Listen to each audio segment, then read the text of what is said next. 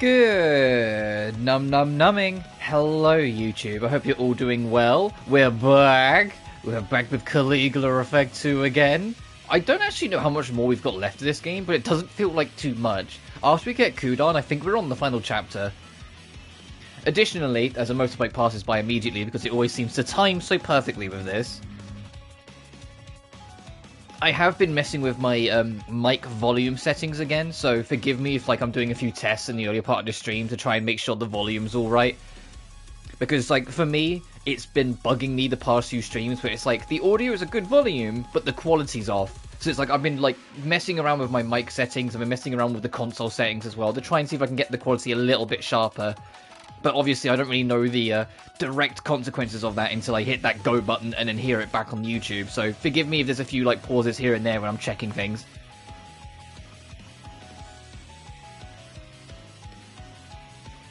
But, so that was me, literally as I was saying it. Let's dive straight in. We can't do any of the quadratics because we do not have Revelation. Last time we left off, yeah, we made it partway through here as we was working our way towards Kudan. And we have to avoid the mass populace because Kudan, fucking brainwashed them.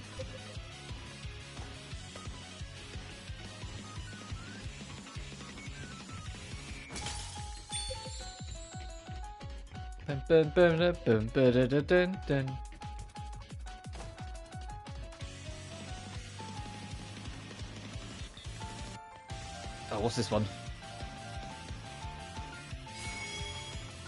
Oh, someone lost their phone? I wonder if there's a quest tied to that. Is this going to be a square I can't fill in again? Hey, no. That's where we need to go, so what's down here then? Enemies guarding a chest. Oh boy, I wonder what level. Okay, they're not actually guarding it, they're strays. Yeah, okay. Sure, we'll fight them, get our warm-up. Sorry I didn't stream yesterday, I just ended up wanting to do other things. I was like, well, it's still it was only the day after my birthday, I want to just do little things. I streamed on my birthday, so I think I was allowed to have, a day.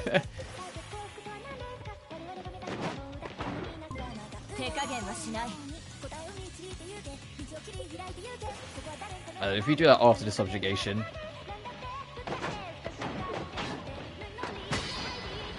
Okay, that enemy's Toho dead.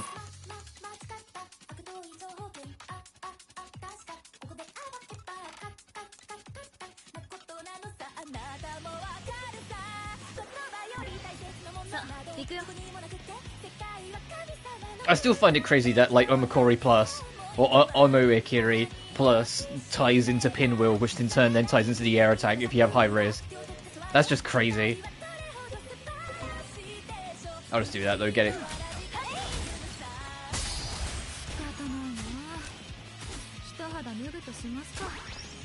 That's she dances. Okay. Hey, what are you charging up? Right, we'll stop that from happening.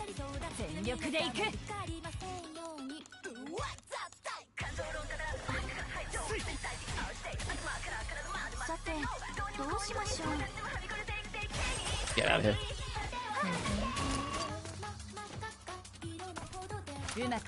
The real thing with Kuriko's special is that it boosted the attack defense, and I don't know what that last symbol is off the top of my head of the whole party.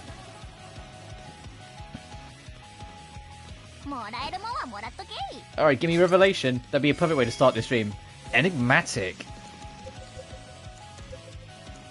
Yeah! We can do it! Alright, the only other thing we need then, if I check the quests... Yeah, we finally have Revelation. We need Wait and See, and we need Initiative and Tete-a-Tete. Wait and See, Initiative, and Tete-a-Tete.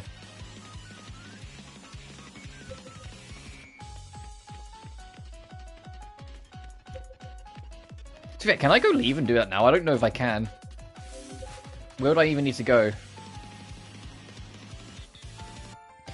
Oh, yeah, no. If it's been needed in the station. I'll check next save point we get to, but I think because we're in the station already and all this is going down, it won't let me. Not until we're done here, but we'll see.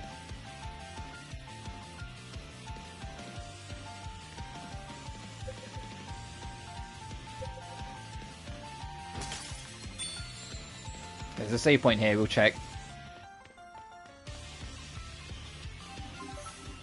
No. No is the answer. No is the answer. Very, very firmly, no is the answer.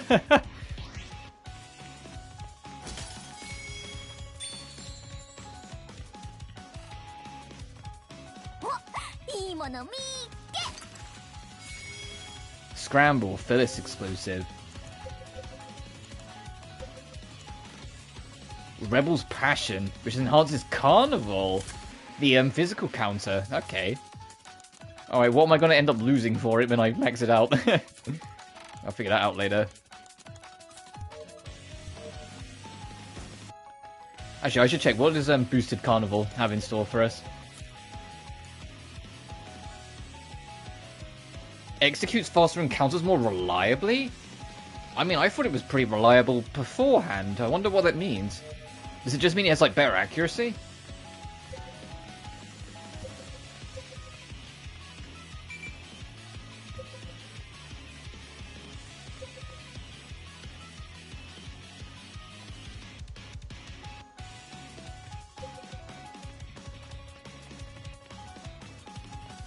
I like the flooring in this floor.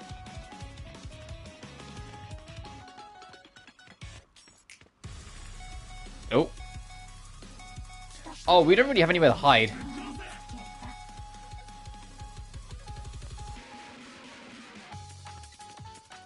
There it is.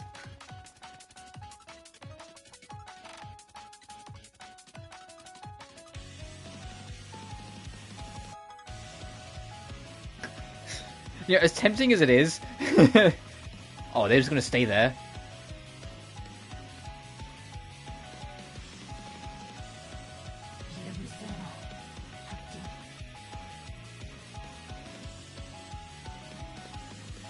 Okay, you have to just kind of fucking stay put because they just sense you otherwise.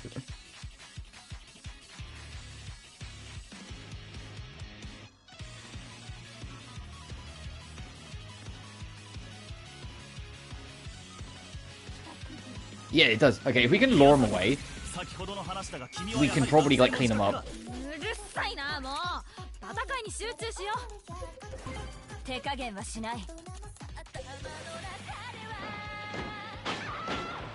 It is a bit quicker.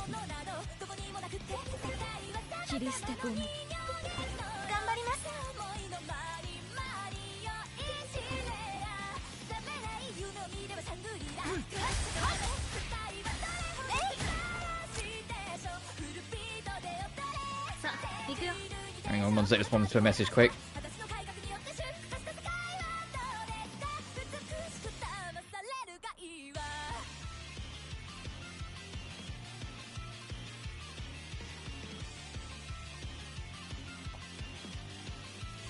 There we go.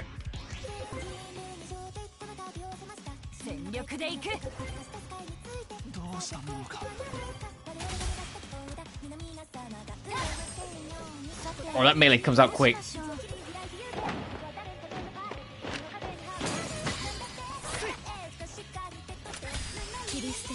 Oh, she does like a little flick forward first, which can catch the enemies as well. That's interesting.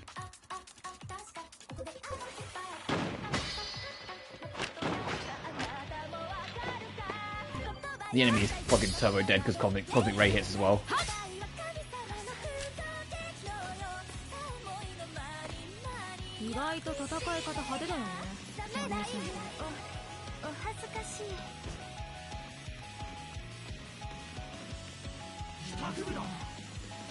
Yes, we can divide and conquer a little here. Ow.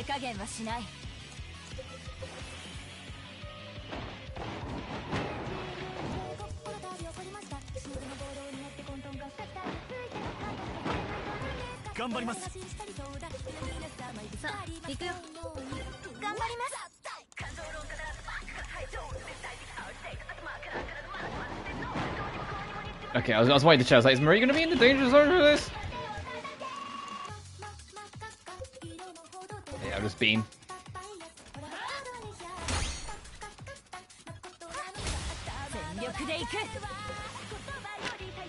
I need to see what the chatty one in the back's going to do. Oh, okay, we can just go all in then.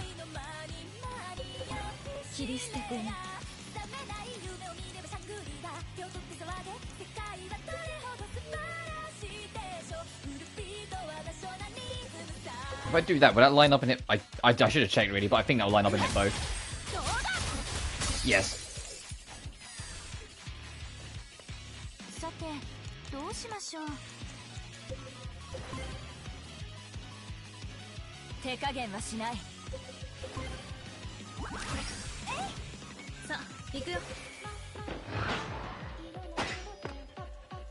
Damn, just barely runs out of time, huh? Fuck.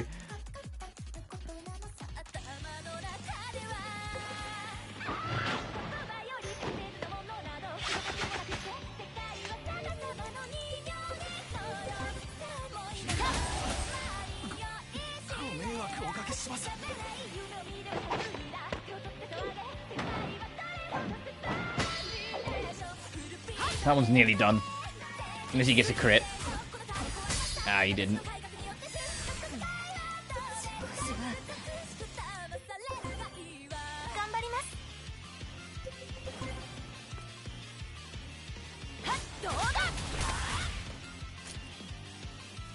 Of course we just missed this guy, but that's fine. We're done.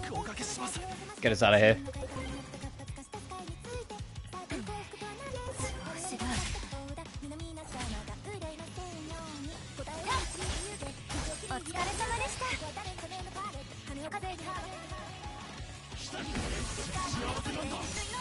It's still going to be a bit dangerous, but I think we can hit the rest.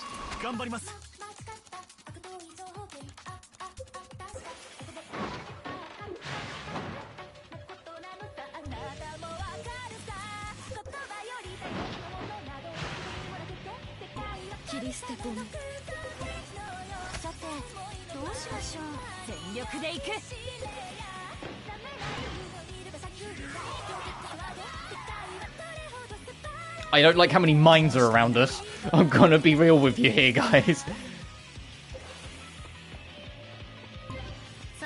Kind of like want to remove some of you from the problem here. Are you gonna hit that one?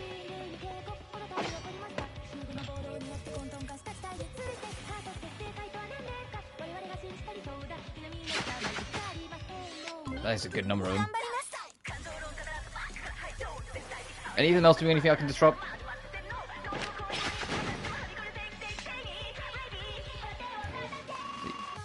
I'm not going to be able to shoot through all of them to get to that, I think.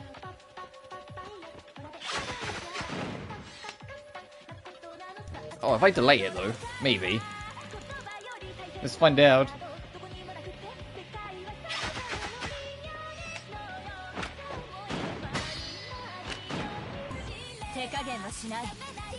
And now here comes the real challenge. Can I get you out the way? Yes.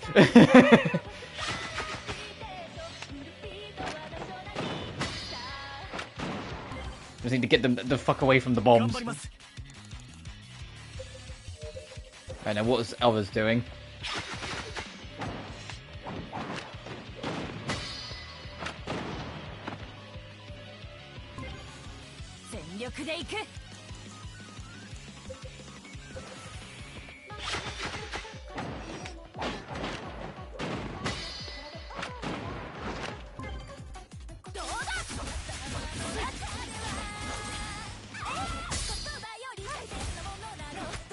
Hey, nice miss.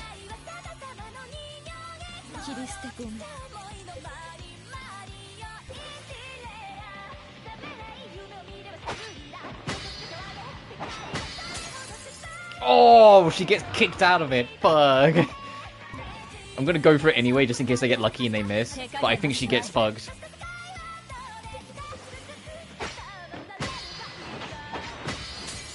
Yeah, I think she gets fucked, but I've got to try and go for it anyway.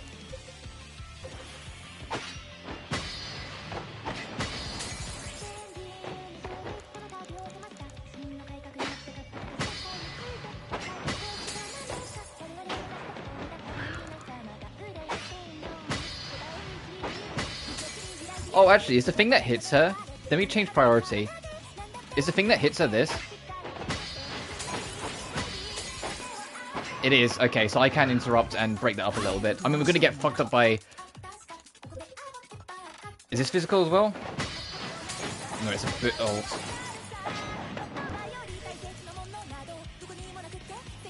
Can I seal you before you get that off? I think it's going to be... No. No, you can't. Okay. Can I just, like, fucking delete you from the equation? Like, I can interrupt you, though, with it. I'll do that, then. It won't completely delete you, but it will interrupt, and that's enough.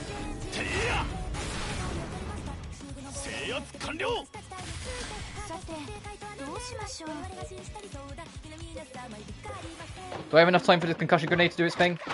I do.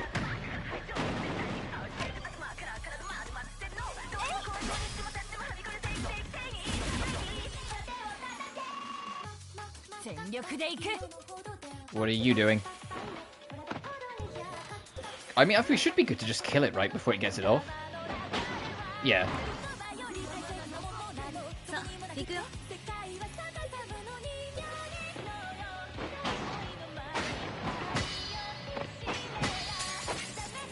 Alright, you don't get the air. That's fine.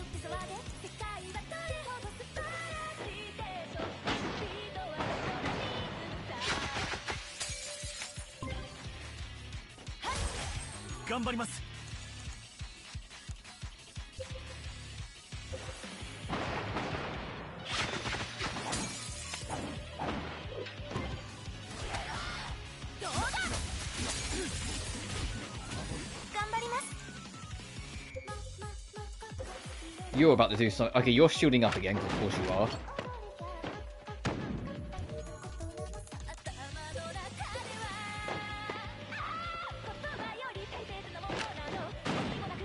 That enemy's dead regardless.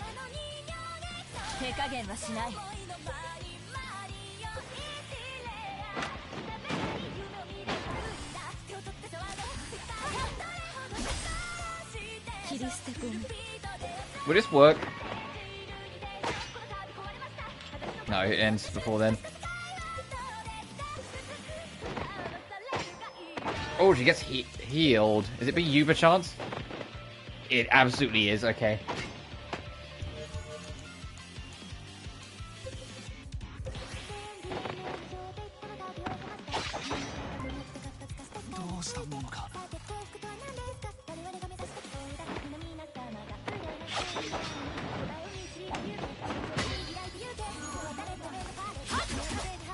We managed to somewhat get through this. We didn't fight them all at once, because I think that would have been... We did it last stream, and like both times we did it, it felt like I was going to get eviscerated at any second. So it's kind of like divide and conquering a little more, just made more sense. All you're trying to do is shield. Okay, if we delay a little bit, then hit that one. I think you'll be okay.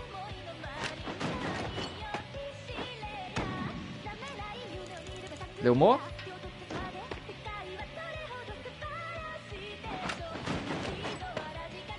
A little more?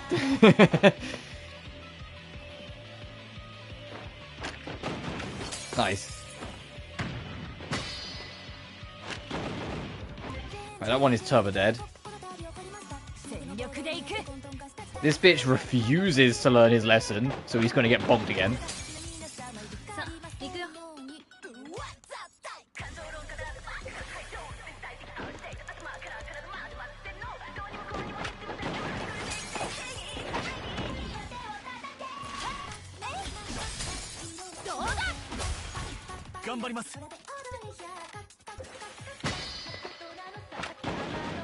Yeah, that one's fucked, so we can just focus on this one.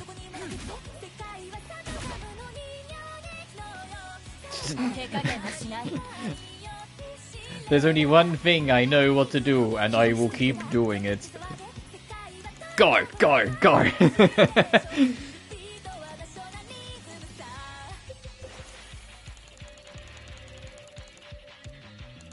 I'll push it way back.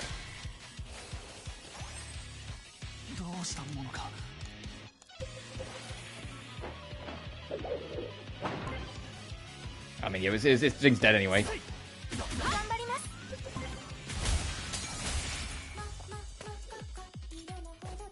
Jesus, hey one man, hope you're doing well. Hey, you're Magi Lou with YouTube coming at ya. Magic Azam. Hope you're doing well.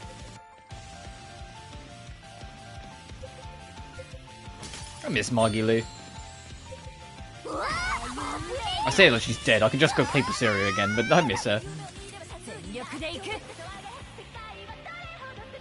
Death metal? Oh hell yeah. I wish I had an attack just called death metal. No, who's Berseria? No, good. Yeah, I feel like I'm overdue a Berseria playthrough. I need to go through it again at some point soonish. I also just need to like play the games I keep on saying I want to play. Yeah, but keep in mind Zestiria is based like I don't know how many hundreds of years in the future, but she's not quite the same Magilu. I think the Magilu in Zestiria is like a wise old lady.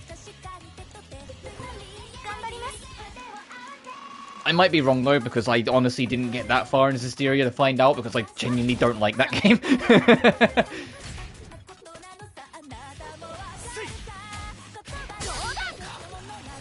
There's something more gutting than be like, oh, Berseria has another side of the story? Oh boy! Oh, it's that fucking game. Same. Genuinely, I fucking hate Zestiria, and it's a shame because it's like it's tied to Berseria's story, and I'm just like I really should like try and give it a more like fair shot, but I just got so tired of it when I tried to play it. Keep in mind, it's the game that basically made me give up on the Tales of series. Like I played Zestiria, and when I played it, I was like, I'm never playing another Tales game ever again. And it was only because Berseria was on sale for dirt cheap that I went, ah, fuck it, why not? Like several years later, that it kind of like happened to be like I literally, you know that meme of like the guy who's like digging through the cave and like he turns around sad like one hit away from treasure, and there's the other guy sprinting towards it. I was the guy one hit away from treasure turning around. Look, I just played Zestiria and I was like, I'm never going to get into this Tales of series, it's just not for me, turning away just before Berseria. So I mentioned the buttons. Oh yeah, right. The general rule with any fighting game is when it asks you to do like the directional inputs and then the button press, they usually want the last direction to line up exactly with you pressing the button.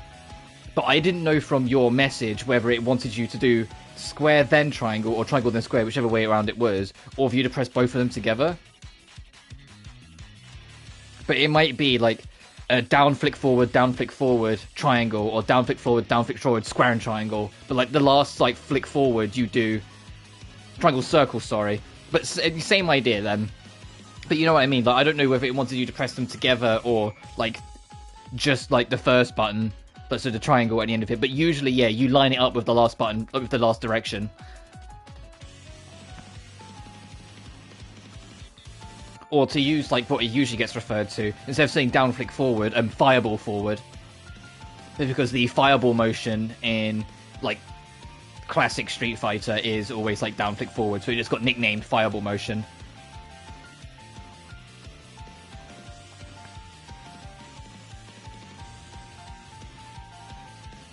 There's triangle plus circle. Triangle plus circle to me tells me press both.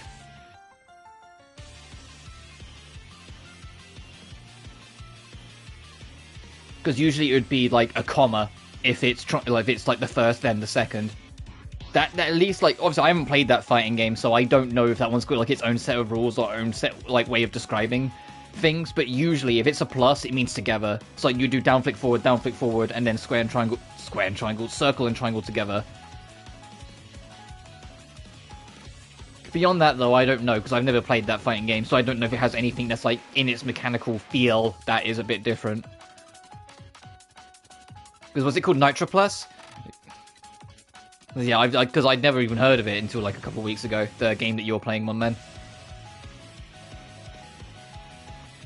Anyway, you play it, but the problem is that the cutscenes are blocked from streaming. Oh, yeah, okay, fair enough. That's brutal. Anyway, crap. There's a swarm of them down that way. It'd be too risky to try and force our way through. Let's take a detour. Agreed, we can find a way through the second floor. You know, I can't wait, when I'm done with this dungeon, to be able to go back to all the spaces that are blocked off by puppet heads to go actually just explore everything.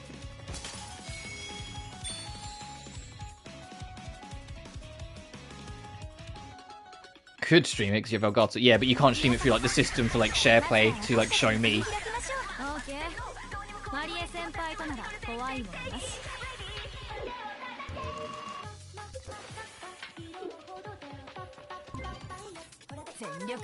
Actually, I got Carnival boosted. I want to see how that works. Because it looks like it's just Carnival but quicker. It doesn't look like there's anything special about it. Restriction of stream? Yeah, because you're technically streaming your footage. So it's still, as far as I'm aware, it still applies the same restrictions.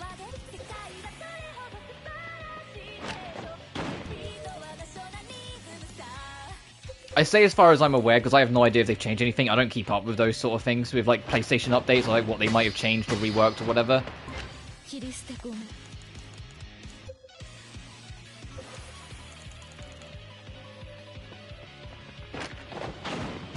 Because I remember like when I was first playing Berseria, I had a friend of mine that was also like playing it because once I was like 7 or 8 hours in, I was messaging this friend all the time like, dude, play this fucking game, dude, play this fucking game, dude, play this fucking game. When he eventually got it and started playing it through, what we would do is, because you know, like the only place it doesn't record the block, like have a recording block in Berseria is the arenas, like the random straight island Colosseum arena things.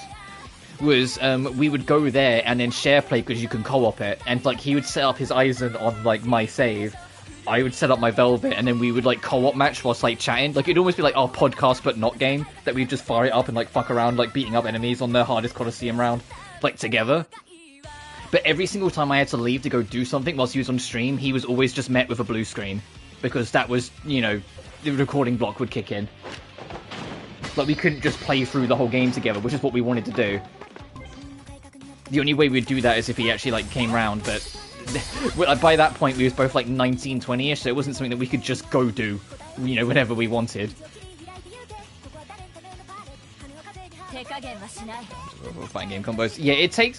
When I first started playing fighting games properly, when I was like 10 or 11, I was atrocious at it, and to be honest, that kind of stuck until I was around 17 and really got into BlazBlue. I super fucking committed with BlazBlue. I really wanted to learn it because I just loved that game. And that was only, like, even then I still wouldn't say I'm good. It's just that was when I started getting better. Like it took a lot to start even getting remotely half decent at fucking a fighting game.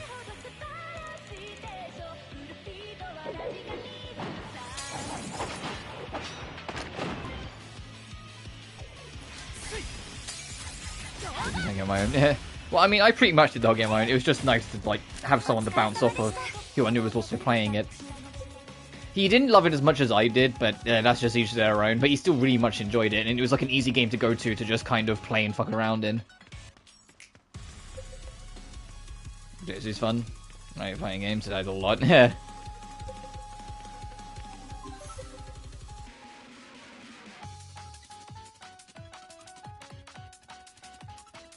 Alright, there's 2 chests here.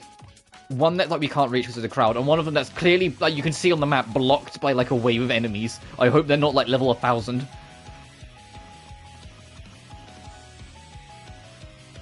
Free fighting games. I mean, I have more fighting games I like than don't like. You have to like really, really kind of like work to put me off of a fighting game nowadays. I tend to be okay with anything. Oh, a new weapon for Kariko. Like, the only fighting game series that I just can't for the fucking life of me ever get into is Mortal Kombat. I genuinely just don't jive with Mortal Kombat at all. Mijigiri.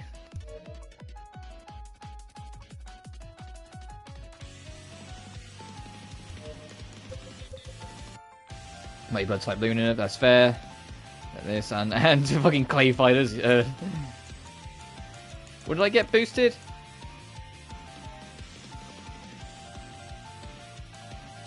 Oh, the fucking knockback attack. Okay. I really want this to get upgraded.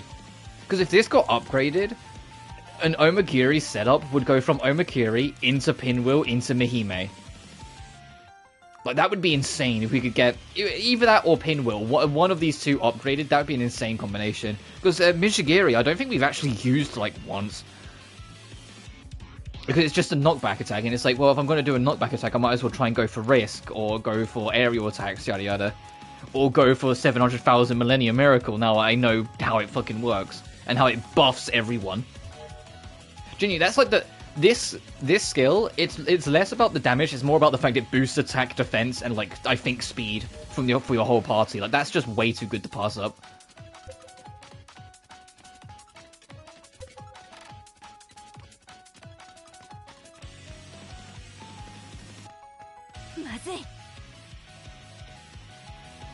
Like how there's a shop that's called Good Taste. It's a bit on the line, isn't it? No one move a muscle. It seems the Digiheads are no fewer in number on the second floor. What to do? What to do? That makes 2 fudging floors full of foes.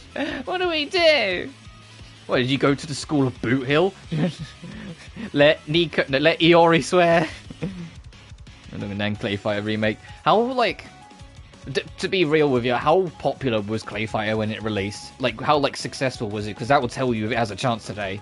If it just completely went under the radar and just kind of doesn't exist, then no. Unfortunately, I think you're out of luck. It seems to get more intense the higher we go. We need to find a way to divert that crowd elsewhere. Hey, look. Ain't that a PA booth over there? So it seems. What about it? Well, your resident genius, Kabato Kazumatsuri, just had a brilliant idea. It's popular in Sonic Shuffle. It's super obscure. Then I think that's unfortunate luck there. In this NES game. I mean, oh, was Clay Fighters made by Rare? Do you, if you know by chance? You did? Well, Kubato, that never happens to you. Yo, Key, we're gonna need you for this. Huh? Because if it was made by Rare, then, yeah, Kubato has an idea. Uh-oh. You might not be entirely shit out of luck. I mean, it's unlikely, but you might not be entirely out of luck. Because although it's like a decade ago now, we had the Rare replay, which was like a shit ton of Rare games bundled together into, like, old Rare games bundled together into one. There's nothing stopping them from doing, like, a second one that's more fighting game focused, especially now Killer Instinct is, like, getting updates again. I know, like, the new Killer Instinct isn't made by Rare, but the series was birthed by Rare. Which is why, like, the thought came to mind. Killer Instinct Gold, and Killer Instinct 2 was all by Rare. But if Clay Fighters is Rare as well, then you're not actually entirely out of luck. There is a chance, because Rare were involved in quite a fair number of fighting game collections. Same claymation style. Yeah, that's why I thought it might be them, because Killer Instinct wasn't the first one they did. After like Killer Instinct, they did a lot of ones that were like not sponsored per se, but like if someone came out and says, "Hey, can you do one but with this kind of style?" they did. Yeah.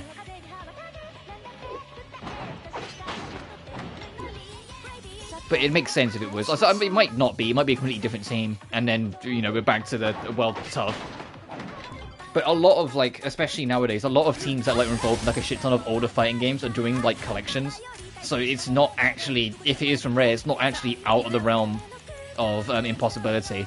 The only trouble is that Rare's owned by Microsoft, so there's a chance it would be Xbox exclusive. And the reason why I say chance is because, well, fucking Halo is at risk of no longer being an Xbox exclusive. So even if they were going to make that collection, it might just be released on everything. We don't know. It's a very weird situation Microsoft are in right now. I mean, you want to talk about weird situations? Hey, fucking Hellblade 2 came out, and Microsoft didn't promote that bitch once. It's literally out. It's almost like they want it to fail so they can justify shutting down the studio soonish.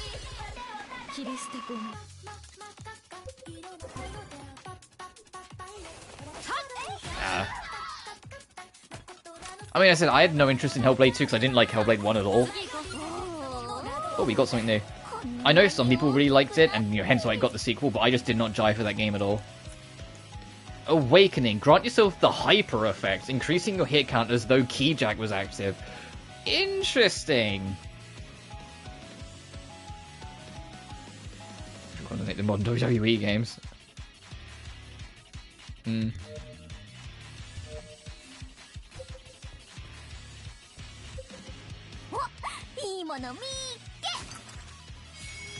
Mental hygiene. Counselor. I mean, mental hygiene, counseling, I guess. It boosts stress? What do you mean? That's the opposite of counseling. What the fuck? Mental hygiene, counselor. Stress gain, 10%. What the fuck do you mean?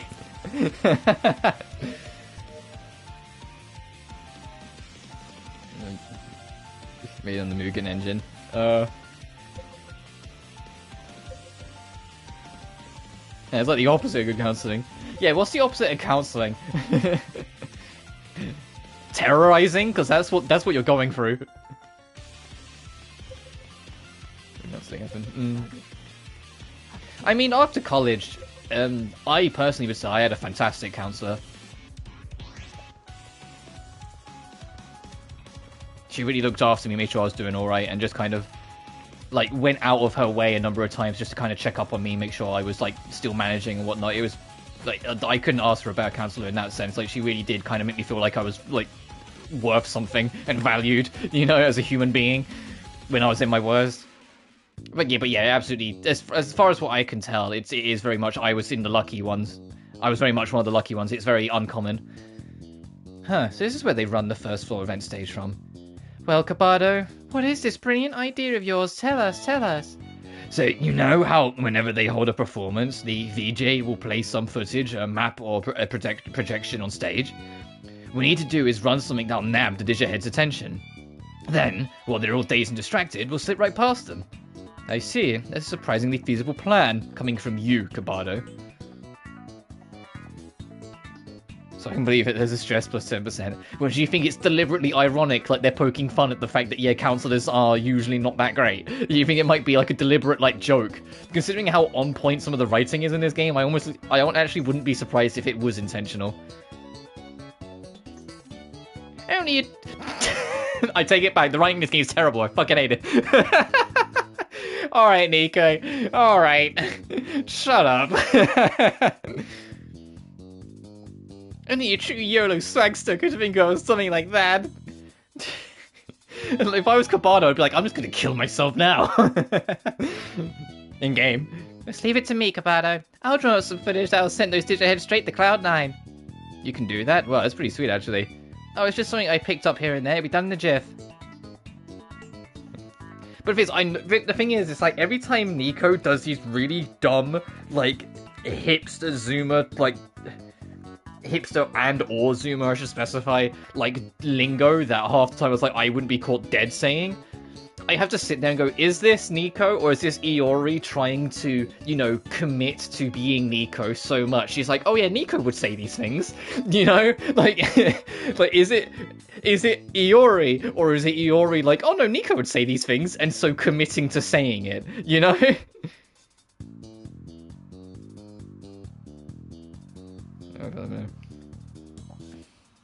But yeah, YOLO is one of the things I only say if it's deliberately ironically, because I genuinely I find it tiring to hear. There are some colloquials from my generation or the next generation down that I kind of find humorous or I don't mind using ironically or unironically. YOLO and swag make me curl up inside and want to die, so I just don't say them. They make me feel it makes me feel like those people who hate the word moist when they hear it. That's how it feels to me. It just makes me cringe on the inside. My heart breaks something, and not breaks as in heartbreak, as in breaks as in it attacks.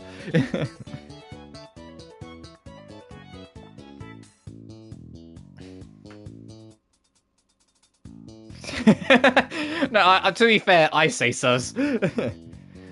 Well, I don't go, oh, sus, imposter, sus, vents, oh, you know, I don't do any of that shit. I might go Among Us every now and then, but that's about it. I don't kind of lean into it that much. Kiriko, start the music. Yeah. Key.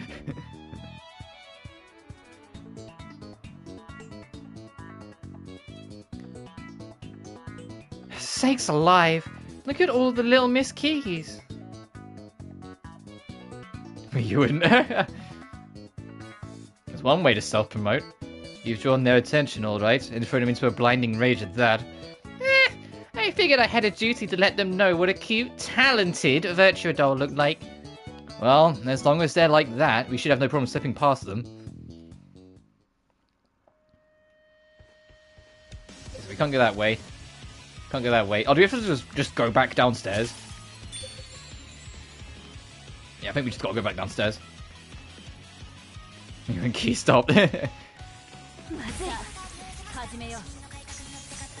I've said it before, but I genuinely find it kind of cool in contrast, because I liked it in the first game that basically you saw Mew all the time. For like this central antagonist that was behind well, not directly behind everything, but you were led to believe was behind everything at first. You saw her always. You know, like she was like in every other cutscene. She was always around.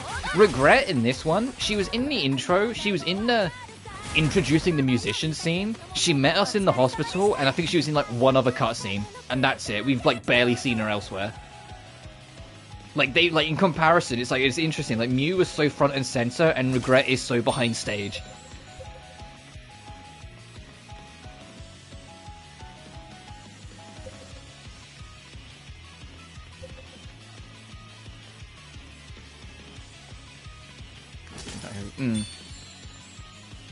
But what helped put Mew so front and stage was that she used to be like best friends with Arya, and so Arya being like your support Virtua doll that was helping you out all game, she wanted the opportunity to try and talk things through with Mew like every chance, so they had to have Mew show up a bunch.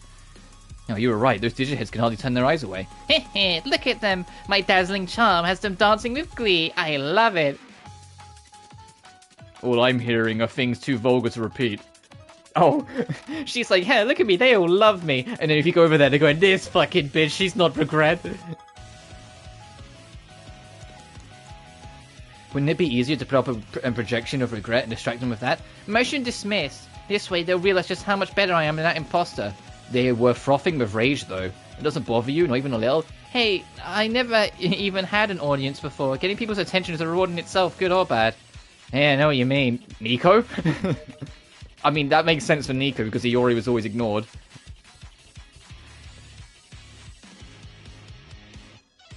The company they keep, and Mew is defined by the endless action. Okay, so can we go this way and pick up this chest? We still need Wait and See, we still need Teta Teta, and I can't remember what the last one is that we needed, but we can check. We seem to be getting a lot... Okay, we don't there, but we seem to be getting a lot of blue memory things.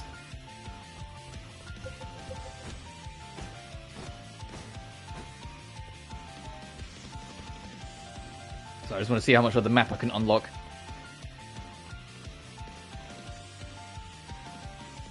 You're walking around with us like the musicians were. He was the main in the first game. Oh, so we still have a few stragglers. Okay, but 5 chasing us? We can do that. We're like, that's a lot easier to manage.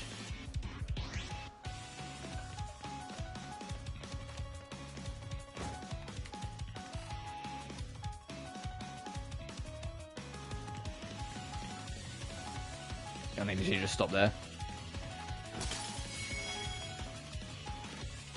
Wait, that's the point. Oh yeah, Mew was like getting played like a damn fiddle for most of the first game. Whilst in this, it's like, yeah, no, Regret's like the most powerful being here. Like, challenge at your own peril.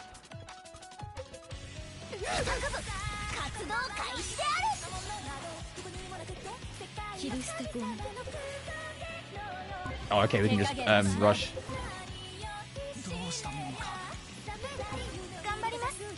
It makes me curious how the final boss is going to go. Because, like, is the final boss going to be Regret in the same way that Mew was the final boss of the first game? Or is it going to be Bluffman? Because he's the one that's clearly, like, trying to manipulate things behind the scenes.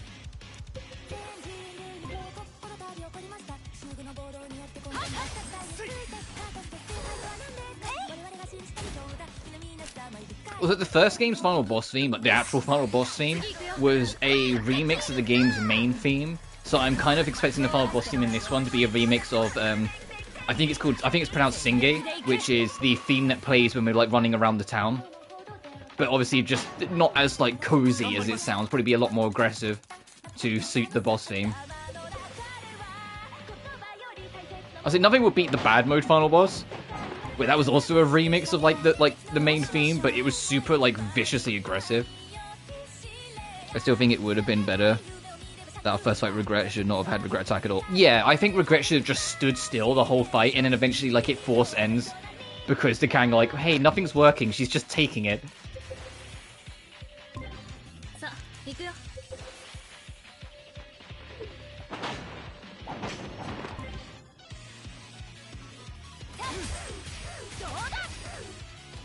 But what I am curious about, and I'll definitely be trying in New Game Plus, is like if you really commit, like, you know, line up your guards. Oh no, because I don't think that will work either, because I think like that's what happened, is that our guard got broken so she could hit us anyway.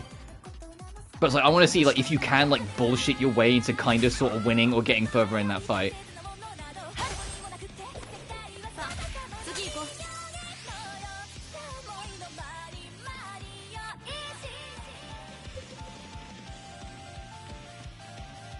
All these guys still here.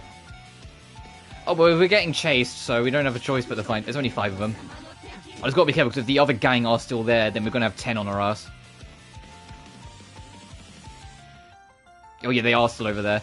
Oh boy, they're all going towards the other 5. If I go fight them, that's 10 enemies. We will die. We will die if we go fight them. That's way too many. I think the highest we've been able to survive is like 8. Cautious gear. Is this wait and see? I hope it's wait and see. So then we can do 2 quest lines. It is! Awesome. Okay, so after this we can do 2 quest lines. We can do Revelation and we can do wait and see.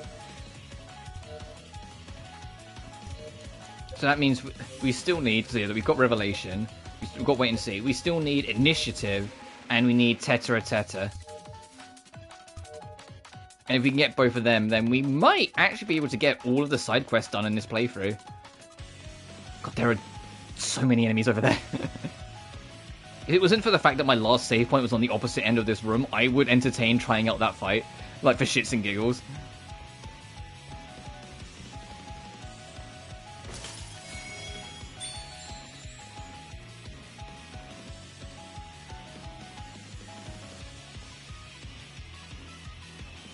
Character itself never going to be touched or beaten. Yeah. Ugh, it seems as though the elevator is a bit occupied. Good God, does this crap ever end? Let's try the stairs.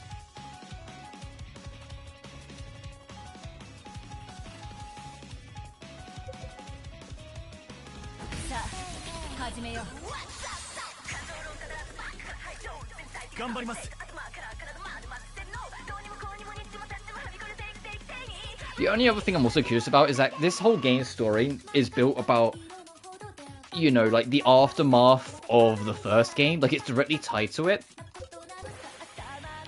If they do a third, are they going to make it just like a continuation of that, or are they going to make it more like a new story with new characters? Like as in like entirely new, because this is a new story, new characters, but you know what I mean. Assuming they even have any plans to do a third. I'd like a third, because I genuinely like enjoy Caligula 1 and 2. I'd be down for more.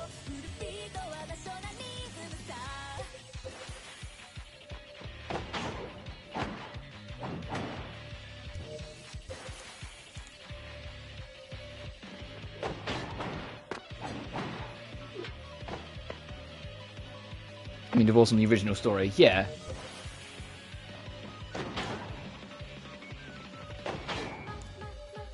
I want to see if I can try and catch this enemy as he jumps up for the minefield. I'm gonna say yes.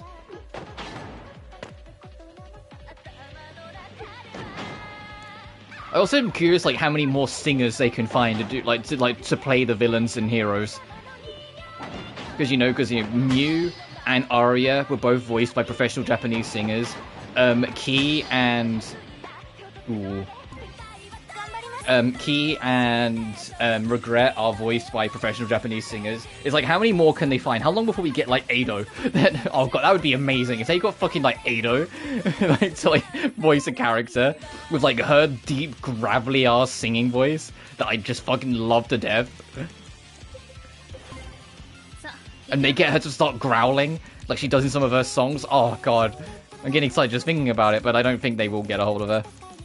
I think she's too high profile. One's in. What you mean? Yeah, if they did like an alternate continuity, I could see it. But the problem is that the bad end of the first game is just that the world continues. It's just under the leadership of your main character of the first game, Skullhead, and Mew as well. So it's just Black Skull and Mew. So unless they build up a new band of supervillains, it would be a shortish game. They have to like try and just figure out how to do it, or it'd be very repetitive.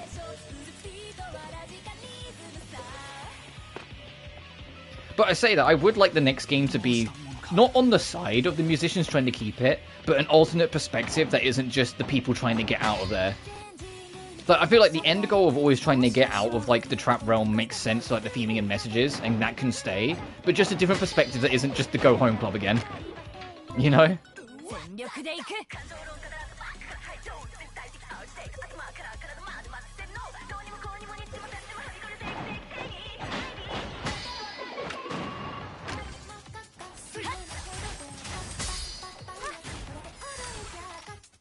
Minor.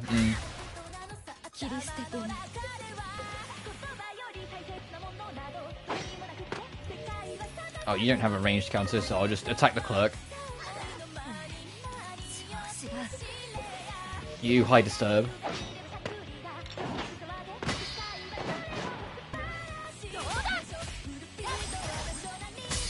Oh, it's Japanese meme. Yeah, I know. I mean, you can still have the go home club. I'm saying just don't make it all about them for like a third game in a row. That's my point.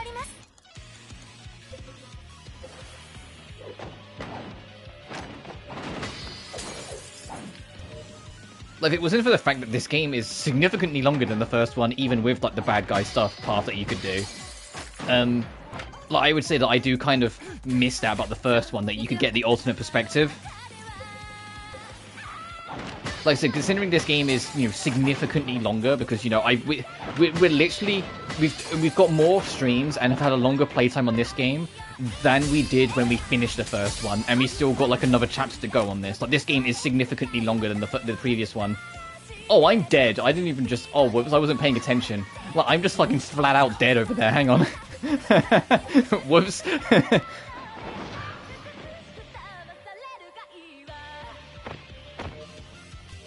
And I immediately get put down again, so I have to, like, just guard for a second. Will this come out in time? Oh, okay, it'll be at... There we go. That will pick me up next turn. It'll be a flip. Because that was fun in the first game. Although entirely optional, I liked the fact that you could essentially do the whole game like twice over within itself to like see it from the villain's perspective, and then, you know, you got your own song that shouted like "fuck this world." It's like its central lyric, and you had like the Black Skull, and you could like become friends with like all of the villains in the game, and it even played into each other. Like if you did Kusanashi's social link, you could learn more about EG, which eventually on the hero side allows you to out EG, which you can't do if you don't do the villain side. That you just miss out on that entirely, and EG survives the whole game. And it's just like, that's cool. Do more of that. Like, this game has proven, although, like, you know, on technical levels there are some things that, you know, that just isn't on the same level as some other contemporaries, their writing, especially their character writing, is genuinely fan-fucking-tastic. So lean into it more.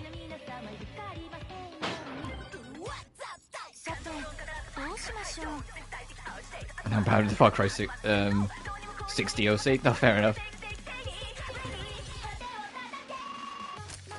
because that was like the whole season, like each piece was like dedicated to a different villain, wasn't it?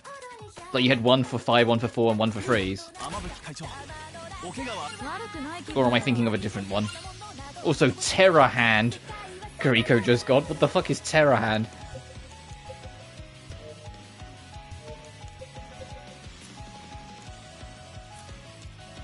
Grant yourself the risk up effect, increasing the risk you deal to enemies. Fair enough.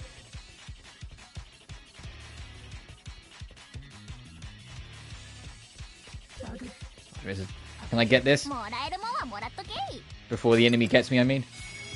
Luminous Heart. Oh, upgrades heal to Healing Virtue, so it makes your heal stronger. Grants Will of God. Yeah, Vast, Pagan, and Joseph.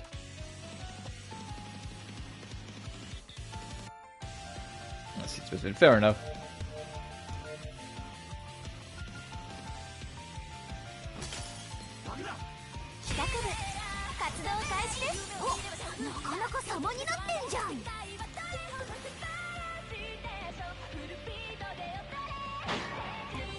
I think it's crazy that, like, I can't remember the name it was, but like it was already reported that like they've already like got the another like actor set up to play the main villain of Far Cry 7, and I'm like, Ubisoft, that's like the only franchise you refuse to like to not have a new entry out, and it's like one of your bigger franchises in terms of like the actual game itself have like huge open worlds. Like, it's like the bigger one, the bigger ones in scale, and it's the one that seems to be the most consistent of you just having a new entry out like almost every other year. But yeah, apparently they already have like the actor set for Far Cry 7, and I'm just like, bruh.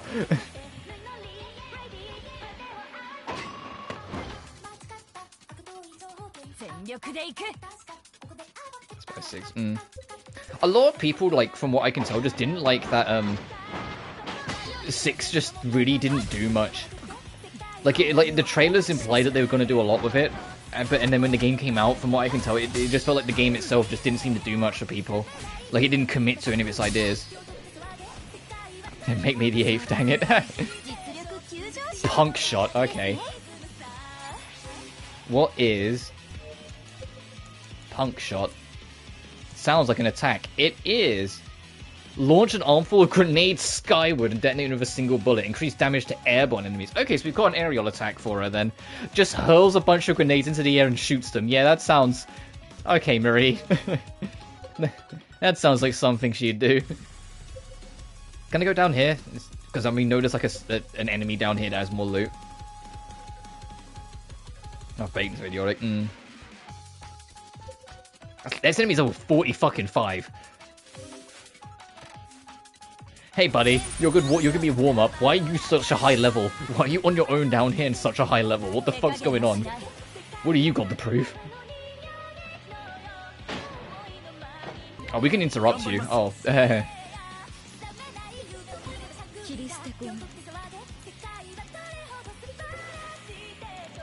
If I go last, can I catch you? Hang on.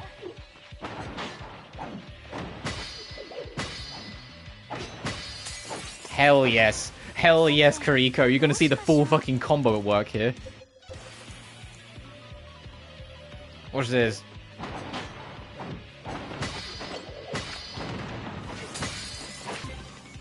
This enemy's turbo fucked.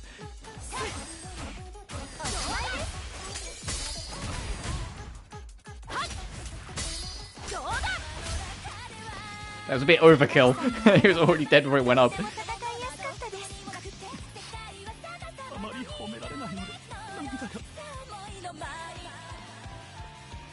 Alright, what level are these monsters down here to be guarding this treasure chest so severely? 50, 48, 49. Oh, okay, that's not too bad. We've dealt with worse. I'll take the warrior, but doesn't mean I have to consider it good. What bothers me is that his whole speech... snubby in tone. Yeah, so I just, like... I remember people like being really excited for 6 because of who was like playing the main villain, but then when it came out, people were just like, oh, he doesn't really show up much, and when he does, he kind of just talks shit. Like, you know, like people felt like he was very underwhelming compared to some of the other villains. And I know, like, from what I can tell anyway, the main villain isn't always center stage, even though they always put him on the box and whatnot. Like, there's always more shit going on. But for a lot of people, it just felt like there really wasn't much going on with that villain.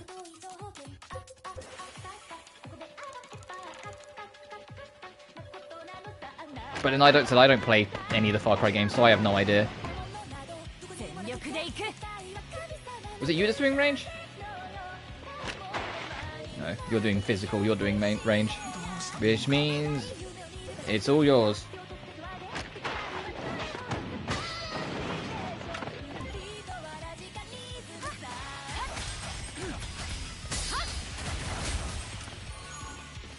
Regime is built on drugs that his country. He's comparing his drug of humanity to the egregious injustice developer. Oh, okay, so it just sounds like I'll like dance around the bollocks.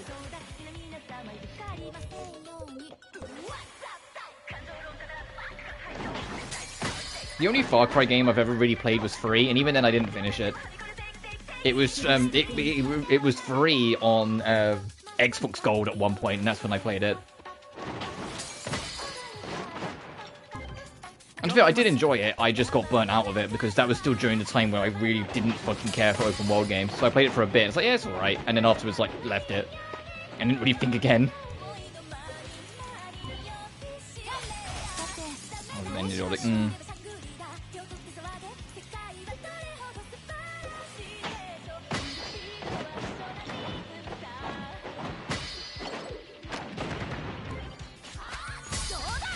I appreciate that, Marie's aerial attack can also hit grounded enemies, because the grenades are just low enough that they can catch the ones on the ground.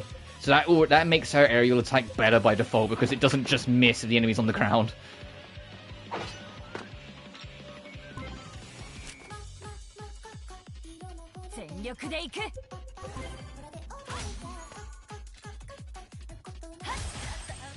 Jesus, that was a huge crit.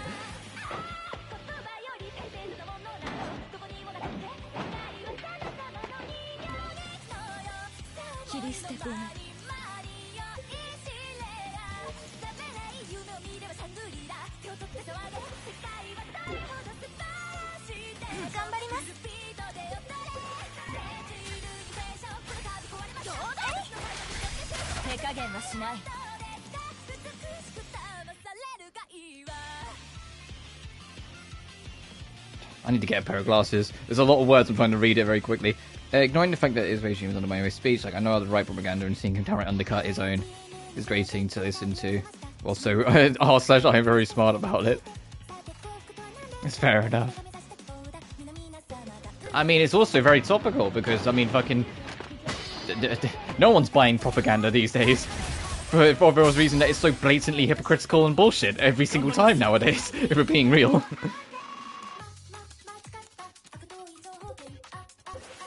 Oh, you're way over there. Is this gonna... Oh, we should be fine. Go on, Shoda.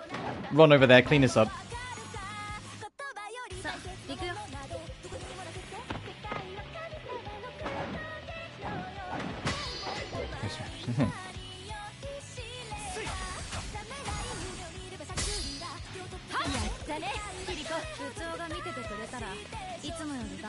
Okay, so Kuriko and Shota are now, as far as I'm concerned, completely comfortably caught up, so I can take the experience booster off of them.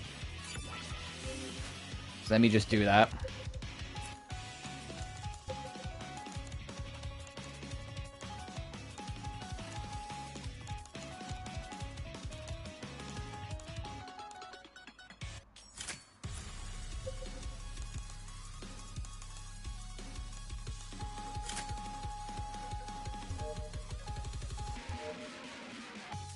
So now it's just Marie that needs to play catch up. Alright, what do we get for our trouble?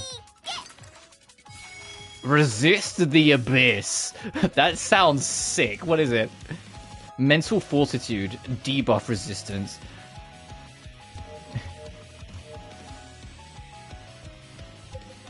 Resist the Abyss. Hell yeah.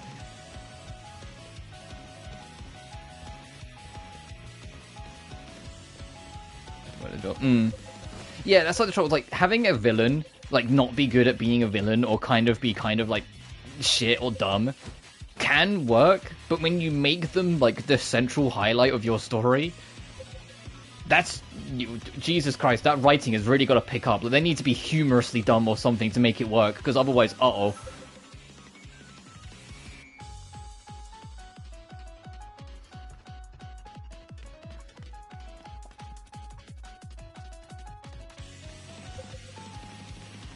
But I also think people in general, like with Far Cry 6, we're just starting to get tired of the formula. Because keep in mind, Far Cry's like core formula, although they've obviously like cleaned things up and made smaller changes, at least as far as I can tell, it's been the exact same for quite a number of games now. Just, you know, new setting, new villain, new speech.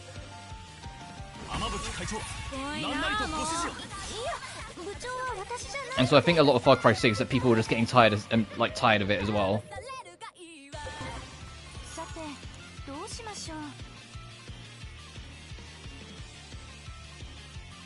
Far Cry is free.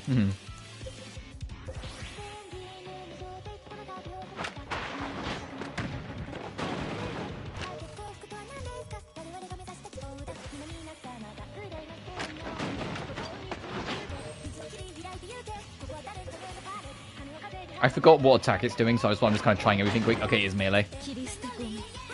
Yeah, I gathered you meant Far Cry 3. And 5, sorry. That had 3 villains.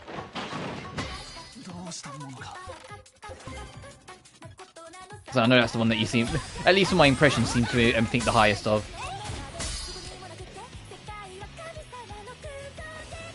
As I said, my only real knowledge of it was that one playthrough I was talking about that SGB did, where because the main character doesn't have, like, it doesn't really have a name, like almost every episode they'd add a new title to his name, and so his title just got longer and longer and longer. To the end, it was like that stupidly long list of all sorts of like, of like everything that he'd done. Like almost every episode, they come up with a new title for him. That was peak. But I remember so little of that because that was years ago. Actually, I wonder if we're backtracking to this to hide in a minute. What did I say?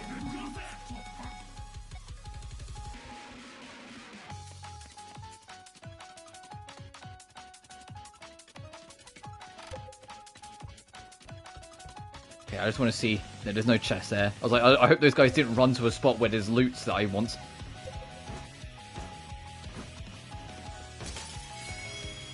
Oh, that was a lot of money in that, Jesus. Hey, you know, money that I have no idea what to do with. I have 127,000 yen.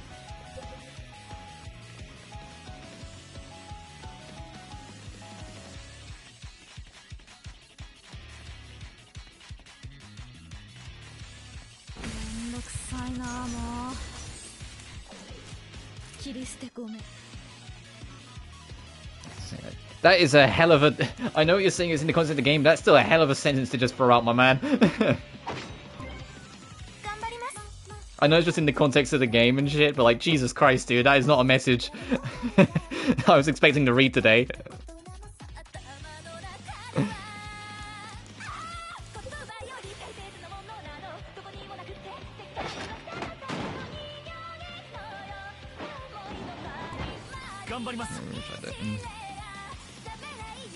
Yeah. But I get it and I've read it, but forgive me, but I think I'm going to remove it just in case people hop in and read it. In case people pop in, because I don't really want that, like, just sitting there. I've read it and I get what you're saying, but I'm just going to, yeah.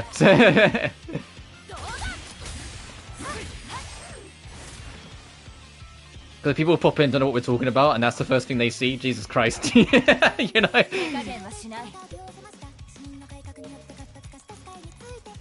How am I going to do this? I kind of put myself in an awkward spot here, but I was only half paying attention. I might just guard here, actually.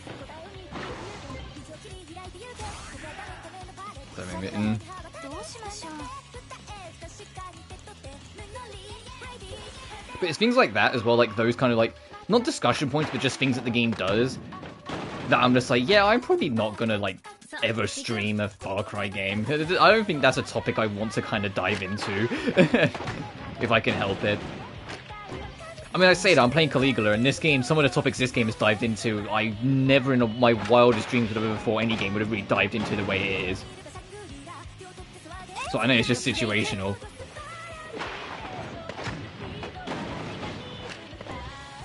Iori still being like, Iori was genuinely the one that, like, not as, like, disturbed might be the wrong word, but like kind of disturbed me when I was just like, oh shit, okay, they're going that direction with this character. And I wasn't expecting it to be the way it was. Like, I kind of gathered she was pretending to be Nico, and she was actually her sister. We figured that out a while ago. What I wasn't expecting was everything with her parents. I thought it was just going to be like, you know, she was always envious or whatever of her sister, or she always thought her sister was better than her, or, you know, things like that. Not everything else. Not everything else.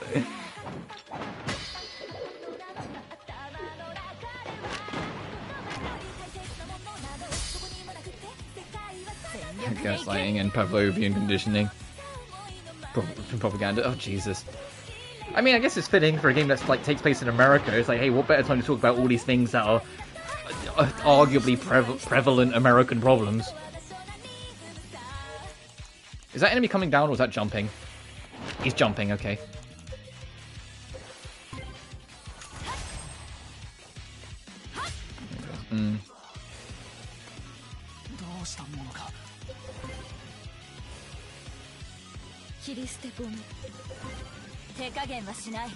Yeah, I'm kind of happy with my only real Far Cry knowledge being the "do you want to know what the definition of insanity is" meme that like every game thereafter like has referenced at least at some point because it just became like iconic for some wild reason.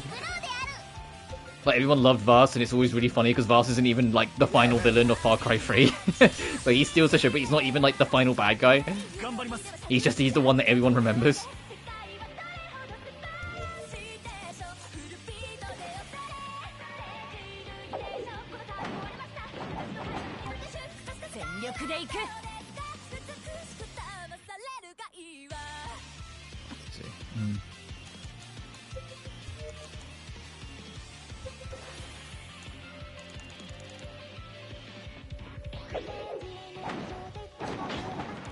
I need to delay it a little more. And I can get you in on the fun too if I delay it a lot as well. And hey, you've got an air attack now, so everyone can get on the fun. Punk shot is a huge build up though, but that's fine.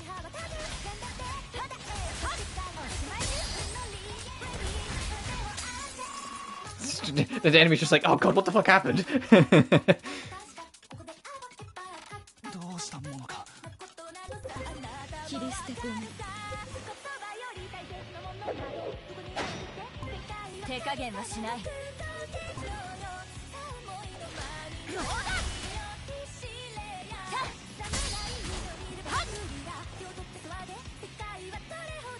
Oh yeah, people. I never in my life heard a single good thing about Primal. People fucking hate Primal, and I'm like, oh okay, cool. Didn't Primal also like straight up just reuse, like I think it was Far Cry 5's map? Like it just like one-to-one just reused that map, but just, you know, like made a few slight differences here and there so it visually looked different. So I remember people like really kicking off about that. Ooh. You know, there's a save point back here. Let me go save first and then we'll try and fight that thing. Fight those monsters.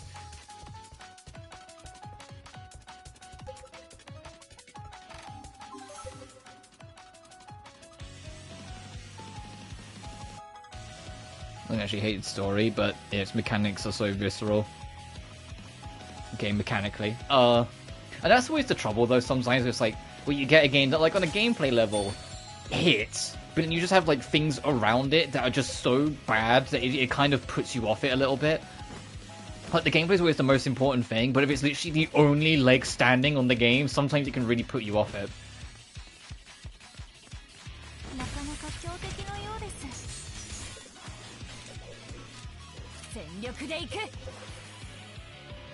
Okay, you're doing that so we can interrupt. I'm a little paranoid about the other one doing buffs, but we will figure it out one step at a time.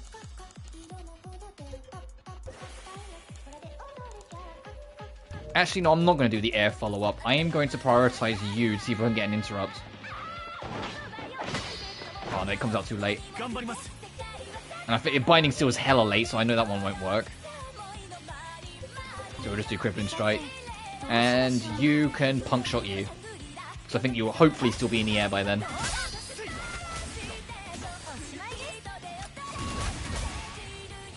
Do I still have time to catch? No, I will do this instead.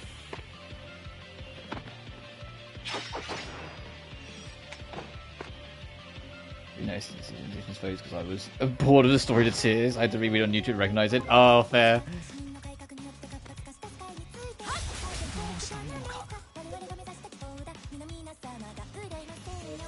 Yeah, I'm gonna binding seal you because I don't want to deal with you whilst also trying to deal with the other one. Actually, hang on a minute. We can make this a later problem. You've just given me a free counter. So we'll do that. And we'll continue prioritizing this one.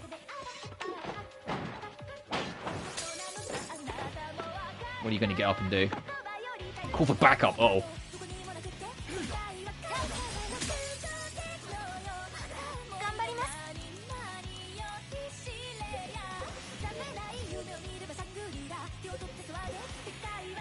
Hey, attack disruption? Disrupt. Thank you. Do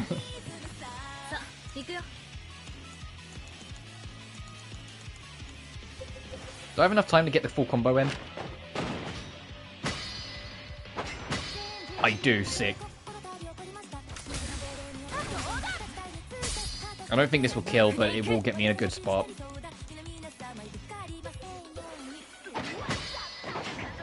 Now it's dead, awesome. I mean, she got a crit, so I think it was fucked anyway. It literally comes at the camera, it's so fucked.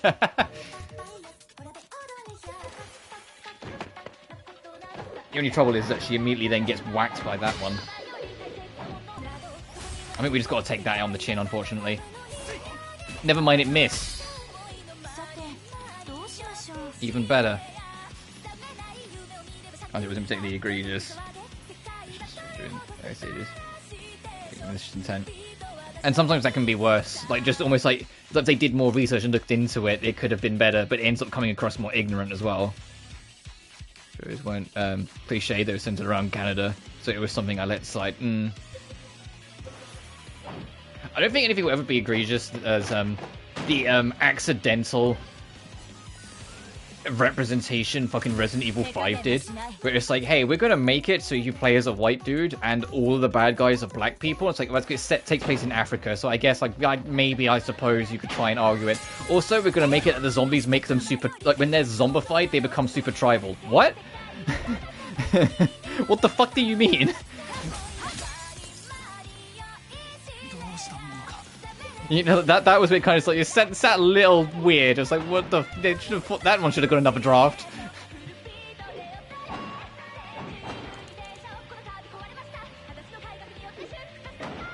Well, that was like the only part of RE5 that you kind of look back on and go, ooh, ooh.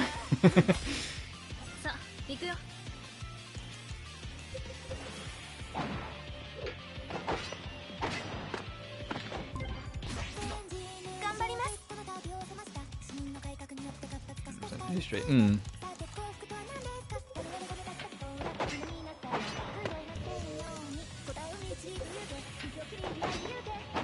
we go, isn't it? Do I have enough time to get an aerial attack in? I don't think I do. Well, it's a waste even if I do it, so no, I will just Dreadnought.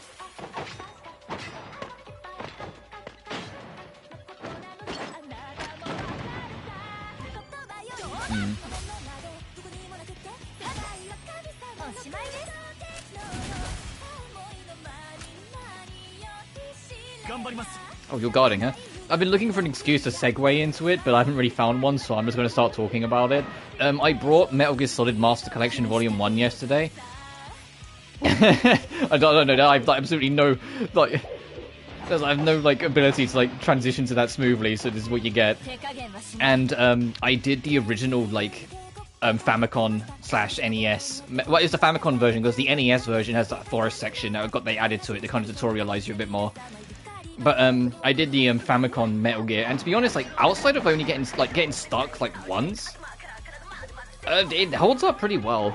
There's a couple parts where I was just like, oh Jesus Christ, they really want you to kind of like look for a needle in the haystack here to try and solve it. But as a whole, I actually really enjoyed it, and I want to go through Metal Gear 2 as well in my spare time.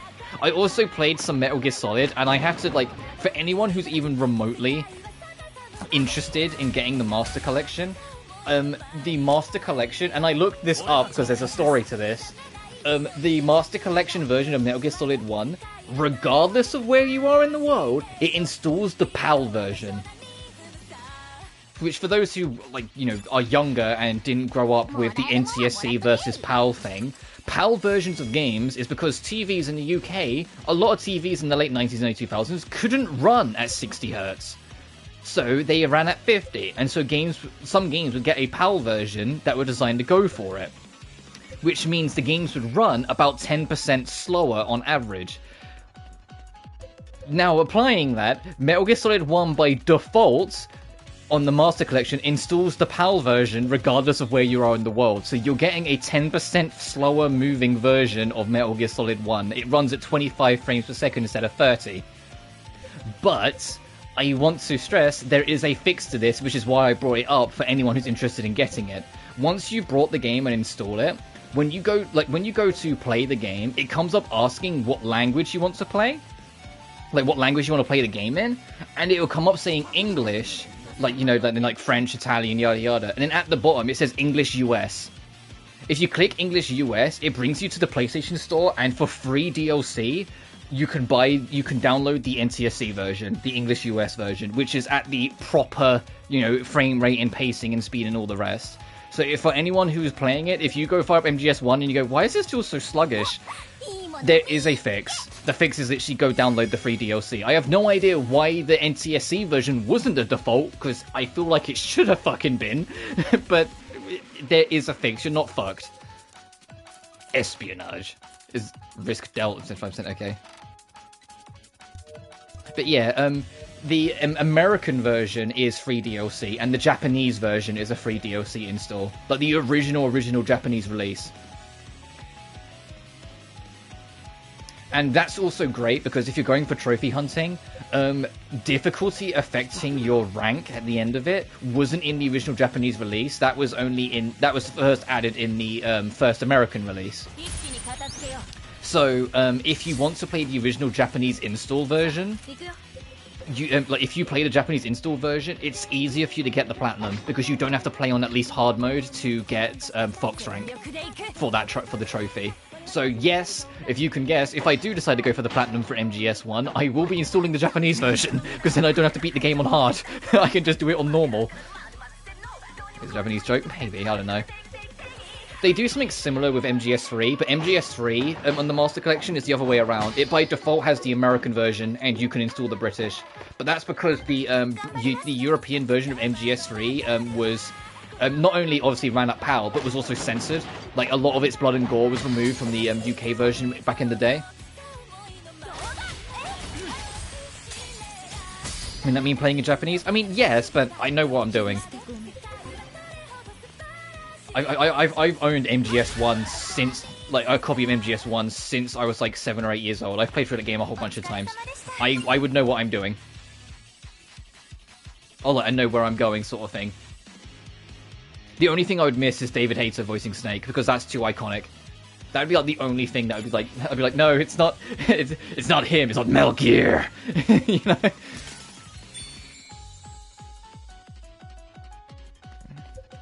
I mean, I'd have to check, but I'm pretty sure you can still do the Konami code. Like that exploit. Also, before we go too much further, since that's the correct path, I want to go see if there's a secret down here. I mean, I'm pretty sure you can. Do you mean the exploit as in you save your game and then wait a week? Or do you mean, or you mean something else?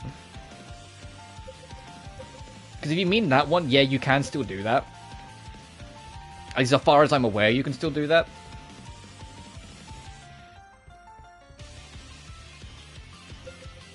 I mean, the obvious exploit back on the PS2 was you would like save the fight, start it, and then reset your PS2, go to your PS2 clock, and then push it forward a week.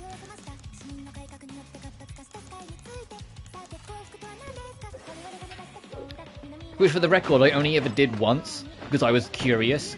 Because this was back before the days of like walkthroughs and guides when I first played MGS3. So I was like, I'd heard rumors that you could do that, so I just got curious. And I was like, oh, you know what, no, yeah, sure, I'll try it. And then discovered that it was actually true, and I was like, oh, oh. But no, when I eventually, because, to remind people, once we're done with this game, the next game I'm playing is Tomb Raider 3, and then afterwards I'm going into Metal Gear Solid 1, which is part of the reason why I brought the Master Collection, because I want, that's the version I'm going to be playing. Was, when I eventually get to MGS3, I'm going to fight the end relatively fairly. The only thing I'll be doing is that I'll sneak up on him once to get his camo, because the only way to get the Moss camo is to sneak up on him. But then after that, yeah, no, we're doing a sniping war. And if you say that and says, but Robert, to get the Mosin Nagant, the tranquilizer-based sniper, you have to beat him tranquilizer-based. How are you going to do that when the only sniper is one that actually does damage? And I say easy, my imaginative friend that I've made up for the sake of this argument. There is a trick with the binoculars that you can use to turn any weapon into a sniper rifle. So I will be hitting that bitch from across the map with a pistol, don't you worry.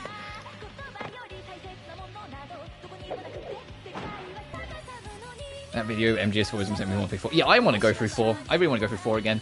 The only, like, paranoia I have, like, if I decide to go for, like, all the platinums and whatnot, is that, like I said, Metal Gear Solid 2 and 3's Master Collection list are almost identical to their HD collection list from the PS3. The only difference is that there's a trophy for reading the Master Book. Because each game, like, with the Master Collection, has something called the Master Book, where it basically has, like, every single bit of, like, concept art, every single bit of, like, developer notes, and even has a screenplay book, so you can literally read the entire script of each respective Metal Gear Solid game, which I think all of that is super fucking sick. There's a trophy for reading it, and for, like, reading every page, so you just load it up and hold R1. But, like, that's the only extra trophy that's added to the list. The rest of the list is identical, which makes me afraid, because it makes me think that if they make a Master Collection 2 and MGS4's on it, it's going to be the same fucking list you had on the PS3.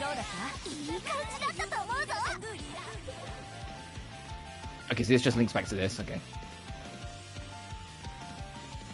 You'll read the screenplay. No, I'm not kidding. They have a screenplay of every single Metal Gear Solid.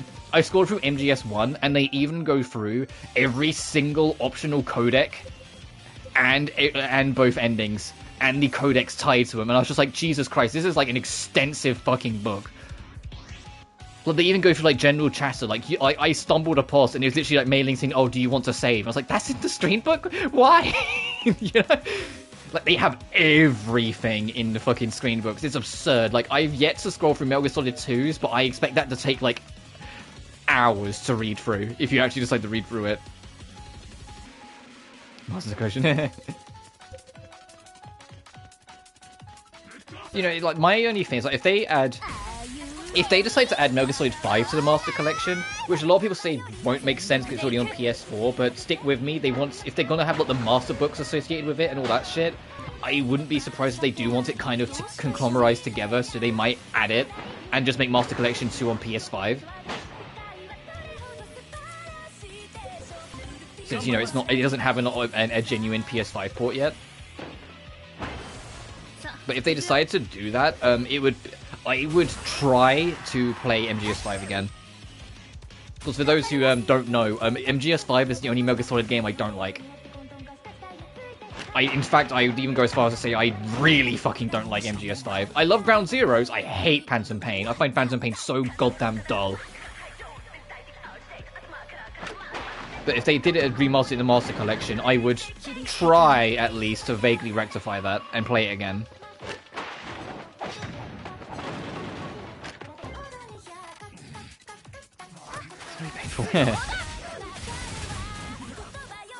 But there's only thing, there was a conversation about it. It's like, oh, if there's probably going to be 3 Master Collections to cover every single game and spin-off. And someone was like, oh yeah, they should do 4 and 5 for Collection 2. Or 4 Peace Walker and 5 for Collection 2. And then someone very smartly pointed out, it's like, you do realise that means Rising's got to do a lot of heavy lifting to make Volume 3 sellable. Because Volume 3 will be shit like Portable Ops and Acid. As in, like, the games that people don't care about anywhere near as much. And it'll be hard to justify, because keep in mind the Master Collection is £50, so $60. $60 for Metal Gear Rising and a few side games that you don't care about. When Metal Gear Rising's already on PC for like less than £2 more often than not. So it's like, for me, I'm like, maybe have 4 be like the big game for Collection 2, but have it be Portable Ops and Peace Walker. And then have Volume 3 be Rising and MGS5. And the Acid games. Because at least then it'd balance it out a little bit more. I don't know if it would fix the problem entirely, but it'd still balance it out a little bit more.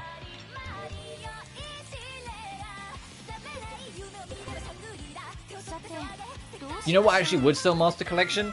You know what would sell it? Resurrect Metal Gear Online 2 from MGS4. Put Metal Gear Online in the second collection, and put Metal Gear Online, or like Portable Ops Plus's like co-op online in the third one. And I'd say that Metal Gear Solid 5's Metal Gear MGO was pretty good as well, especially after all the updates.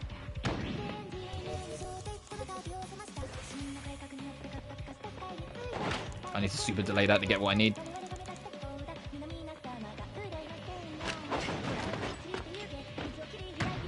But yeah, I did all of original Metal Gear 1 yesterday. It took me a little over 2 hours, and I had a lot of fun with it. And the fact that it only took me a little over 2 hours, I'm like, hey, if Metal Gear 2 doesn't take me too long to beat as well, I'm absolutely double dipping the platinum. Because it'll take me less than a day. It'll be even quicker to go through the games again, because I'll know what I'm doing. Because essentially, it's split into 4 lists. Metal Gear and Metal Gear 2 share a list. Then it's Metal Gear Solid 1 has its own list, Metal Gear Solid 2, and then Metal Gear Solid 3. Metal Gear 1 and Metal Gear 2's list is literally just beat the game and then beat boss rush. It's beat Metal Gear 1, beat Metal Gear 1's boss rush, beat Metal Gear 2, beat Metal Gear 2's boss rush. And then obviously read the screenplay, and then trophy unlocked. Because the trophies actually start the game, destroy Metal Gear, kill big boss, reach the credits. Beat the boss rush. Metal Gear 2 is start the game, destroy Metal Gear D, just kill big boss, reach the credits. Boss rush, and then read the screenplay, platinum. It's a short last list, but it's literally, that's the list. So it's like, yeah, I absolutely will double dip that fucking list if Metal Gear 2 is as quick to get through. I doubt it, because Metal Gear 2 was made a number of years later, when Kojima was starting to get more experience and more of a feel of what you wanted to do. So I imagine it'll be not as long as Metal Gear Solid, but longer. And a little bit more chatty. Because although it has its moments, Metal Gear Original it's kind of funny. Like, it's like, wow, the humble origins of this series. There's just like no fucking talking. You get the odd codec call, and it's like one line of dialogue from Big Boss saying, hey, watch out for the room that's got gas in it, and that's it.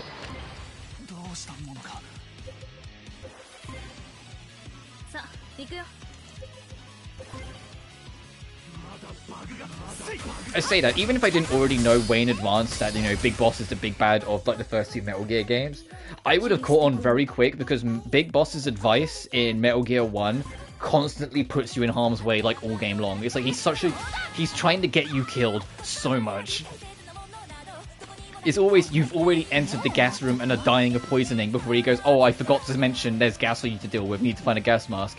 It's always the winds on the rooftop are picking Snake up and throwing him around before he says, oh, by the way, I forgot to mention there's the winds at the top are strong enough to lift, like, fully grown mammals. You need to get something that will weigh you down. And then when you get to the last area of the game, it's like, oh, a bunch of enemies are about to attack you. Hop in the right truck. If you hop in the right truck, it immediately starts driving and takes you back to the start of the fucking game.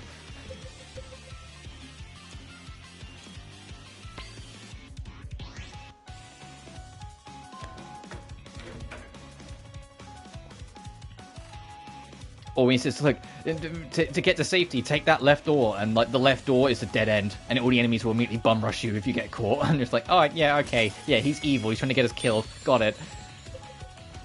And to be honest, the final boss against Big Boss is arguably like the easiest boss in the game, because you have the rocket launcher, so you literally just stare at him and shoot. My hacking picked up a signal. It's Kudan. She's definitely here, no doubt about it. And it's time we settle this. I'm in too. That silver-tongued liar pisses me off. Nico. Alright, I think it's time for Kudan. Well, first I'm going to pick this up. A Ryuto Novum Organum. The only other trophy of Metal Gear Solid 1 is that there's one that says beat every single VR mission, or like VR training. And I was like, does that count fucking the survival challenge at the end of the gun trial? And then I did them all, and then I got to the survival trial, and the trophy hadn't popped, and I was like, oh god, it does. And I haven't gone back to do that yet. Because that's annoying. That is 10 VR stages in a row where you have to kill all enemies and not get caught once. And if you fail once, you're taken back to the start. Like, that's going to be annoying as shit.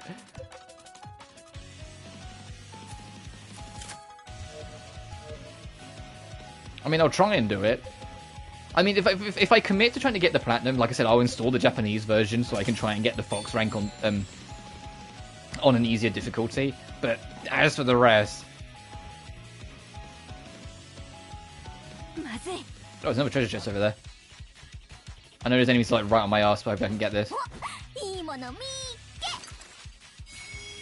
Devil's rice balls.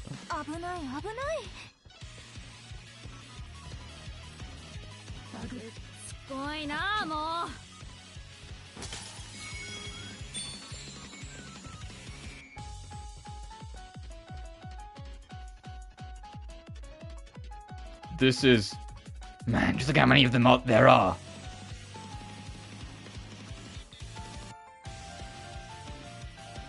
Really makes your day, knowing everyone down there wants us dead. Alright, Kuriko. They're all just going with the flow instead of thinking for themselves. It's easier that way. I can relate. Let's go defeat Kudan. After that, we'll put an end to this riot.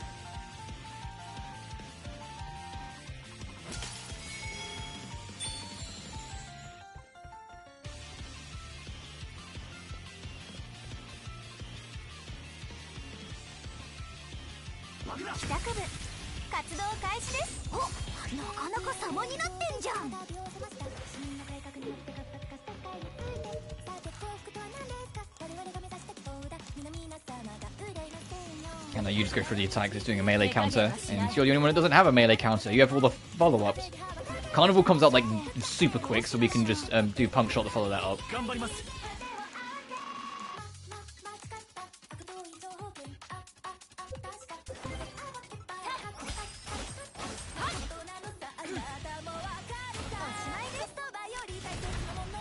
Oh, it is so high up, your aerial attack misses. Okay, I see the fault in Marie's. It can hit enemies on the ground, but it can just straight up fucking miss too, huh?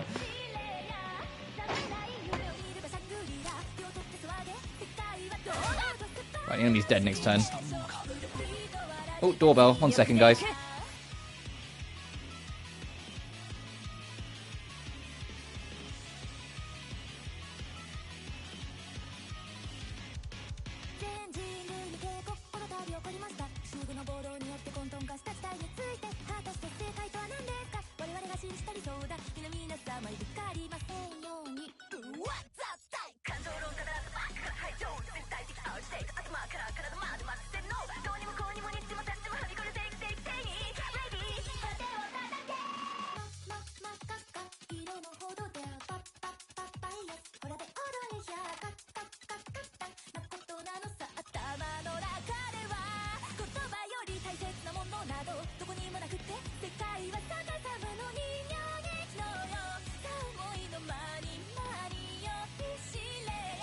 Right, I'm back.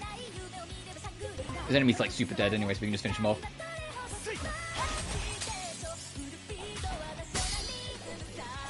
But yeah, trying out the Master Collection stuff, get back to that. Yeah, it super put me in the mood to stream them. Level 70, okay. So yeah, once Tomb Raider 3's done, we are going to go straight into MGS1, because it's really put me in the mood for it. Do you know what the mistake was? I played MGS1 for like, you know, a little bit to get the feel for it. You know, just kind of like remind myself. Like, played MGS2 for like a little bit, just trying to get the feel for it.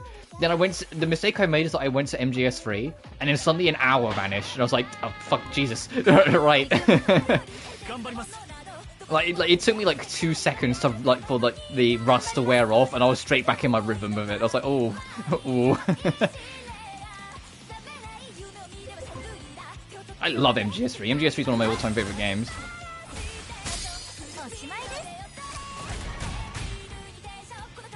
But no, I will be sensible. Once I stream Metal Gear Solid 1, when I come back to it, I'll play 2 and then 3 sort of thing. I won't just dive straight to 3 as much as I want to. I said, I love 2 as well.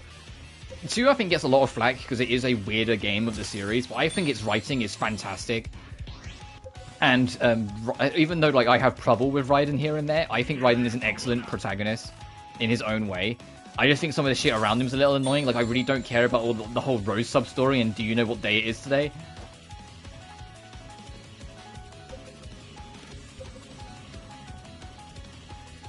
Can I, like, sneak around you and just get the loot? Damn it, I have to actually beat the enemy. Alright, fine. I'm gonna try and take on that level 70 first, because it scares me.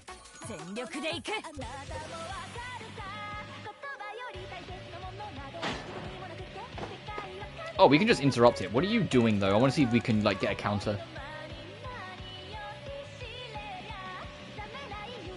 Oh, okay, yeah, no, we do need to actually just interrupt you. That's fine.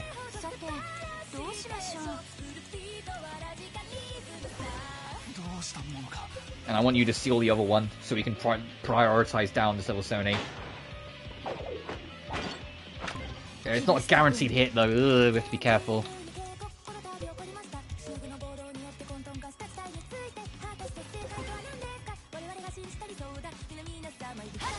Please hit.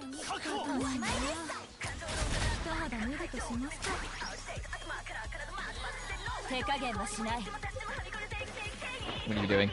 Oh, can we interrupt that? Let's find out. We can. Oh, we risk broke it. So broke it.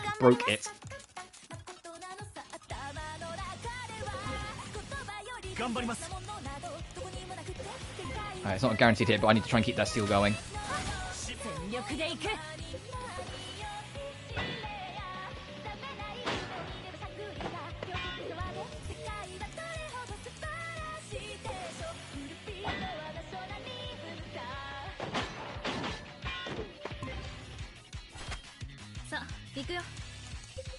I don't think this will reach in time. No.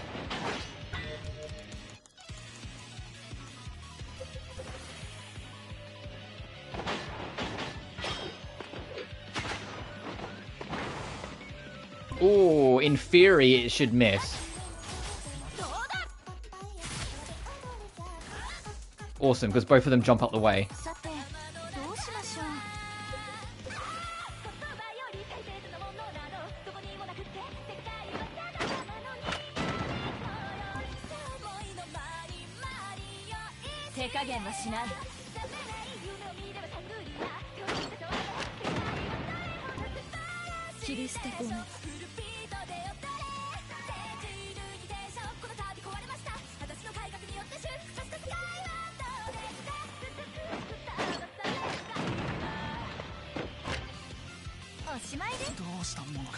If I got him on it as well, could we kill?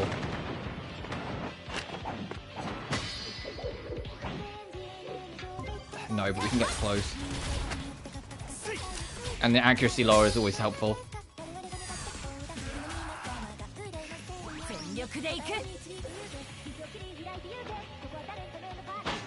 That will kill though.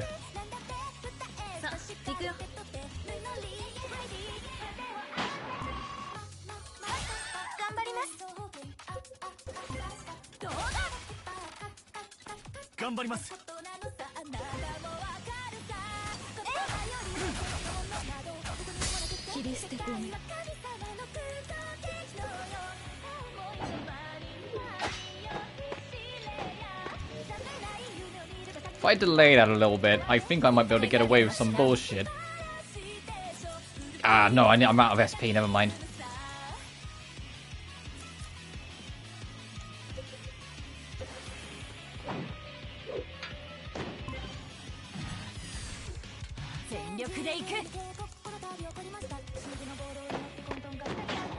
Yeah, no, I have nothing. Oh, never mind.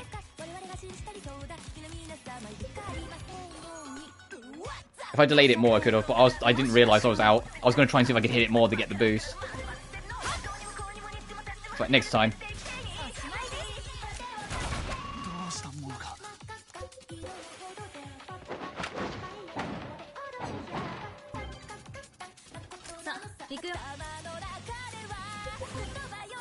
Do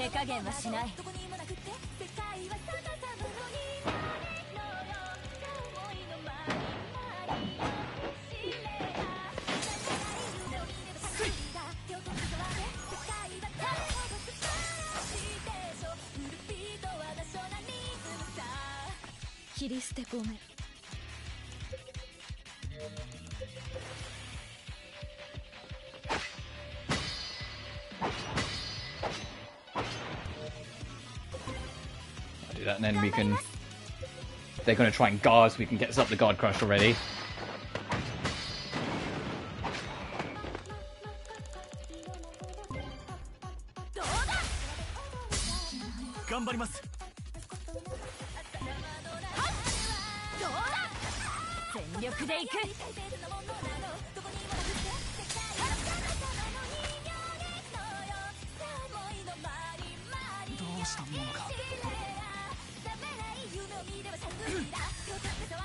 Alright, that wasn't too bad.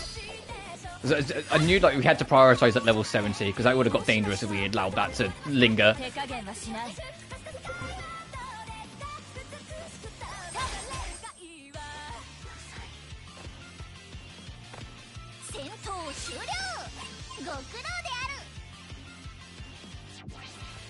Alright, what were you guarding?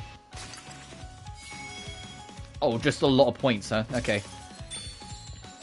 I mean, I need them eventually, because I'm pretty sure there's a trophy for maxing out Ki. In fact, how many points do I have? 3,000.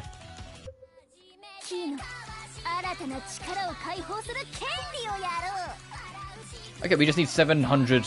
Well, 615 more points, and then we can get that trophy sorted.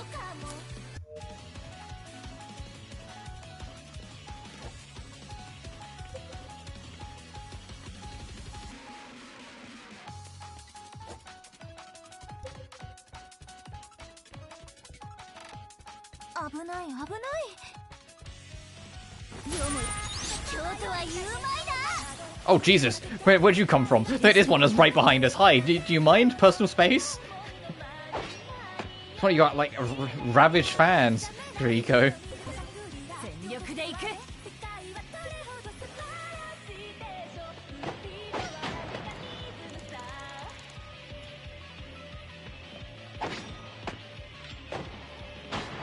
Oh, I gotta wait for you to do it, huh? I gotta wait for you way longer, like, way here.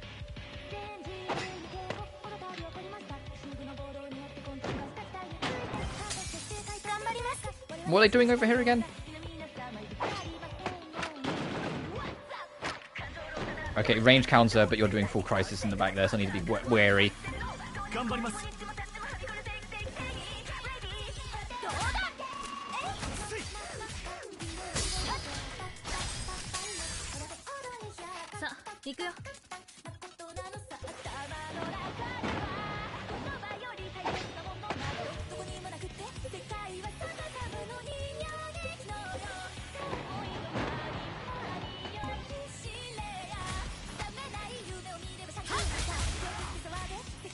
Alright. I was looking at Marie like, alright guys, you can leave her alone now.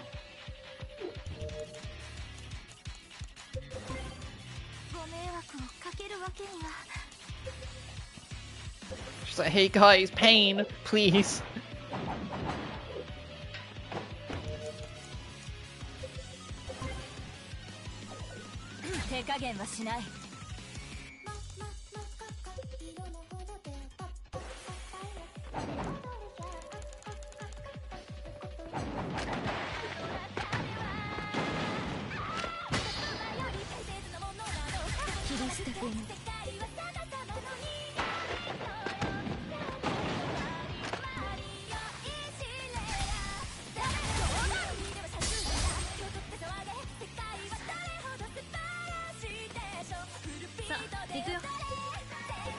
Can we interrupt that? Or is that just going to come out?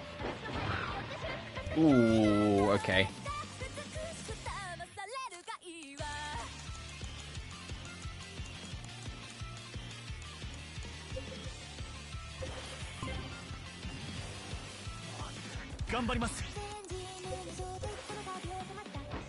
Fucking just.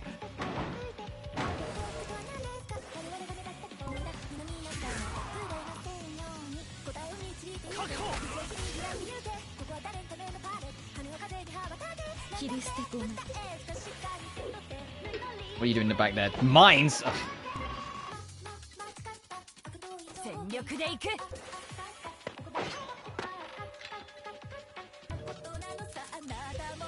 Hey, let's just move you out the way of this situation.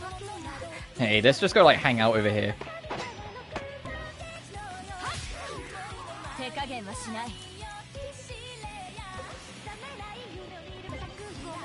Just remove ourselves from the situ.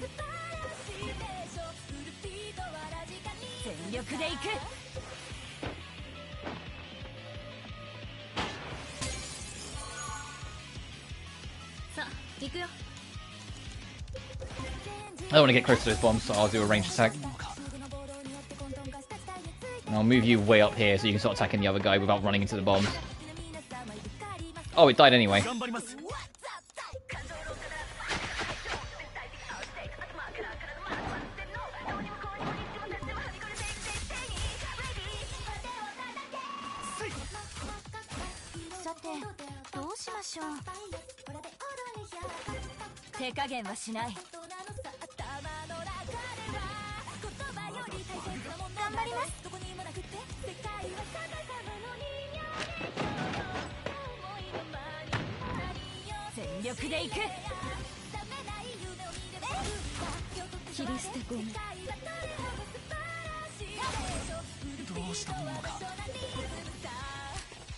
Come on. Hey, there we go.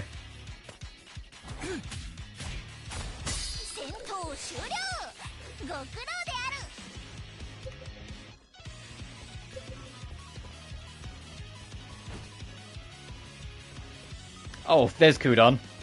Just vibing over there, chilling for us. What's this? Oh, okay, healing.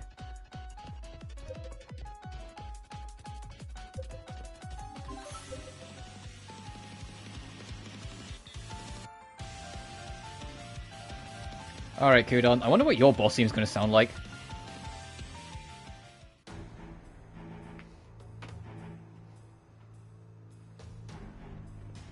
Also, there's a door beyond her. There you are, Kudan! My. You found me out already. You don't stand a chance against our numbers. Now surrender and call your Digihead riot off. You came all the way to tell me that? Oh, you poor misguided fools. Huh? Who are you calling a fool for? You're saying you're not going to stop him then? No, that's not it. What I'm saying is that it isn't possible to begin with. And why is that? Reason and judgment enter slowly, prejudices crowd in. Ever heard of that one before? That's a quote from Rousseau. What of it? It's why I used my words and songs to incite distrust in the populace before you amassed more power. The aftermath isn't my concern. Nobody can stop a raging mob. Surely you know that much. Your words and song, please. All you did was string up lies about the Go Home Club and attacking you without reason. Stirring the hearts of the people with lies and media manipulation is nothing short of despicable. Lies? Well, now that stings. After all, you are trying to go back to reality, aren't you? In short, your objective involves killing regret, thus indiscriminately trampling the dreams everyone in Redo has realized. I don't care what you say. Any dream guided by regret's power is no dream at all. Your logic is sound. But only for the strong. Words with no merit other than truth ring hollow to the ears of the weak.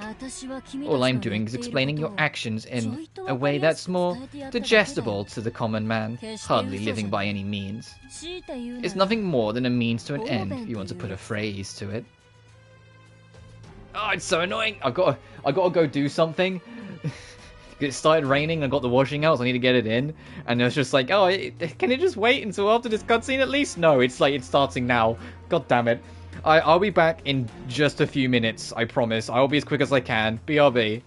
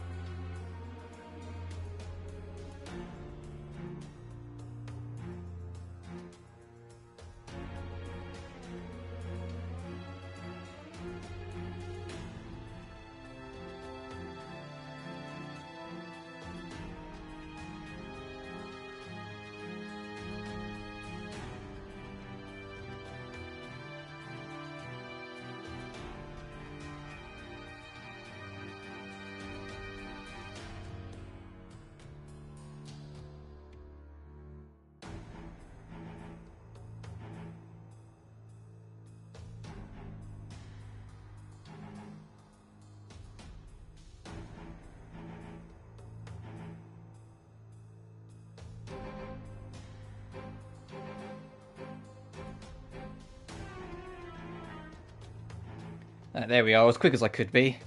Sorry about that, the heavens opened and washing's out and it's bed sheets and all that stuff, and I was like, oh no, I don't want to get that soaked again. No!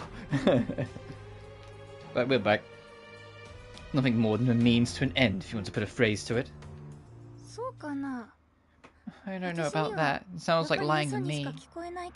It must be nice being you. So slick that the lights just roll off the tip of your tongue. Nico? I knew you seemed off somehow. Nothing riles me up more than liars like you. Your life must be so easy. Oh, I just realized she's talking in her Iori voice. Oh, if that's the case, then follow your heart and lie as you please. Wisdom and cunning are two sides of the same coin. I wanted to, but I couldn't ever since I can't even tell between right and wrong anymore. Things might have turned out okay if I lied, but people always say the truth to yourself. What kind of paradox does that leave me? Being true to myself is wrong. How can that possibly be right? Ah, I see. Another victim of morals and ethics. I get it. Really, I do. An honest life is thankless, and it always loses out. The world of... This girl is full of fucking quotes, isn't she? The world of empirical morality consists of the most... for the most part, of nothing but ill will and envy. Ah, the joyous pains of youth. Shut up! My life, my pains don't exist for your enjoyment. Nico, you need to calm down. Don't let her provoke you. That's exactly what she wants. You're part of that pain, Marie. It was a while ago. I felt that killing Marie to save everyone was justified, that it was the right thing to do. But you were all different. You chose another way. Does that mean I'm wrong? Does that mean I'm a bad person? I just don't know what to do anymore. For what it's worth, Nico, you're not the only one who opted to sacrifice Mari Mari. But when all was said and done, you could still look her in the eye. How do you manage to be that strong? Nico. Please, Nico, don't let it torment you. I don't blame you for anything. No, this isn't about how you feel, Marie. This is about me, about my problems. No, the same as everyone else, I'm despicable. Rotten to the core. I see. I think I have a fairly good read of your situation now. Good and evil, by definition, exist relative to each other. In short, all that matters is the principles that guide your actions.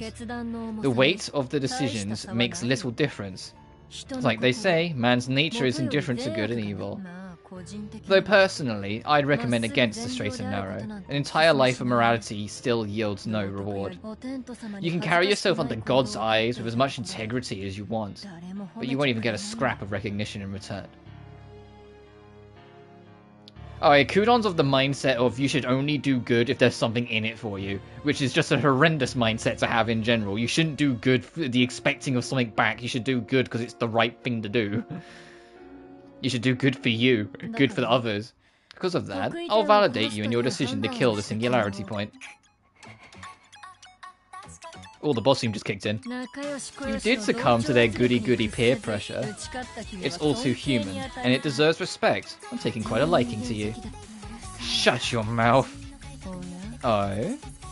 Every single thing you say makes me sick to my stomach. You look down on us, putting on airs like you know it all, yammering on and on. Who do you think you are? All you do is pepper yourself in stolen words. Is that supposed to impress me? Who cares what all those dead guys said? I may not be the smartest, but I'm doing the best I can, and giving it all I have. Nico, you don't know a thing about me. You don't get to slap on a quote and call it a day. I hate you. I hate you.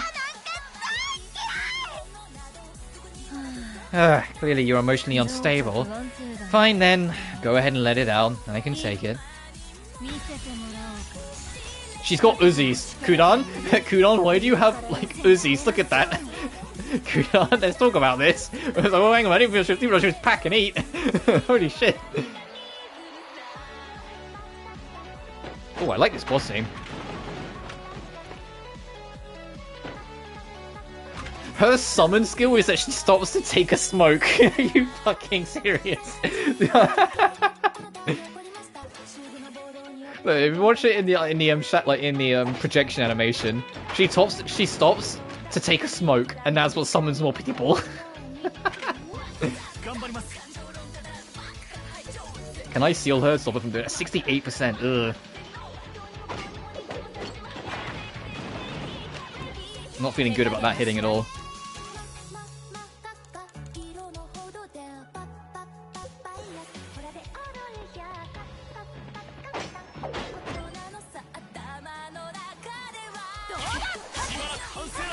Yeah, I had a feeling. Alright, have your smoke.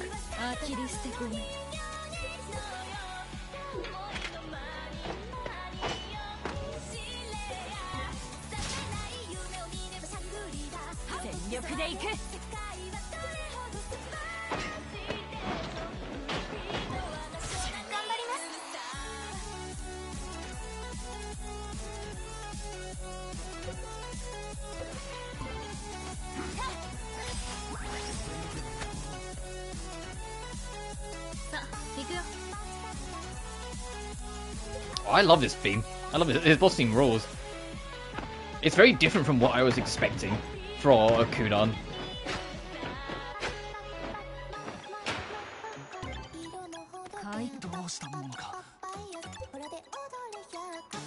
Like it almost sounds like it has like a weird, like almost like cutesy vibe to it. But I really jive with it.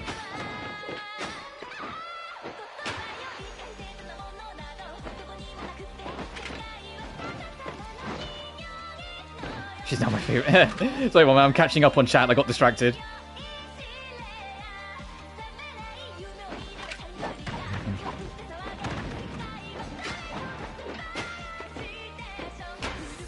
I think that'll be fine. It might be MP5s that she has. Like they look like micro Uzis. Oh, she's holding it fancy. I just realised. Look at the zoom in. She doesn't even have her pinkies on it.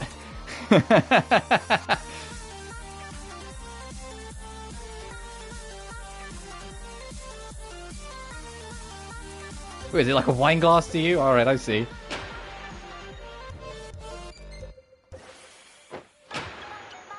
Oh, the track just hard ended and started again. MP5s,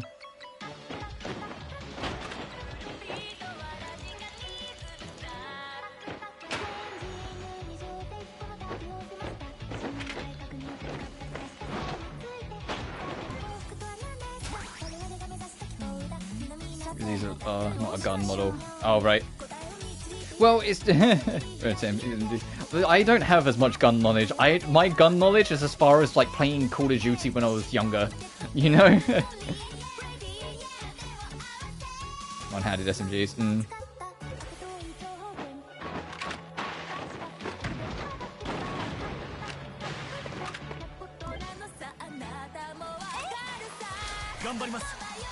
I need to try and get a seal on her.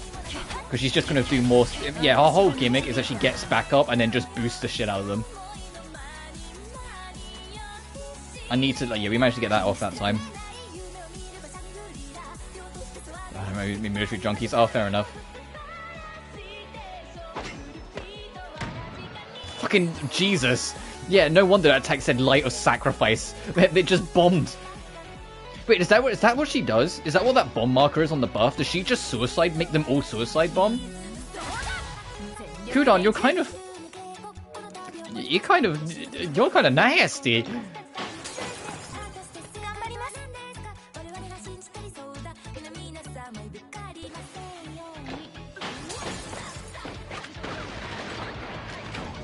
Oh, I can do that fucking game too. Hey.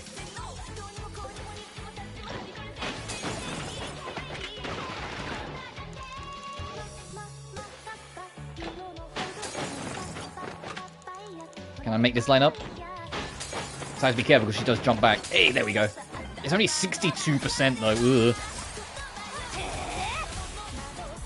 But then again, people who are more relativists are pretty nasty. And because I don't trust that hit rate to hit. Oh, her evasion is so fucking high. Yeah, I don't even think it went through. Her evasion is so high.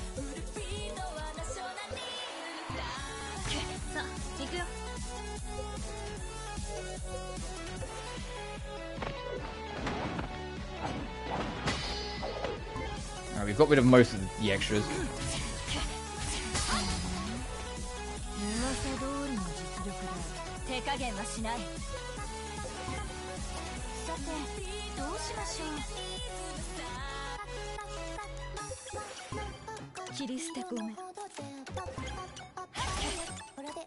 She's summoning more, that's what agitation is. Yep.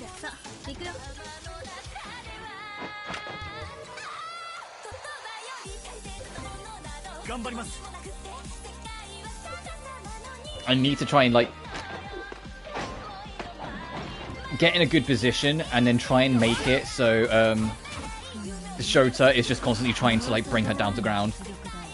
Like, not allowing her to attack.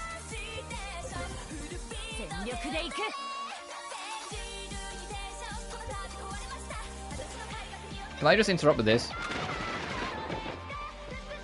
I mean, no, but it'll do a shit ton of damage to her, so it's worth going for.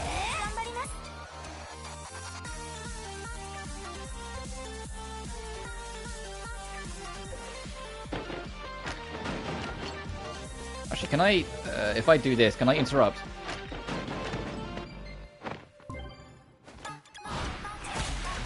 Yeah, the song just completely ends and then starts up again. It doesn't loop.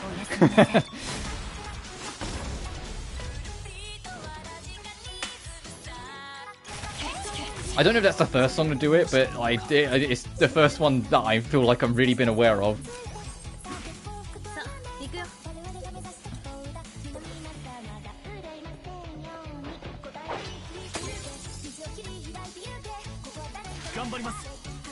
Yeah, and now all the buddies are getting more defensive. They're pushing closer to her.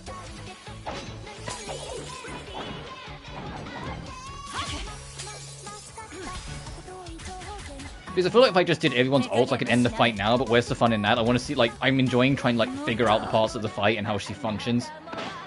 I mean, she's dead now because she's got wrist broken. So now it's just dealing with the extras.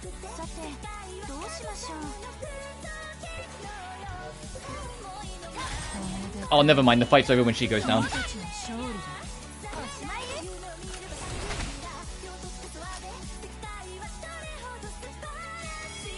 Nice.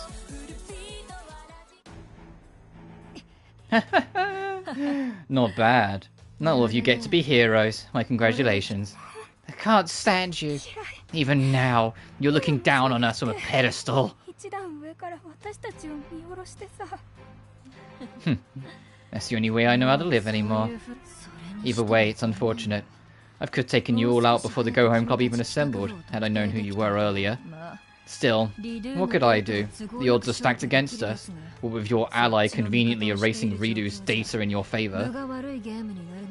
Good on them, Mum. I had a theory, because they're, you know, like, same hair colour, and obviously we don't know who they are in reality, so Kudon could be, like, Iori and Nico's mother. Maybe. But, I don't know. Either way, like, it clearly is reminding Iori of the very people that treated her horrendously in life, one way or another. So it could more just be, like, someone who, for Nico / Iori, represents her, like, what her mother was like. Wait, back up a sec. What are you talking about? Someone on our side is capable of that, but who? Who can say? Interesting. The pieces are starting to line up. Yeah, we've got a secret helper, and I'm pretty sure it's Regret, because she knows that Bluffman's up to something. I did think it was unnatural, the way it took this long for our identities to be uncovered. But it makes perfect sense, had someone been secretly lending us their support.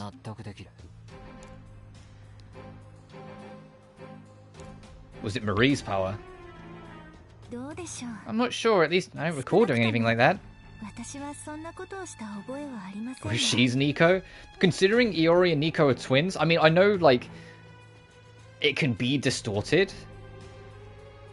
Through, like, you know, obviously, like, by being in Ridu, it can be distorted by, like, the mind realms and whatnot, because some of the people here are not their ages or appearances in reality directly.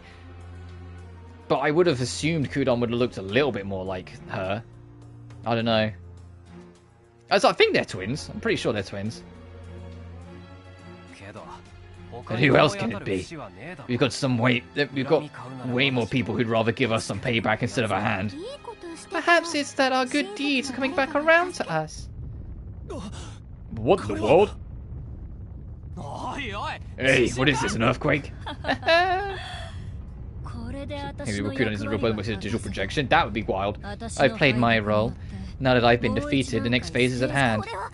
What are you doing? The heck's going on? It never crossed your mind to ask why I'd be alone in a place like this? There was no way I was going to beat you all by myself. No matter how you spin it.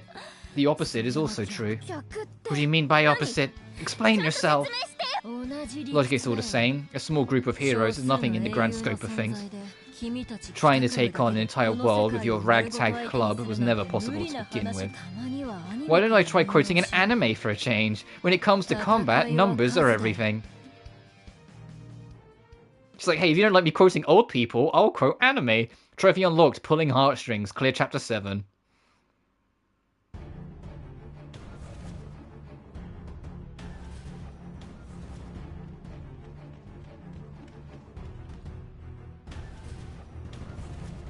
I don't think that's an anime quote. Or if it is, I don't know it.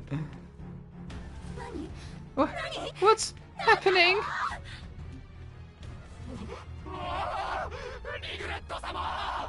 Ah, regret!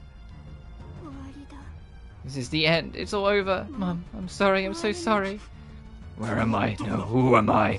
To be back to the others. What is... I've got a post to pick on this. I can't take this. I'm falling apart. Where is our savior, Regret? Isn't there anything she can do? Mr. Balloon went bye-bye and then pop.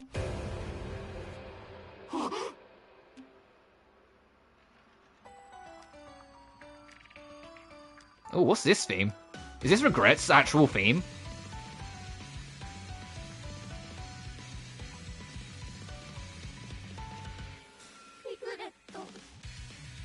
Regret, our goddess. Oh, oh. Regret will never forsake us. Hey, do you think I'm going to be able to continue these side quests after this? Because I'm starting to feel like everyone's going to be insane in town and I won't be able to. Regret. It might be something I have to do in, like, post-game.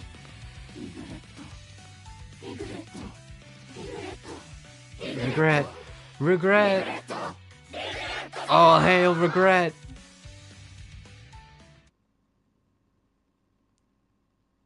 I hope not, because I want to try and get all the side quests done on the playthrough.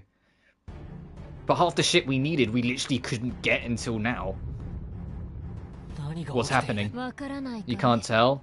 Look. Up there. What is that, a drone? Oh, that's the wrong voice. What is that, a drone? That's right. Our battle was being live streamed. A sole musician rises up to fend off the wicked go-home club, but despite a valiant effort is tragically subdued. Now that the situation has grown so dire, it's hardly a surprise that their faith and regret would amplify. You witch, you planned this! What luck for rulers that men do not think. I couldn't have put it better myself. That said, they're more riled up than expected, if these tremors are any indication. Gracious me, it feels as though the whole building might collapse. This isn't looking good. Let's head back to the train for now, guys. Right to be pretentious. Come on, you get up too. Pardon? Do you plan on dying here? If you did, it just looked like we killed you. No more than that, alright? No more of that, alright? You do realize I'm your enemy. The person responsible for all of this? You'd be far better off leaving me for dead, no? No. This isn't the same as it was with Marie.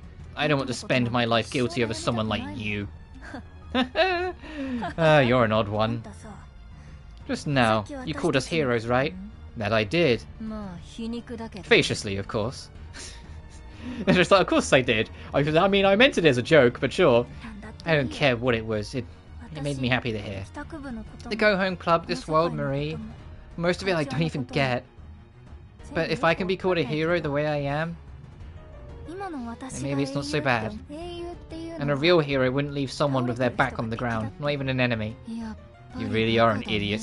Honest to a fault, riddled with shame, and more human than anything else. I know, but even so, that's just the way I am.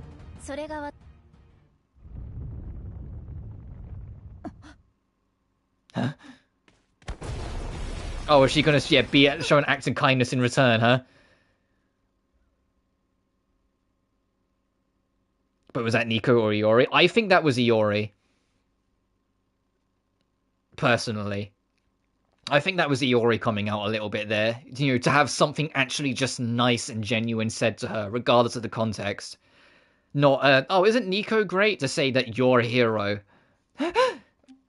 See? This is the fate I deserve. Now hurry up, Miss Hero. Get out of here. No, we can't leave you by yourself like this. Very face, but awesome. I mean, for me, I say the giveaway. It might just be me theorizing. It's the tone of voice Nico gives. When she's high-pitched, she's Nico. When she has, like, a more natural, slightly deeper-sounding voice, that's Iori. And she was talking in her, like, more deeper, natural-sounding voice since, like, the moment she started flipping out, before we did the fight. So I think that it was, like, Iori's, like, self brought to the surface there. That's right. Not after you just saved Nico. Not after you just saved Nico. That's nothing more than a passing whim. It won't happen again. Reflection, I don't know. True, it's hard to tell with her, but I think that's also what makes her more interesting. Is that you're not always 100% sure what part is part of, like, the Nico stuff and what stuff is, like, the real person behind it. Hear that? The building is at its limit. Or do you plan on keeping me company all the way into death? Let's go. Nico? I said let's go. Something happened to one of you, all because we wanted to save an enemy. I never forgive myself for it. That's a good girl. You can make your own decisions. Judge for yourself with your own two eyes. No matter what anyone else says, you should live as yourself for yourself. Affectation. Alright. Is your name Nico? No.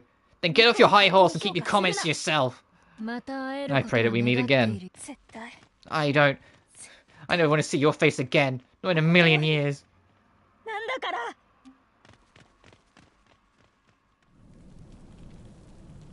Yeah, that girl.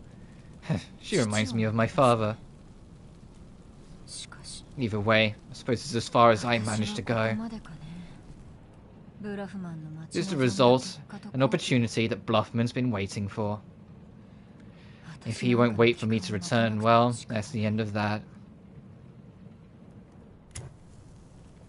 Alright. Alright, Kudan. One last smoke for the road, huh?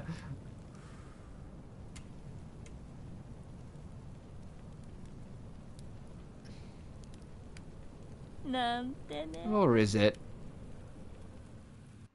Yeah, we'll see her again. Oh, fucking, she just reawoke Markino and went, hey, bitch, save me. I forgot we left Markino in, like, the basement of this building. You caught, Master. As a matter of fact, I did. I just thought I'd give you one final directive. Directive? Yes, a directive. You're to help me escape this place. Understood. Acknowledged. She's canonically, but just old Snake, but smarter. You know, I like that analogy. I like that analogy a lot, actually. Good. There's no more need to think for yourself. Once you surrendered control to another, the way you have, no need to stiffen your hearts with bitter dreams, nor face a reality so frightful it chills you to your core. Let's just assume for a second she isn't related to Iori / Nico in any way, shape, or form. I wonder who her dad is. Like, if we're assuming that she's not related, like, is there a character from the first game that would, like, that was of the same mindset that I can't think of? Like, one of the male, like, musicians or characters that was of the same mindset?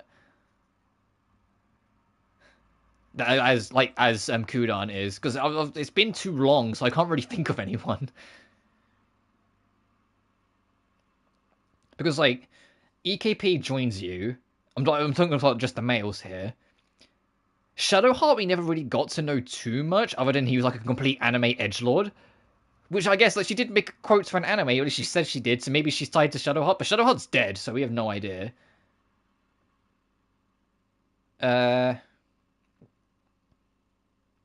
Fawn's actually male. That we always forget about. Fawn's actually male, so it could be Fawn. Because Fawn was the one that was kind of like manipulating everything from behind the scenes. It's absolutely not that fucking creep pervert guy. I forget his name. The one with, like, the stupid, like, crow mask on and everything. Sounds like him or yourself. Yeah, probably a little bit of both. I don't know. I mean, easily, I could be just, like, looking up the wrong side of things here entirely. And she could have zero relation to anyone, and it's just a passing comment, but... Or something that, if she is related to Nico, makes more sense once we know more about Nico / Iori. Because we still haven't finished Iori's path, for the record. We still got one more event to do.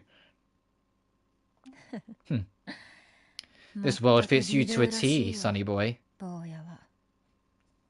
Jacob came up with, she's Bluffman's daughter. Yeah, that's the one I think I'm like, I think it'd be more interesting if she was like, because of how like heavily this game wants to be tied to its previous incarnation. I think that would make more sense if it was like tied to the first game. Hurry, sprint for your lives! Come on, lady, get the lead out. Running isn't my strong suit. Well, yeah, you are 86.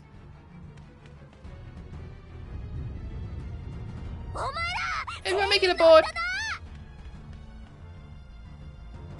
Alright, everyone quick. Full speed ahead! Alright, everyone quick, head count. Line up. Gin, check. You just start going through all the names. What the shit? Okay.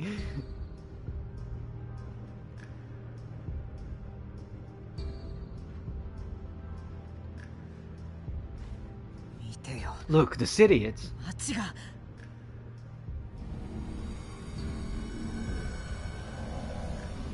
Hey, I don't know if I'm going to be able to continue the side quests after this. The Dark Shroud. What is it? That's the Metaverses. The Metaverses? Sounds quite formidable. The Metaverses is a cyberspace that forms when the subconscious minds of humans gather in high concentrations. Within the Metaverses, me, Mum, and Arya got the souls we have now, our senses of self. But yeah, we're on the Star Rail now. This is the next planet in Star Rail Explode. It disappeared. Literally. Wait, what happens to all the people who were in there? I don't know. I wonder where the tracks lead. Either way, we've got to keep going. Wherever it can't be as much a surprise. This place is very frightening, and yet, at the same time, so beautiful. This is so funny. I mean, technically this game came first. This game released, I think, in 2022.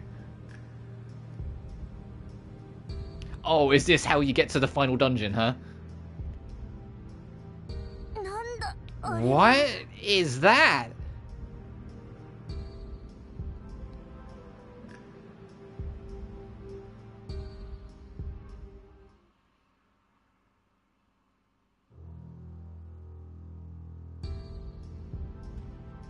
It's like it's the end of the line. I guess you could say it's our final destination. No turning back now. Why did we end up here? I'm afraid no one has the answer to that, but even still. We have nowhere to go but forward, right? What do you suppose is in the twinkly tower over there? This must be the tower of Epiphysis. QP was talking about. The musician's HQ was in the Metaverses. No wonder we never found it. A place that has God's final boss written all over it. Christ. How did we wind up in all this crap? I'd like a word with the manager. Alright, Karen. Oh, sup, Regret. She really came? Regret. What are you playing at? There's something to tell us, then say it outright.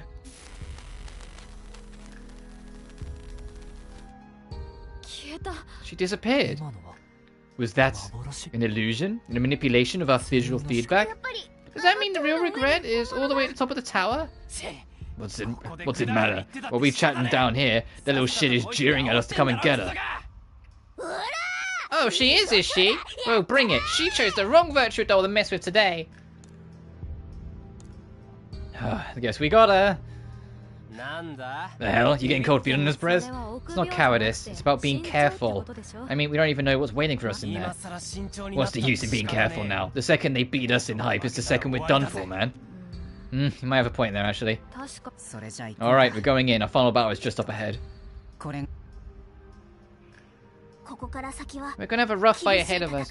You sure you don't have any unfinished business to take care of? Hang on, unfinished business? You don't even have a place to go back to. Actually, between the power I got from being... Oh, is she gonna be the ability to, like, revert time so we can go do side quests? Is that what it's gonna be? Is that what this is gonna be? Because if it is, then yeah, we're gonna go do side quests. Actually, between the power I got from being Kudan, plus a little extra from the metaverses, I obtained a new ability. By copying the master data scattered throughout the metaverses, I can reconstruct the world of Redo. Who's a what? Can't you just give us an explanation for dummies? We can return to Redo prior to its collapse. It'd just be a fake, but it should be able to replicate the data. What do you think? Am I awesome or am I awesome? Yeah, that is pretty awesome. Going back might come in useful if there's anything left for us to get or do. What am I asking? But what will you be calling it this time? This is the part I secretly look forward to, you see. Well... Why not just call it the Master Key? I was looking forward to it being called Keydo because we're redoing Redo, but Master Key makes sense as well. You know what, Key? That's really awesome. Trophy on his wife, yeah. What? Hey! Did I get a say in it? The pun has outgrown her. You can now sing Miss Conductor.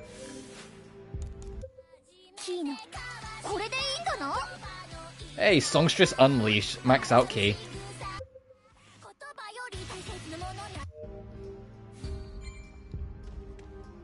So I'm guessing it is essentially as simple as once you walk through that, you start the final hurdle. Like, that's the point of no return. I didn't want to walk forward, if I'm being honest. I wanted to go touch the save. What's the matter, Marie? Everybody, if I could have a bit of your time just for a moment.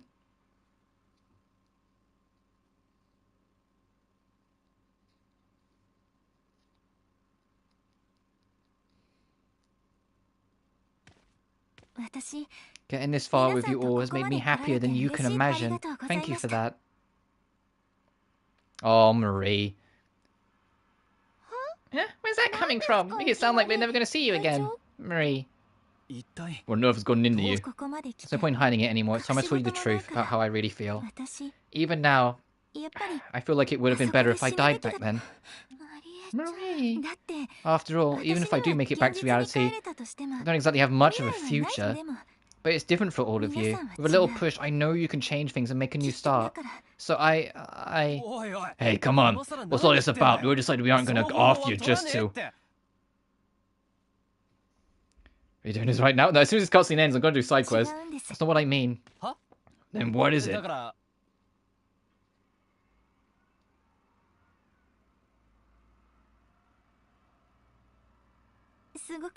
It's almost too selfish for me to say, but I've made so many memories with you all. Good ones, painful ones, and now I actually do want to go back to the real world. After this is the choice you agonized over with me. The choice you helped me come to. What I want is proof. Proof that the choice we made was the right one. What I've done, my reason for being, even if I never get to remember it all, I'm sure all of you will do so for me. That goes without saying. You don't think Nico would ever forget you, do ya? I certainly won't. Not after all the pain and grief we went through. How could we ever? Right, Prez? We need your strength, Marie. Yes, of course. Nobody blamed me for wanting to kill you. Not then and not now. Nobody except for me. Miko, you came to that answer not out of desperation, but out of compassion for those around you. You know the guilt would hurt, but even so, you said it on everyone else's behalf. You're a good person, Miko, and I cherish you for it. Yeah, go cry on her shoulder. Because they can't animate hugs. It's the same thing with Crystal where they couldn't animate a kiss, so they just had the camera pan away. Like it's like they don't have the resources to make like those unique animations to just use it once. So instead of doing it, they just have it pan away, and it's like, yeah, no, she cried on her shoulder, probably got a bit of a pat on the back. Alright guys, no more stalling around. Man's gotta do what a man's gotta do. Now that we've come this far, the only way to move is forward. Even I can be certain of that. Are we quite finished? We've waited enough time as is. Let's get this over with so we can return home. Ain't no words to describe how much that virtuous douche pisses me off. I'll smash that bitch into pieces. You said it. I'm not getting any less mad until I give regret a piece of my mind. But remember to be careful, everyone. It wouldn't do for you to get hurt. Not when we're this close to returning home together. Let's do it to it, everybody. Nico's ready to rock and roll. I'm going to give it all I have as well. The decision you came to was no mistake, and I'm going to prove it. You guys have taught me all sorts of things as Go Home Club advisor. I couldn't be more proud. Alright, Perez, kick us off. Go Home Club, move out. Except we're going to immediately turn around because I want to do side quests. I just wanted to save, so I saw the save point. I was just meanwhile in the evil lair.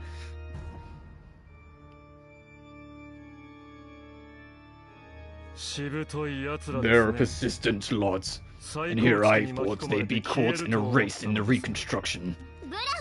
Bluffman! What is the meaning of this commotion? You tell me! What the heck is going on here? And what might you be referring to? Oh yeah, hey Dio, how are you doing today? How's the world? Don't play dumb, the city and everyone is swallowed up in darkness. You did this, didn't you? Start explaining.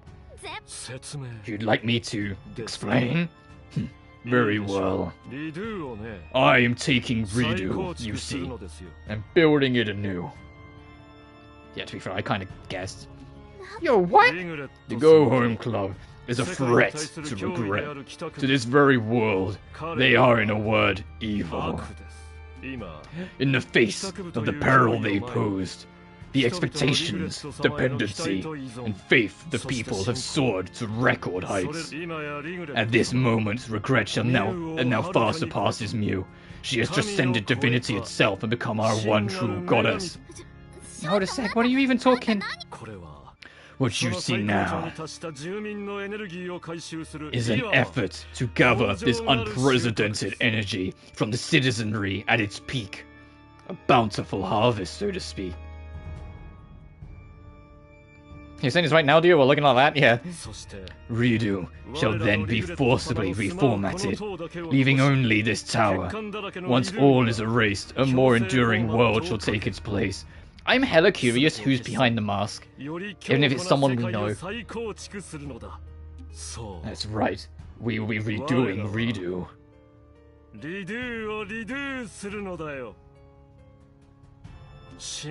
As for the name of this world, what could be more appropriate than Redo? And it's like Cutie goes, Fluffman, you're not really good at your names, are you?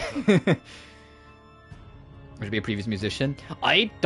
My theory actually is that it might be a previous Go Home Club member from the first game, and maybe they weren't as convinced as we first thought they were. But I don't recognize the voice to associate it with anyone. What happened to all the people who are in this redo? What concern are they to you? They were but strangers, numbering less than 1,000. It isn't as though they were family. Excuse me. Oh, the previous lead? I don't know. Such a sacrifice is more than worth the reward. Once born, Redo. It's fucking that name is. Could you really not come up with a better name? We'll be able to hold tens, no, hundreds of thousands of spectators within. The only reason it can't be the bad end lead, unless it's like, alternate timeline shit going on, is because we know for a fact the Go Home Club won in the first game against Mew, because it's something that's an established plot point, so we know the good ending happened per se. Let's call it Redux, yeah, exactly. Such a sacrifice is more than worth the reward. Once born, Redo will be able to hold tens, no, hundreds of thousands of spectators within.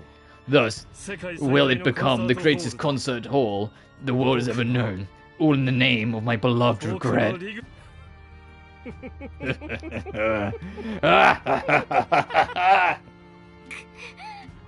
What about you? You're just gonna let this happen?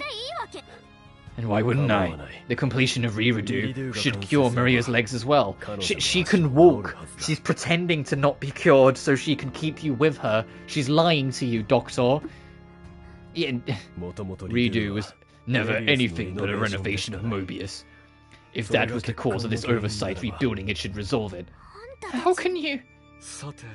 Now, it is time we entertained our guests, after which the Go Home Club shall be no more.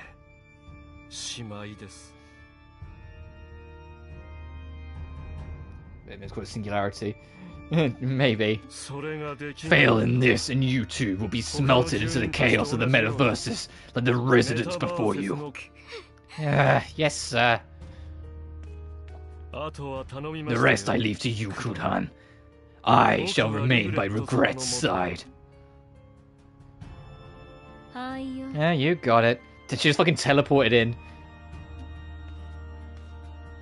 But don't forget, Bluffman, you have to help me with my aims once Reredo is complete. So be it. I have no interest in the affairs of reality.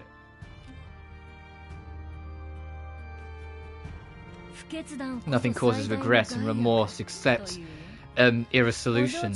You had best decide which side you're on, little lady.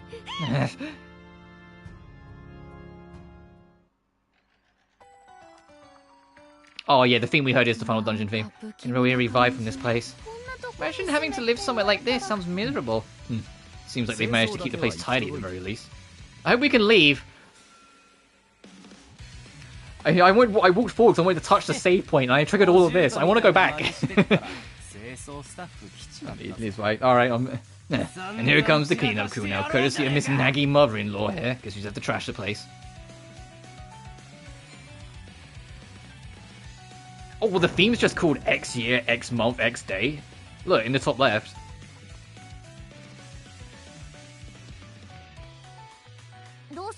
What, you want to go back? Yeah, take me back. Gotcha. It'd be weird to have regrets in the world when the whole point is to get rid of them. Yeah, my regret would be I haven't done the side quest. The tag is to either go home and they're trying to kill regret. Maybe. Time reversal!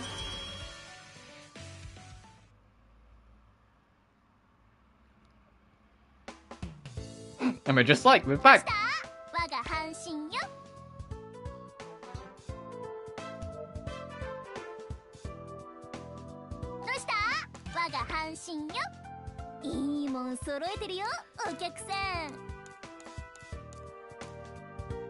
I'm checking the shop because I want to see if there's if we can buy the stigmas we need.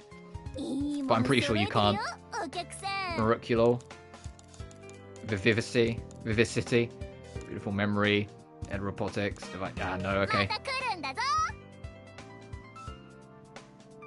Kill their friends instead. I mean, yeah, that does make sense.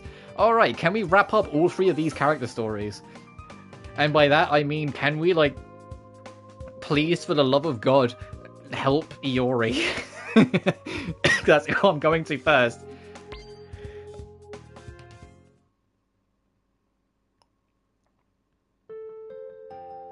Yes, blocked scene, but it doesn't really block anything. At least I hope it doesn't. Oh, thanks for coming. Sorry for calling you like this. Are you crying?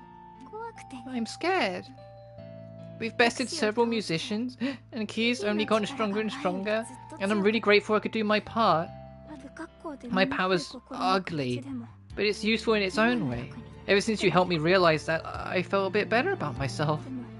But now that we're getting closer to coming back to real life, I realize that I still don't know who I am yet. Do you still not want to go back? Living in Redo as Nico was simple. My speculation. The same thing with Trails right now. I'm convinced one of my viewers that there's a chance that the entire setting of Trails is Gehenna. Oh, fair enough. Why not? I know Nico better than anyone else. What about when I go back? What am I supposed to do? Do I play the part of Nico and start over with my parents? Or do I go back and be an Iori, even if it hurts them? What should I do, Prez?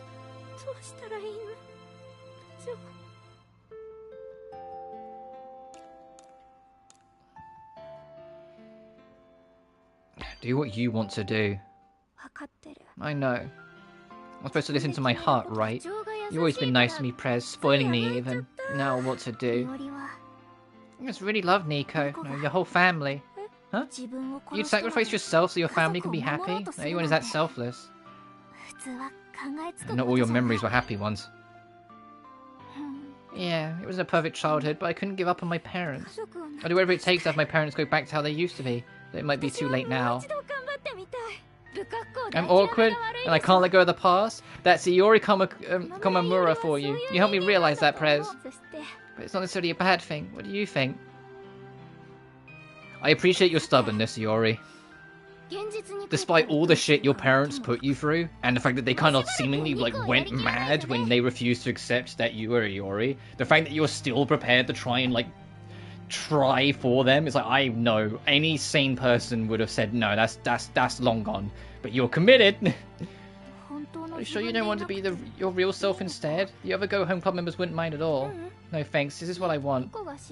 I didn't grieve for Nico in the way that she deserved. Carrying on her legacy in high school is my way of remembering her. In that case...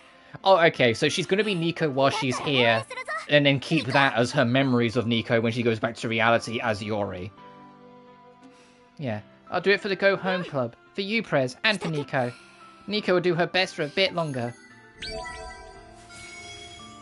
Mantra Sign Iori. Really is called Kaina Kisuke. I'm always in your corner. What will you do once you're back in the real world?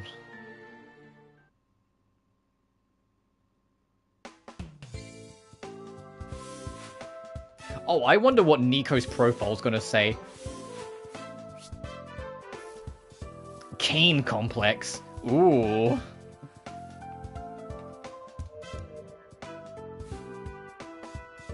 Alright, what's your new skill, baby girl?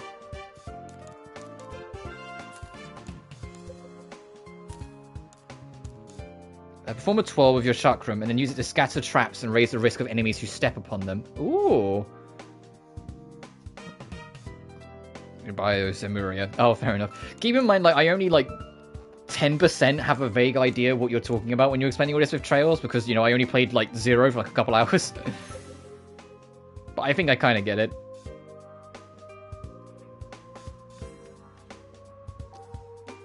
Alright, Kabata, I'm saving my favorite, my waifu for last.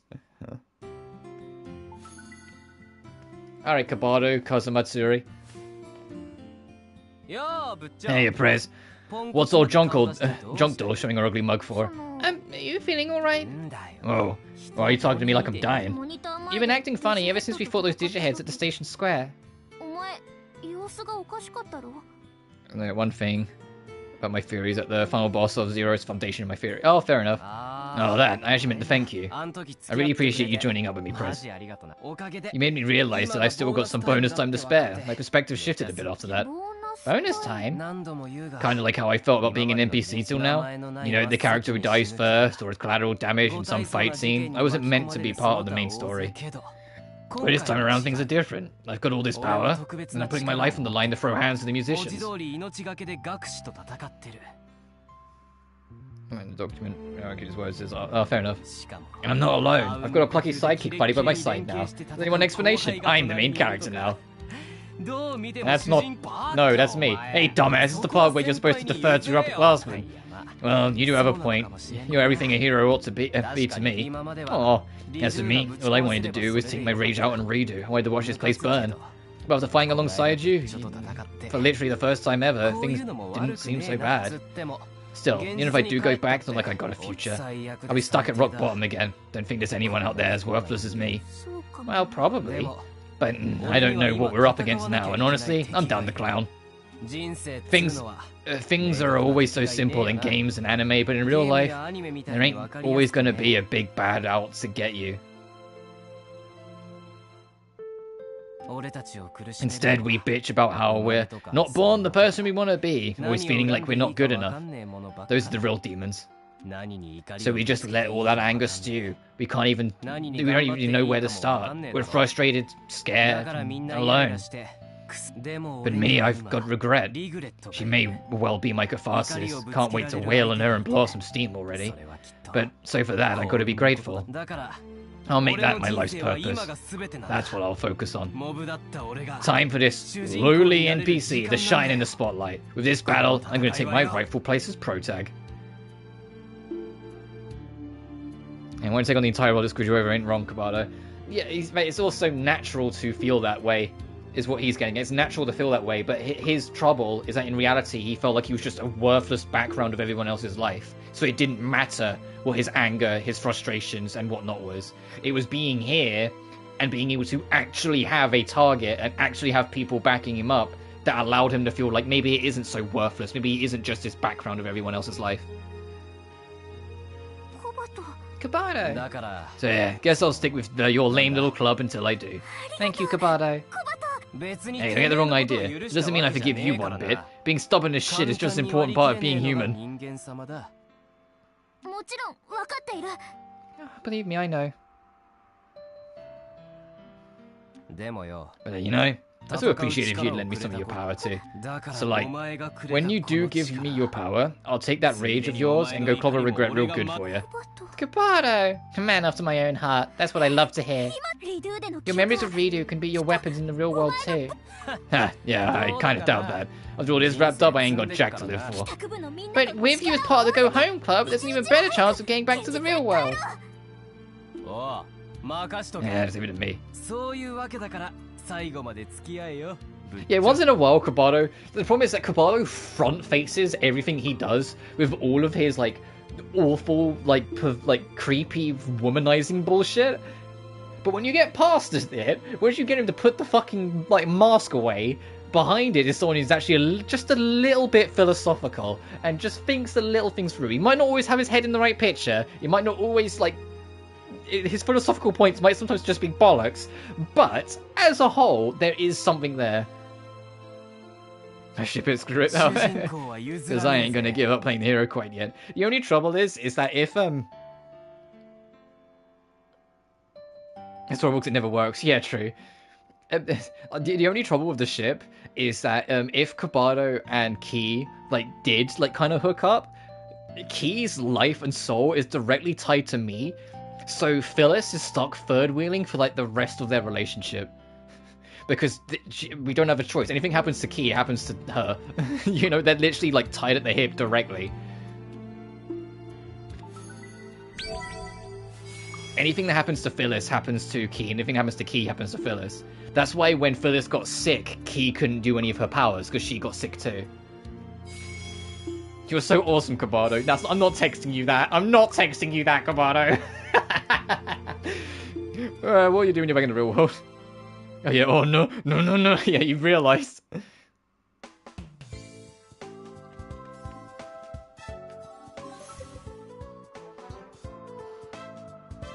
You know what would also be real bad? That's just crossed my mind. If they kiss, would Phyllis get a tingle on her lips and be like, "They fucking at it again"? You know, because of the whole soul connection. Would she? Would she sit there and be like, "The children are playing again"? God damn it, you two. All right, last but certainly not least.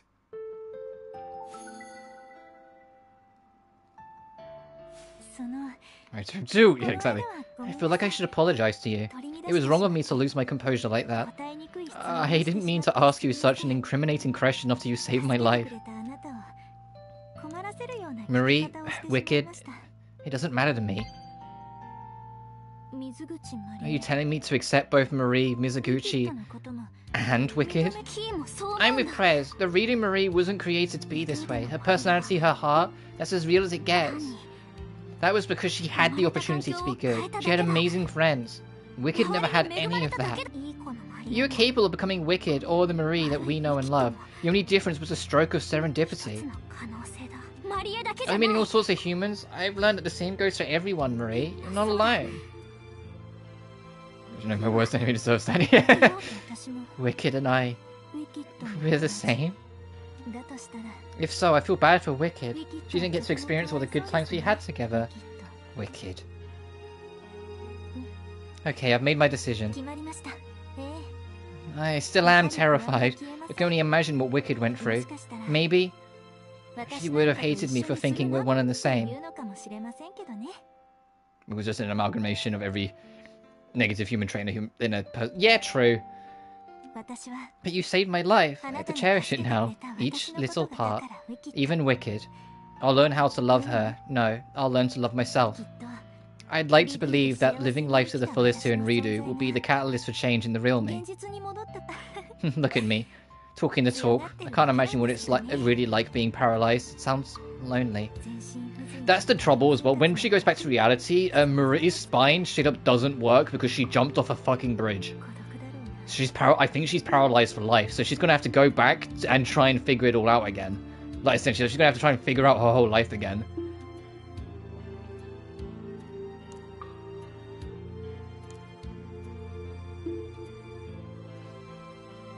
Nice one. Oh, I kind of like...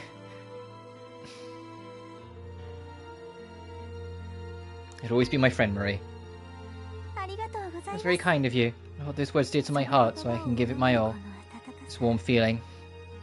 I hope I don't forget it. It might be able to help. Maybe. I won't forget it. I'll remember. Gosh, I can only handle so much kindness. I may even start crying. Happy it is, of course. Yes, I'll make the most out of life here in Redo. I have so much to see and do, there's no time for unhappy thoughts. From now on, the Go Home Club's very own Marie Amabuki will give it her all so we can all go back to home together. Couldn't have said it better myself. I'll sing my guts out for you too, Marie. Thanks. What's the matter? That was wicked. That was wicked. That was her wicked voice. Even Wicked approves of us. That had like a twang to it. That was thanks.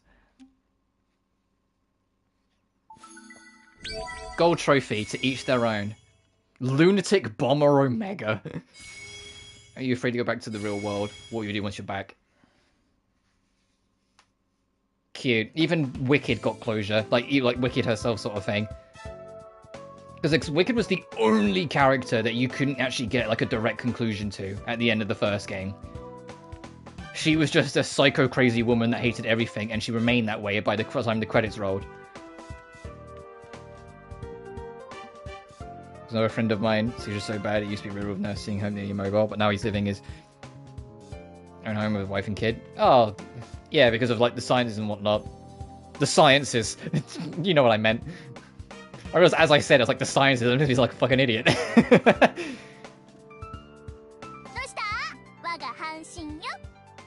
Oh wow, yeah, that is interesting. Alright, we're going to go back to the other half of the dungeon, because now like, all the crowds should be gone, so there should be a bunch of loot we can find. So I'm going to try and clean up this, and hopefully we'll have everything we need to max out all the other quests. So let me go like run around the main square first. And then we'll start corner hounding. Oh, the only problem is... It depends how damaged her spine is.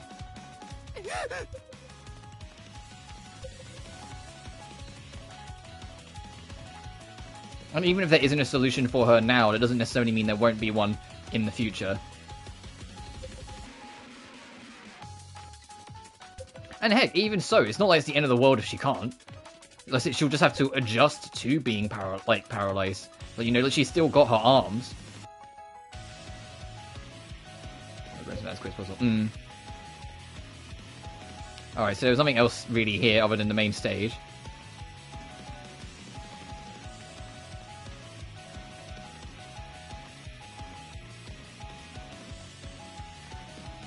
Oh, you're an NPC we haven't spoken to yet. Hey.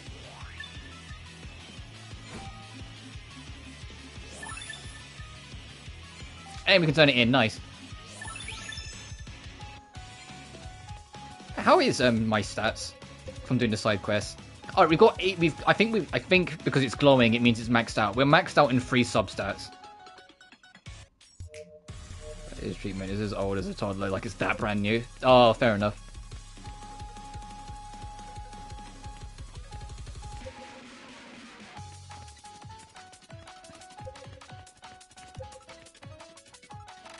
Is that the name of the aquarium from the first game? Oh, not to me reliable yet. Yeah, oh yeah, absolutely. It will take a very long time yet. Also, now we've maxed out every like main character link. I want to point out that I say that in the first game you technically couldn't romance anyone either, but it was very fucking clear that Ayame, I think that was her name, it was either Ayame or Akane, it was one or the other, I get muddled, was like super down and into us, and then at the ending straight up said she loved us. Also, what's Wicked's skill? Call forth your suppressed memories as Wicked and execute an explosive fusillade of grenades. What the fuck? Alright. But in this game, there is absolutely no romance option. Like, the closest we got is like Marie sees us, like, was like blushing and sees us as like a very, very dear friend.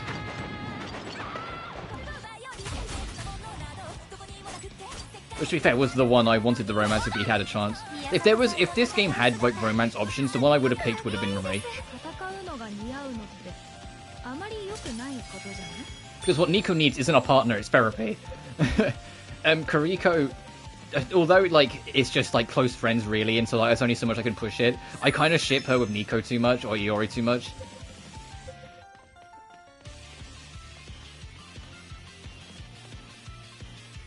I really like the romance. Yeah.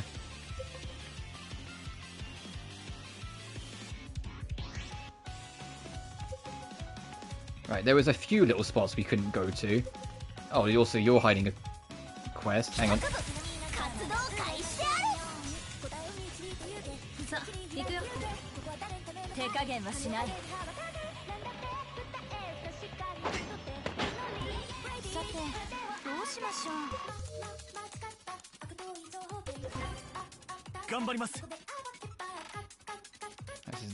Maybe. Either way, I hope it works out for Marie.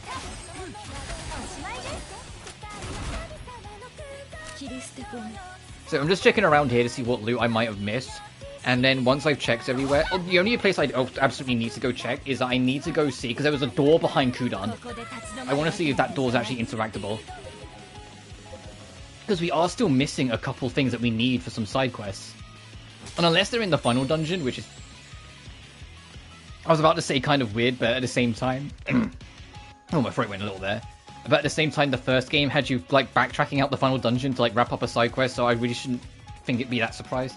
But it'd be a little weird to be, like, partway through the final dungeon and go, oh, hang on a minute, we can go do that quest now. You know?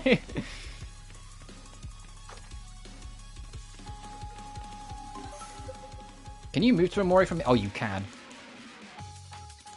Actually, since it's on my mind, let me just go check it quickly now.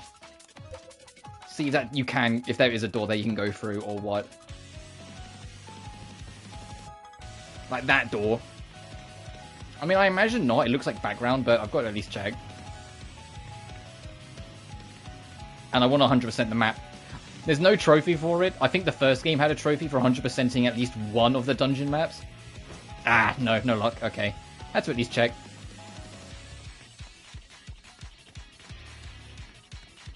But then once I've checked out here, we're going to do side quests for the rest of the stream, so I won't start the final dungeon today.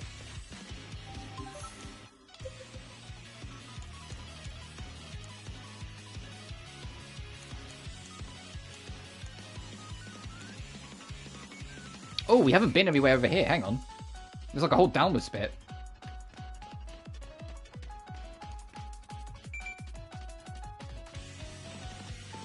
Where's the Kina Plaza?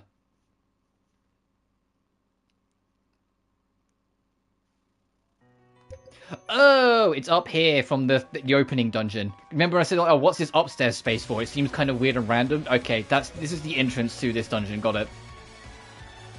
Hence why it took a second to load, because it had to, like, load in Markinus theme.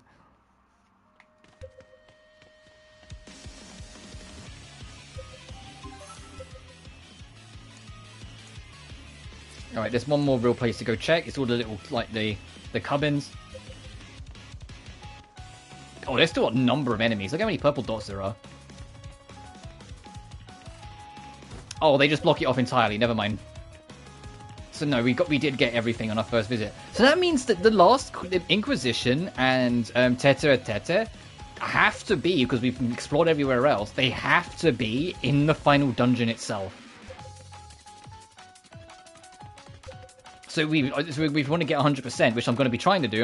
I am going to have to backtrack out of that dungeon at some point, like once we're in it. Which, to be fair, you can walk between save points, so that won't be the end of the world. But that's still kind of like, No. Oh, new stuff's been added to the convenience store. Alright, I have to go check there as well. Like my last gamble to try and get these things. Would take me back to the Express.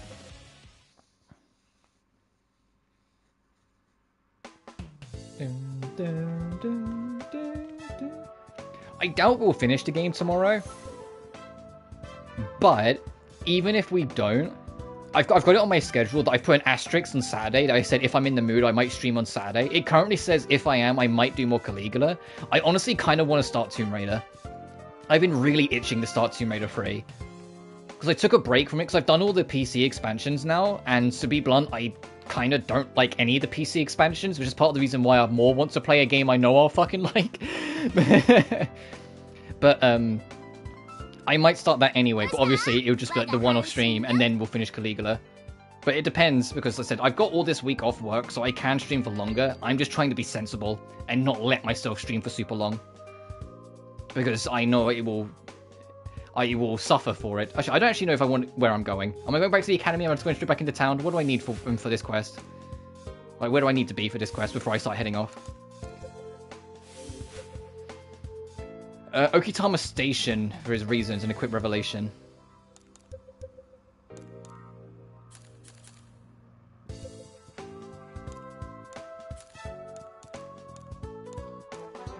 Revelation.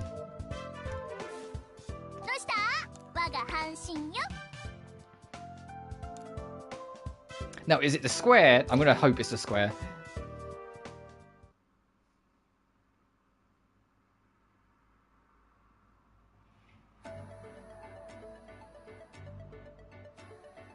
So I got a text to respond to quickly.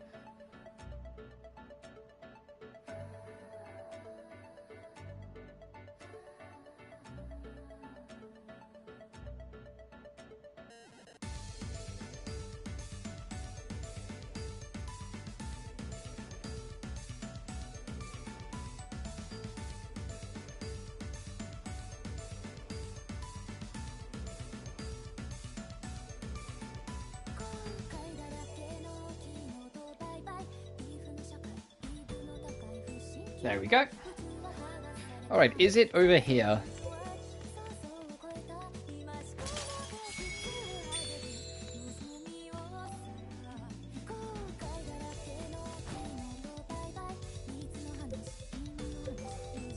Oh, is it this guy over here? Or do I have to actually go into the station? I might have to actually go into the station.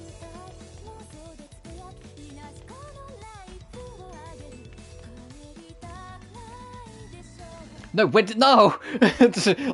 God damn it, come back! Fuck. Also, I am aware I am coughing a bit. That is... I've got a lot of, like spit, building up in the back of my throat, annoyingly, which I know is disgusting and probably too much information, but it's not anything bad. I think it's just because I was doing that super gravelly voice with Bluffman that it kind of just brought it up a little bit.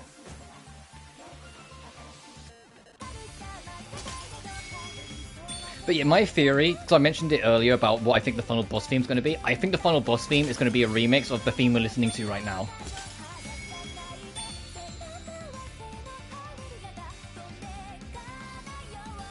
I think Bluffman's going to have, like, the remix of the dungeon theme, and I think Regret's going to have, like, her own final boss theme. Or it'll be the other way around, depending on who the final boss ends up being between the two of them. Oh, you're Tetra Tetra. Okay, so it is the actual Okutama station. We need to... Alright, into the station we go.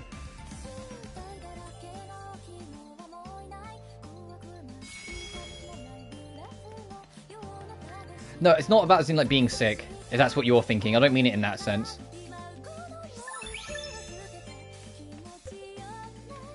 I mean, it's literally, if it's spoken too much, you know what it is, where you start getting a bit more spitty. That's all it is.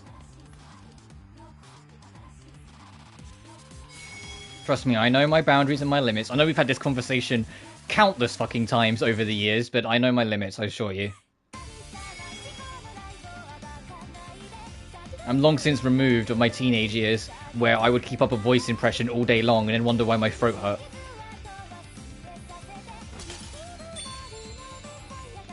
That being said, if I ever stream OG Metal Gear and OG Metal Gear 2, you know, the ones that don't have voice acting, which I probably won't because I'm just kind of enjoying them like super quick casually. I'm probably just start Metal Gear Solid and go whatnot.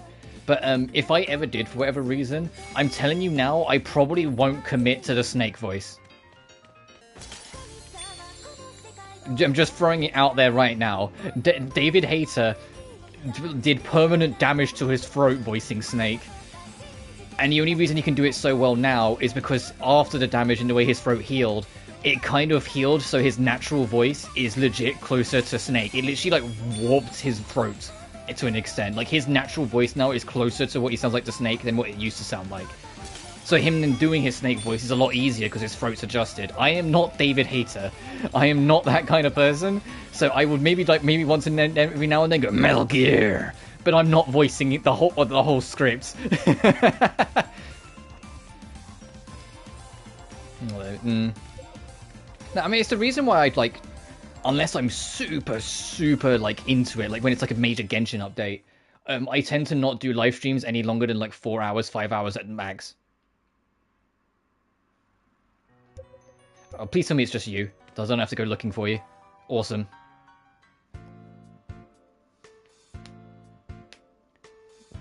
Because nothing was worse than how I felt after the 2.8 Genshin stream, where that was in like that stream was on like the hottest day of summer in the UK, and I streamed for like 8.5 hours because I wanted to try and get the whole thing done in one stream. That was torture. But when I finished that one, I was like, oh, I'm never fucking doing that again. Which is why the very next Genshin stream after it is like an hour long, and that's it. Because I was like, I'm not doing that shit again. Essentially, I did 1 hour or so, and I was like, yeah, I'm good. I finished the quest, we're good, let's go. Oh, look who it is. What do you want? Most people know their limits, is that they disregard them in the moment. That's what my concern. Streams back to saying because how much time I spent doing it. Knowing you, probably like they were both like 12 or like 15-hour streams. You wanna know why I quit? Well, to put it bluntly, I didn't. The manager's the one who made me leave. In other words, I was fired. Fired? What the heck happened? 14 hours of voice work. Yeah, that'll do it. Apparently, the Haguro guy from before went straight to him, hooting and hollering about firing me to make things right.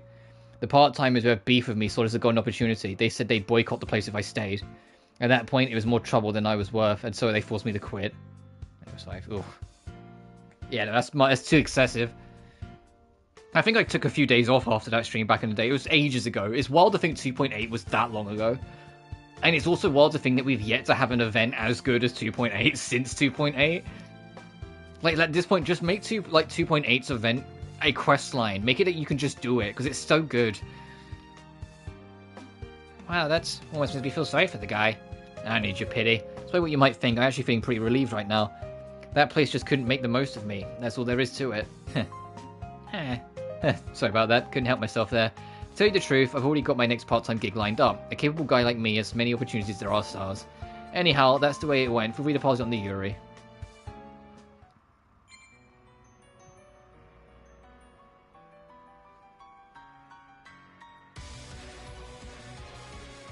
Yeah, but that's also because he's sensible.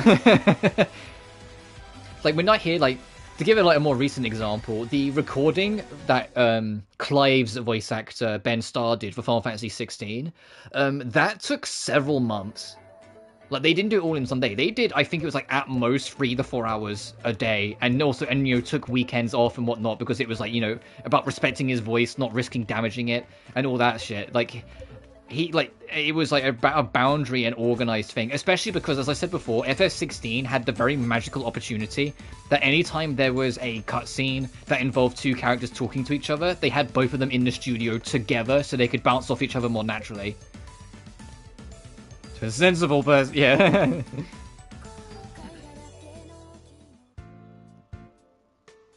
I say that, the Metal Gear Solid Twin Snakes, the GameCube remake, everything I hear on that tells me that they did that toot sweet. Like, they was very much like in and out. They just tried to get all of the recording done very quickly. Which, to be fair, you can tell, but that's the least of Twin Snakes' problems, the GameCube remake. You can tell all of the voice performance, everyone sounds more tired and worn out than they do in the original. Like, the voice quality, even though it's the entire same cast, it doesn't sound as good as the PS1 original in the GameCube remake, because everything got re-recorded, and they all came into the office and did it in like a day or two. And it's like, Metal Gear Solid is a chatty-ass fucking game, and they did that in short-ass notice. Yeah, no wonder the audio quality's worse, you know? if you ever hear, like, yeah, if you ever, like, listen to the cutscenes, because I wouldn't recommend playing Twin Snakes. It's a fine version on its own, but fuck playing it with a GameCube controller. But if you ever, like, have a chance to listen to the cutscenes, even without the context of listening to Metal Gear Solid 1 on PS1, you'll hear it that it doesn't sound like any of them are that fussed. Like, it sounds like they were tired by the end of it. All of them. Probably hydrate. Yeah, true. But then it's also like Twin Snakes. The only reason the entire voice cast came back because originally the only person, because it's they handed it off to a small Canadian company. The only person they could afford was David Hayter, and they were just going to have to get someone else, like other people, to do all the voice work.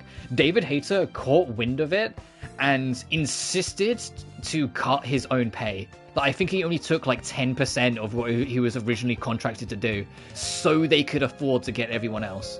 Because, you know, David Hayter being like, he was already like a celebrity in that sense. His contract rates were just higher back in the day.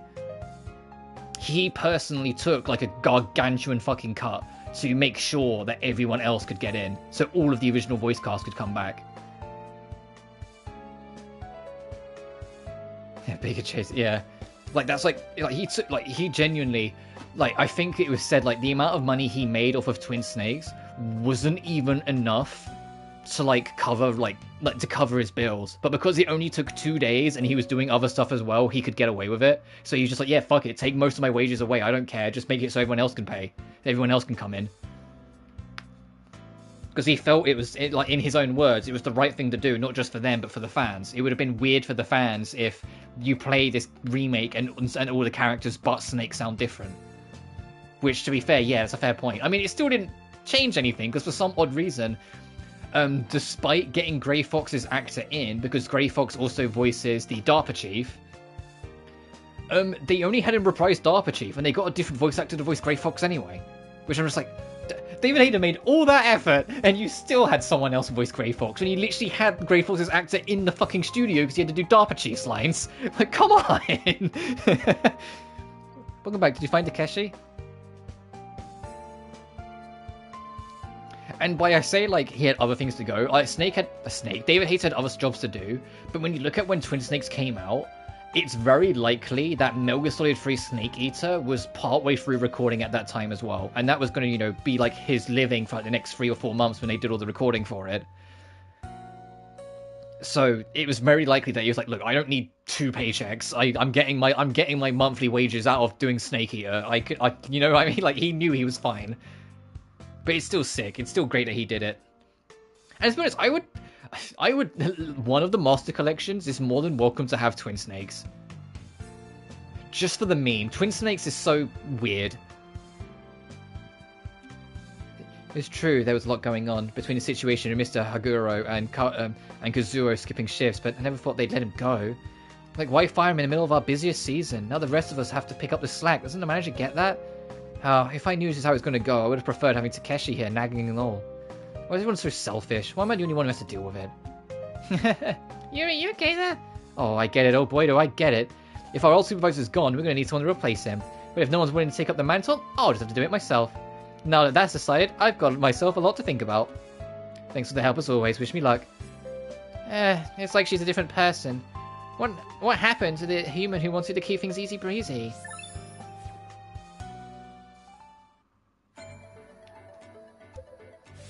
Alright, where do we go next? Go speak to Takashi and Ada. And he's on the plaza. Awesome. Ah, man, yeah, sure, I can keep adding Malik until I know what I need. Oh, he's just up here. Actually, before we talk to you, they said they restocked the shop, and I know I'll forget if I go do that, so let me just check to see if there's anything new that I want.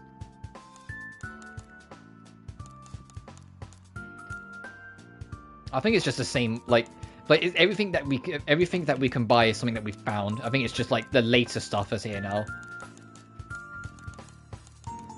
Yeah, no, this looks about the same.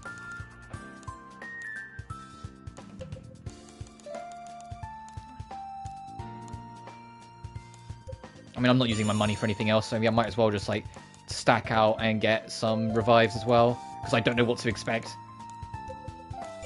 Yeah, that'll do.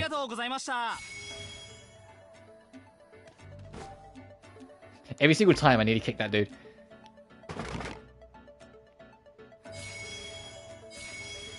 If you only had 1 week to... What would you do if you only had 1 week left to live? What the fuck?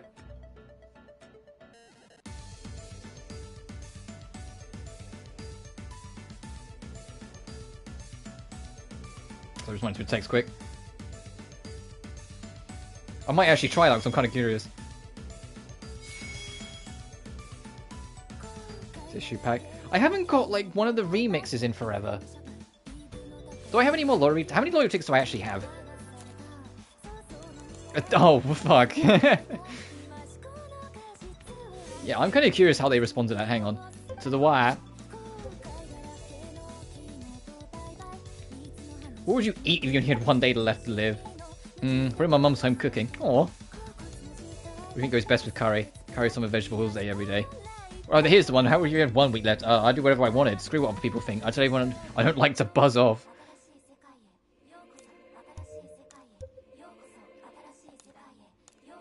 What would you choose to eat on your last day? Rice miso soup and grilled fish would be lovely. I'd like to keep my routine until the very end. Aw.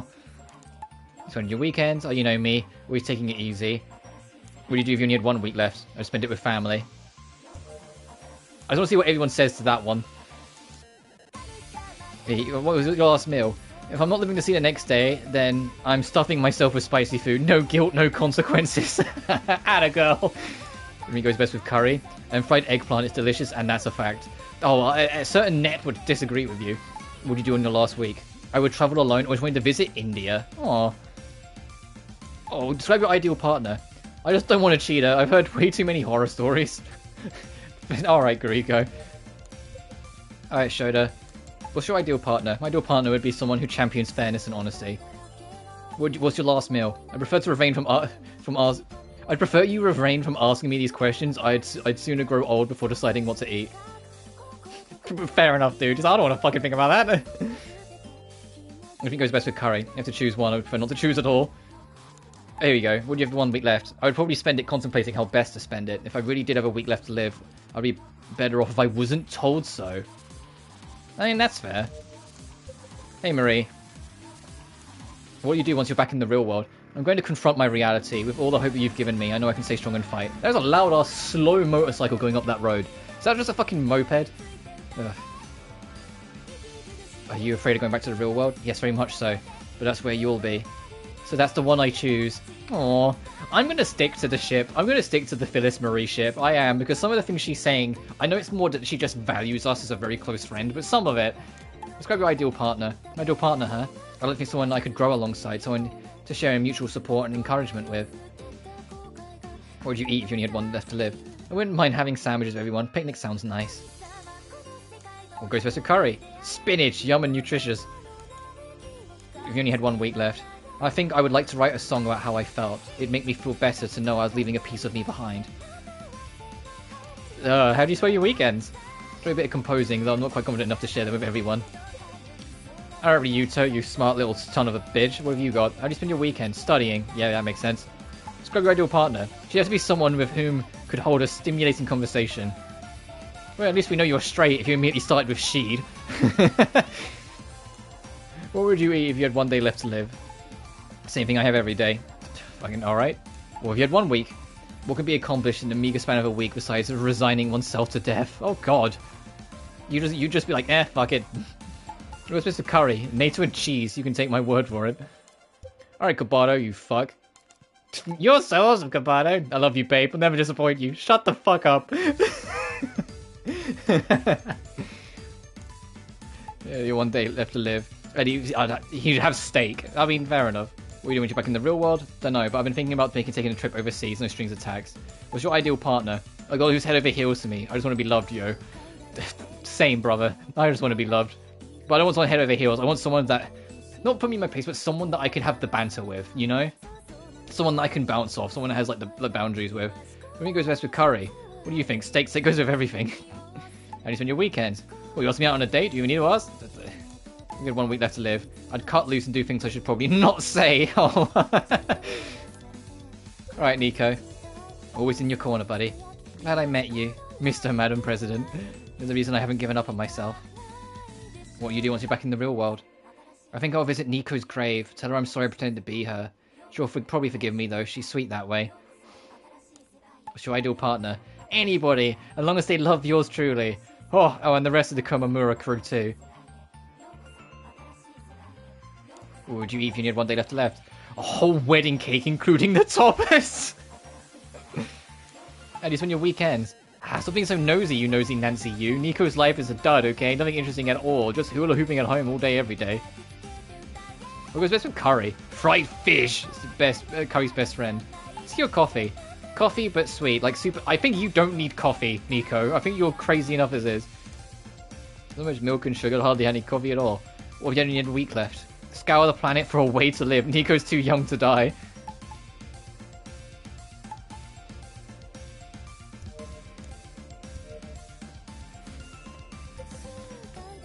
Alright, now let's go talk to him.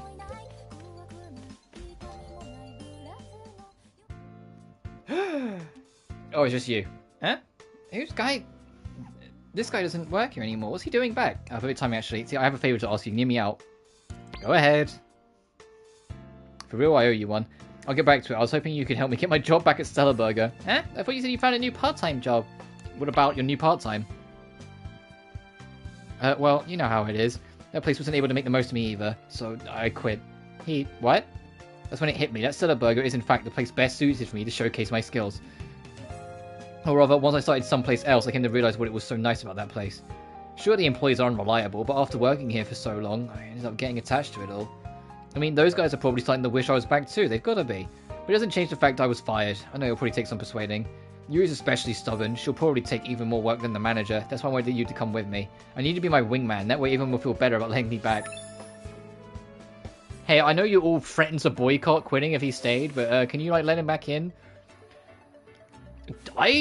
Do I fucking have supplication?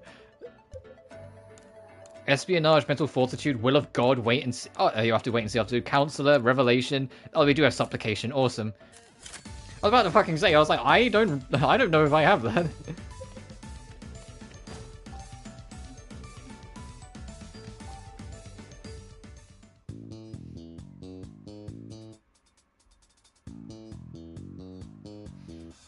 But yeah, going back to the whole David Hayter thing, like, if there's anything that I learned, like, paying attention to, like, the legacy of Metal Gear Solid, there was no one more devoted to the franchise than him, which is what makes it especially more frustrating that Kojima, from as early as Metal Gear Solid 1, didn't want David Hayter to be the voice of Snake. Because he felt it was too cheesy. He wanted a Hollywood celebrity, but because Konami was like, you can't fucking get a Hollywood celebrity, he had to cave in and accept it every single time. Which is why, come Metal Gear Solid 5, suddenly Kiefer Sutherland was the voice of Snake, because Kojima finally got what he wanted. He never appreciated Hayter's commitment to the franchise. And it's like such a it's why, like, with Hayter, there's no bad blood between him and Konami.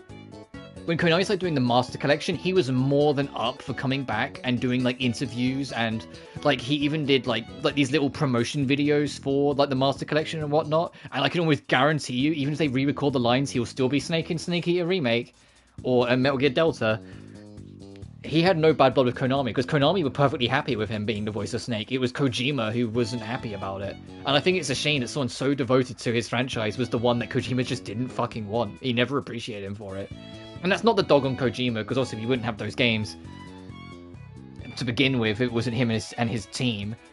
The writers always did an amazing job. The programmers always put it together. But he was always in the director's chair. We wouldn't have those games. But I just wish, it could have been different. I mean, not that, Venom Snake had much to say in fucking MGS5, but still. Okay, everyone, look sharp. There's work to be done. But you always so gung-ho about the job. What happened to everyone taking slow and easy-breezy? Could be more bossy since Keshi's left, so she's a different person now. Ugh, at this point, I'm even more exhausted than before. That's you. Supplication activated. I'd like to ask my job back. You what? Please, I'll fix my attitude. Change everything about me that set you guys off. Just please, let me work at Stellar Burger again. I'm wondering why you returned, but never did I think you'd be on your hands and knees. You must have really enjoyed working here. Seems similar to me. Isn't he's up his own ass? I mean, yeah, as much as... Don't get me wrong, I respect Kojima's... I respect Kojima and I respect his legacy. But there are things about him that wind me up, and I know all of it goes down to the fact that he thinks he's the hottest shit on the planet. And what doesn't help is that, like, his closest industry friend is fucking Jeff Keighley, who, runs the Game Awards. And so every single year without fail, Jeff Keighley is going to be like, my best friend is Hideo Kojima. He deserves the biggest, flashiest entrance ever. And so every year without fail, Kojima comes on stage and he gets like this huge fucking big fanfare. So yeah, of course that's going to inflate his ego even further. You know, like, when like the whole industry teaches you like treats you like you're the biggest fucking celebrity ever. I mean, you're technically right by admitting it. Yeah.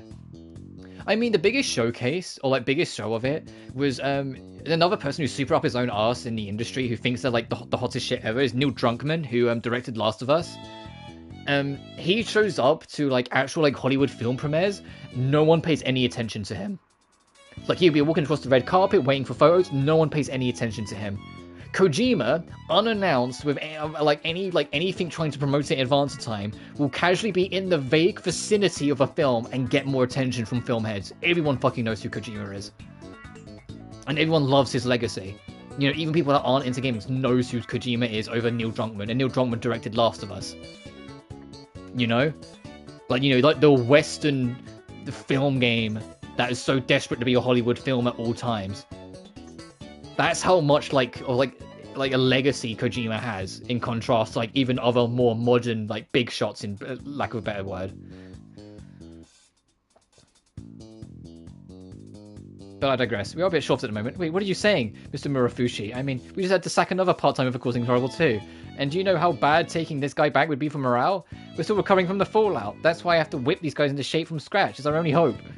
You have a point there. Oh boy, what's to do? Come on, Takashi, you gotta save us. Training with Yuki is like being in boot camp. We didn't realize how good we had it until you were gone. Sorry for calling you a slave driver. Really, please come back. We're gonna be nothing but scraps and bones if she keeps up. What the heck is Yuri doing to these guys? Seriously, don't you flip-floppers have any dignity? Ugh. Well, if it's gonna be that insistent, then fine. But I'm shift supervisor at Stellarbergen now. I'll let you back on one condition. When you're on the clock, you follow my orders, capiche? Even though I'm the manager here. Yeah, I understand. Call them industry giants. Yeah, that was the word I was looking for, but it just wasn't coming to me.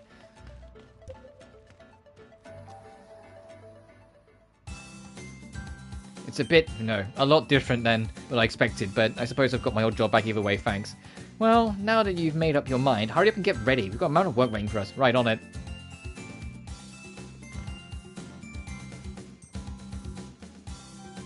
Sheesh. Things have been shaking up non-stop since we met, huh? Never imagined I'd end up becoming a shift supervisor. Yeah, excuse me, myself. Why have we been taking things easy breezy? Yeah, I know, right? True, nothing beats having a chill job, but I'm starting to think tackling things with a bit of initiative isn't so bad either. I don't really get it myself, but maybe I'm more of a busy bee than I gave myself credit for. Alrighty, it's crunch time. Now I've got Takeshi to kick into gear too. Ascension. The best track of Final Fantasy 16? And trophy unlocked, the part-time tyrant. Mistake to miracles. Increase attack when nerfed. Ooh. That could actually be kind of handy during boss fights where they spam the shit out of debuffs.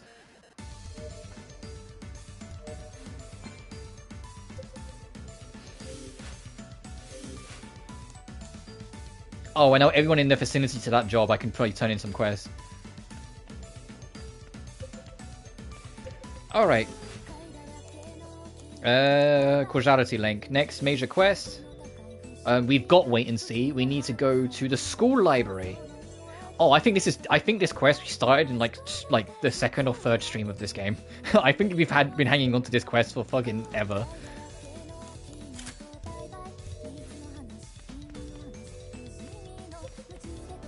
And I'm not even kidding. I genuinely think we've been holding on to this quest for like ages.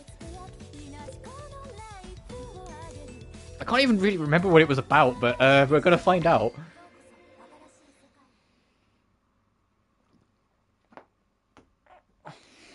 But yeah, like I said, if I do decide to stream on Saturday, which I'm not certain on yet, I'll be starting MGS, Tomb Raider 3. And after Tomb Raider 3, I'll be going to Metal Gear Solid. And I am aware, I'm kind of like, I'm going through like a nostalgia phase right now, where it's like, I just keep on wanting to play. There's a bunch of old PS1 games that I just want to go through again. Like, it started with Tomb Raider, and like now it's like Metal Gear Solid. There's a few other PS1 games. So I just want to, I'm like really in like a PS1 mood.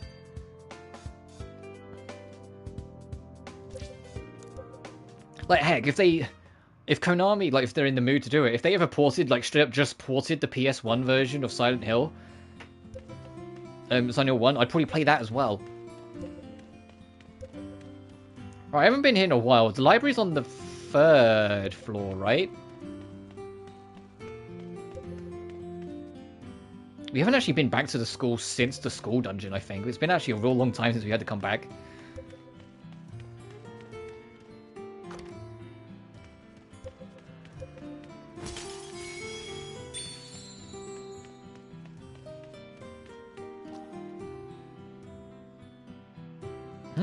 Looks like he's with somebody. Supremo Leisure Dragoon? Yeah. Wait and see activated.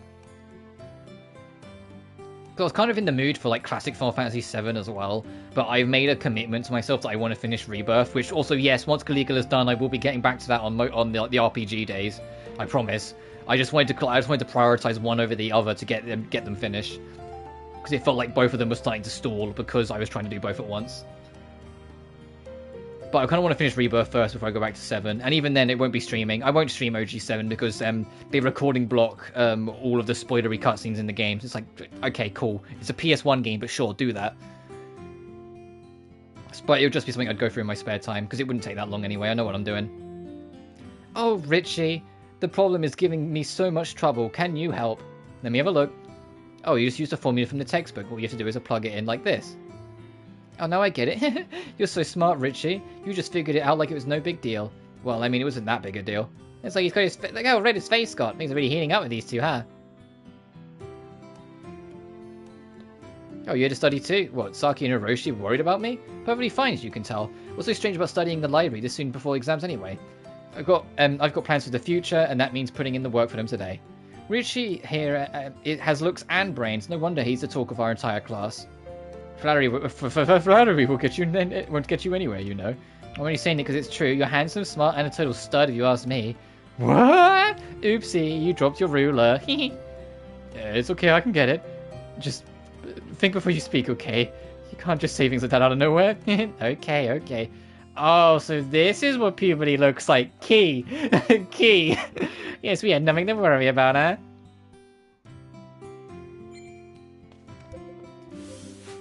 I have no idea where you were to sit it. Akitama Station, the South Turnstile. Oh, that's such a ways away.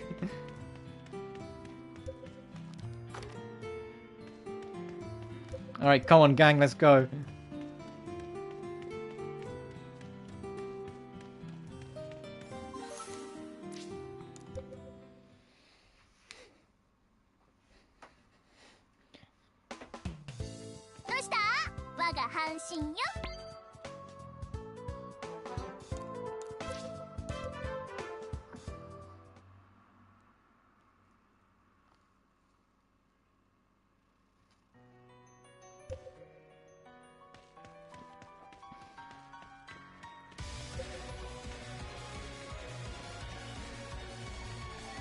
Oh, hang on. Oh, hang on, there's more new NPCs, hang on. More new people to meet up. Hey, let me turn in your quest and mean, yay. Also, I made the tragic discovery that this trophy list is going to be slightly more annoying than I first thought it was, but I still think it's going to be easier than the first game. This game's quest-based trophy isn't do 100 quests. I just assumed it was. I saw like, oh, there's a quest-based trophy, that's probably 100 like the first game. No, I actually read it, it says do every single quest. Every single fucking quest. I was like, oh, oh shit.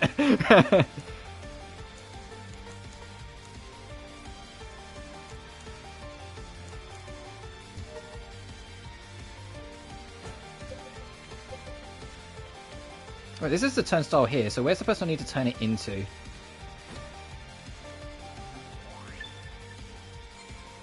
Red sun, yeah. I say that, most quests end up like this, so it won't take me too long.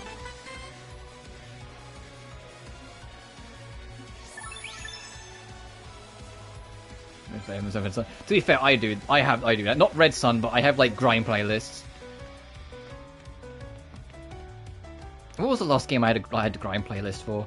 I mean, when I was doing Caligula 1, it was Blaze Blue. I had the Blaze Blue soundtrack going.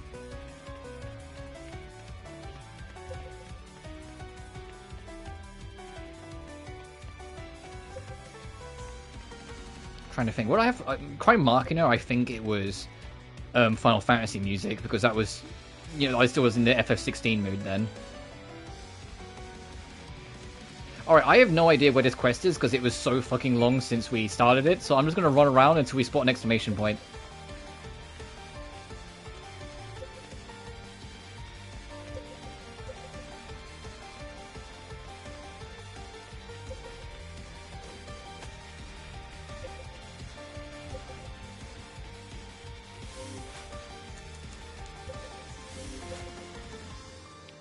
Sunaga Line South. Let me just go to a save point and get to Sunaga Line first. And we can just work it off of there. We get to listen to Machina's theme though. Which is, I still like... I don't know if it's my favourite, because it's honestly hard to pick a favourite, because this game's soundtrack rules. Like, it's not the biggest things that come out of this, is that Furina have yet to disappoint with a soundtrack, and this genuinely might be my favourite soundtrack they've done. I love this fucking game soundtrack.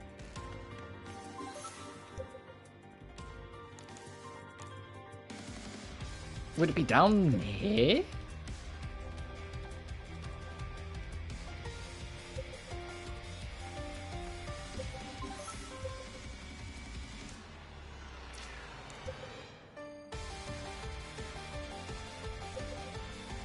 Oh, there we go. You're in such an out-of-the-way place, dude. What the fuck?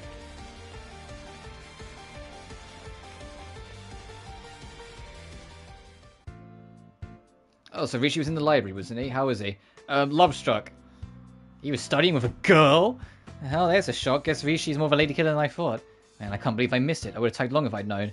He's one slight dog, though, especially with how much he's been harping on us about hitting the books. Well, I'm happy for him. Having a study buddy would be a lot more fun for him than going at it alone. Now, if only that girl was a regret stand like us, then she could drag Rishi into. Oh, you're right. And then we could go to double dates to her concerts. Now that sounds like a hell of a time. Well, they sure seem pumped about this. You know what, though? If it were me on sale, I'd have been twice as popular as that phony, hands down. Alright, you keep telling yourself that.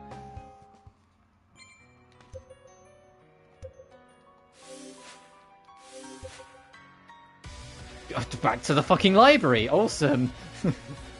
Alright, back to running around. Alright, Phyllis, you haven't had your exercise in a while. Let's get going.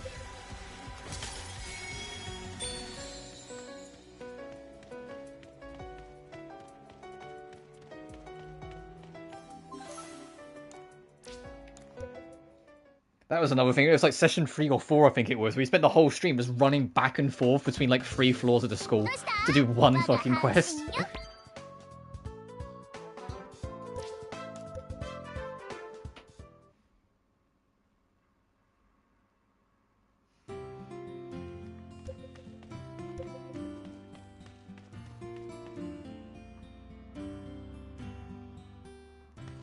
But speaking of like working on trophies and whatnot, if I do decide to go for the plat for MGS1, I probably won't double stack that, as in not do PS4 and PS5, just because I think it would be, I think it has to be 2, maybe 3 playthroughs, depending on how good you are per run, because you have to do both endings. You have to get both stealth camo and infinite ammo, which requires you getting both the Merrill and Oregon ending.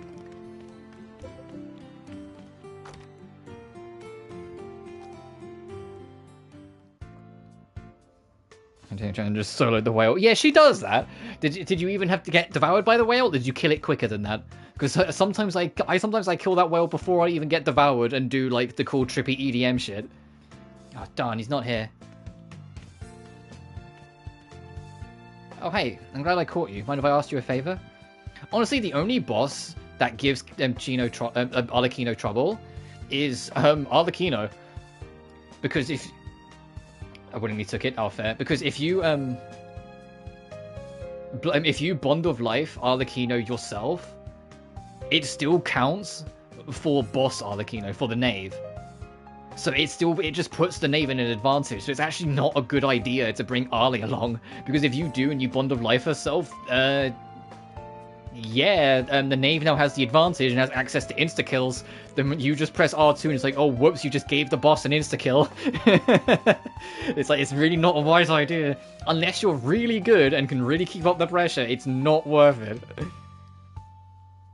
I still do it because I'm a maniac and I can't be bothered to rearrange my party just for the knave. I've already done that once for Scaramouche because I bring Kole to use Dendro shots against the turrets, and Furina because I so nearly put Furina on my main team. It was just that I wanted Yelan more that I ended up not. Hey, I'm glad I caught you. Mind if I ask you a favor? Sure, what's up? Thanks. I didn't even tell you how nice you are. Anyway, it's about Rishi. He's been looking kind of down lately, and I've got a hunch I know the reason. Major crushage. That's right. Rishi's caught the love bug. Hiroshi's too dense to tell, but I can. I mean, think about it. He futilely attempts to study, only to lose himself in deep sighs, wistful daydreams, and longing gazes for her, the apple of his eye. It's just like in my manga. Long story short, I want you to get Rishi to admit it. Cooks it out of him. He should still be in school. Call it intuition. I know for a fact that I'm right about this. Wow, guess that phony imposter isn't the only thing she can get pumped up over. Well, teenage girls for you. Anyway, let's go check out that hunch of hers. As you prefer the soldier fight? You know what? Actually, I kind of agree.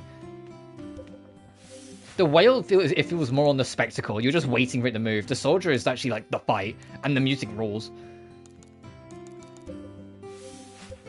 we have counselor. Well, I know we have that because we had a very long talk about how it's like the least counseling we were gonna get because it might be a deliberate joke that it makes you more stressed out. Oh, where is this kid, by the way?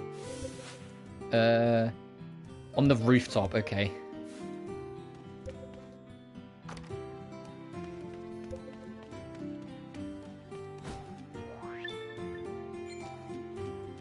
Oh, and also when I start Tomb Raider 3, like I did with Tomb Raider 2, I'm gonna have a death tally.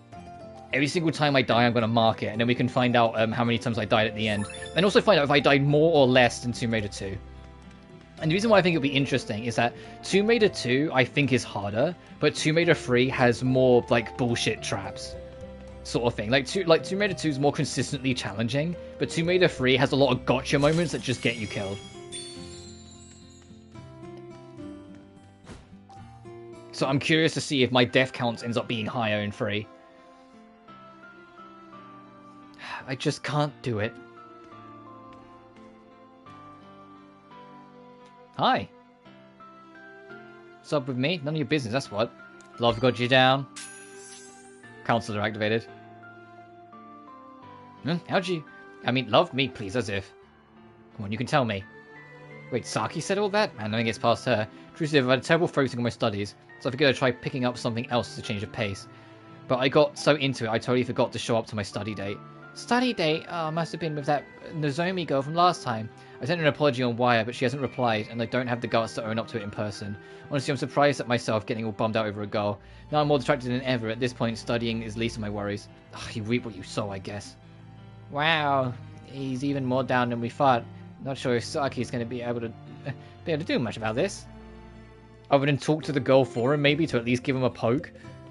Well, hey, look, at least throw him a bone, he will apologize. He's going through it.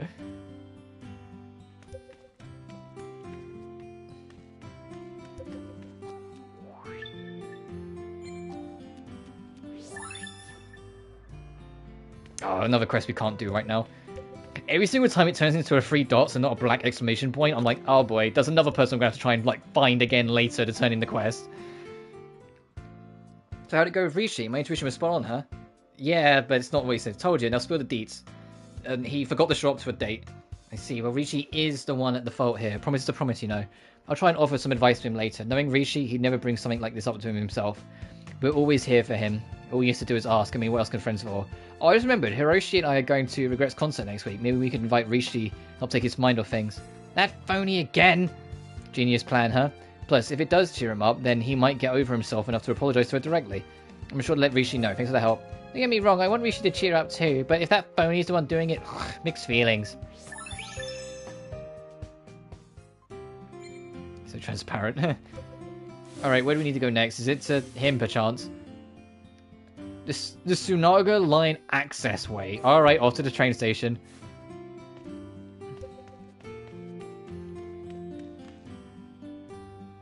Here's some bad news, yeah.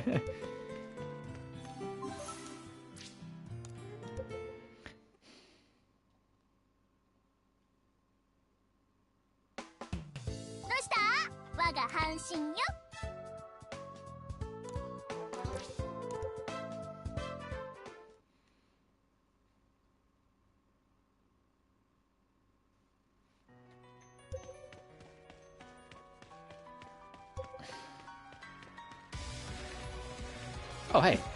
You're level 50? Jesus. Even like the basic people we can go talk to are starting to get really strong. Oh, hey, we can send yours in as well. There, I found your phone.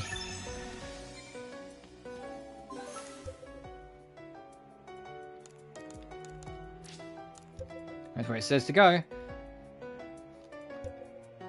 Oh, over here.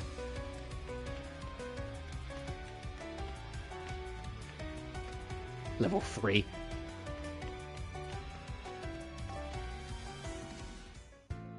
That's Nozomi, right? The girl who had some hot and heavy thing going on with Rishi? I wonder if they made up yet. Huh. Oh, come on, Nozomi, stay positive. Maybe something urgent came up. Something he couldn't get out of. I don't know. The first time was bad enough, but twice in a row? Whatever it is, it's obviously more important than me. Maybe I just don't matter that much to him after all. Oh, hey. Oh, Phyllis, you're friends with Rishi, right? Mind lending me an ear, then? Just for an itty-bitty, tinsy-wincy while?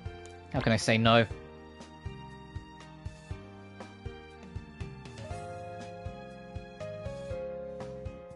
Battle Pass taking so long to reset?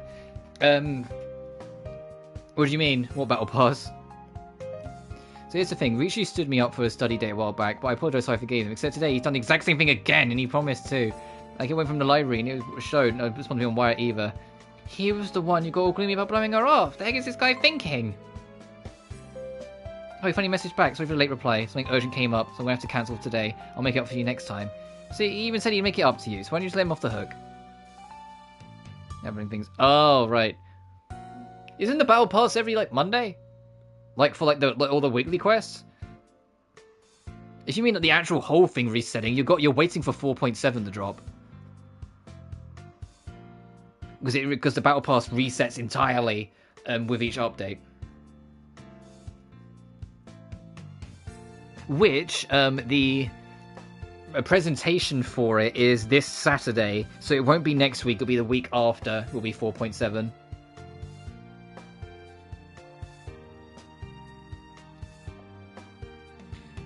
What the heck?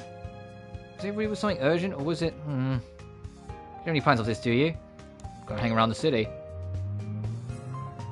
In that case, report back to me if you want to reach you, okay? I want to know what he's up to. What for? Because, you know, he might be with another girl. What, you think he's cheating on you when you're not even together yet? You really do like the guy, huh? I'll knock it off you. Anyway, let me know if you find what Rishi's doing, alright?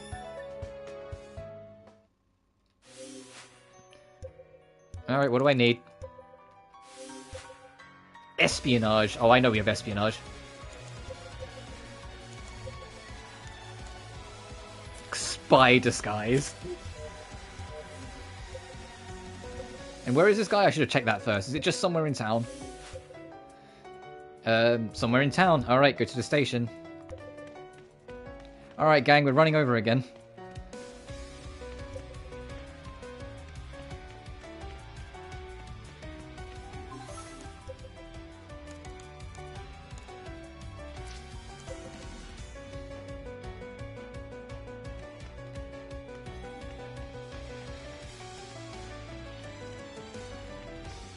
I'm trying to level up Furina and Nuvi. Oh, fair.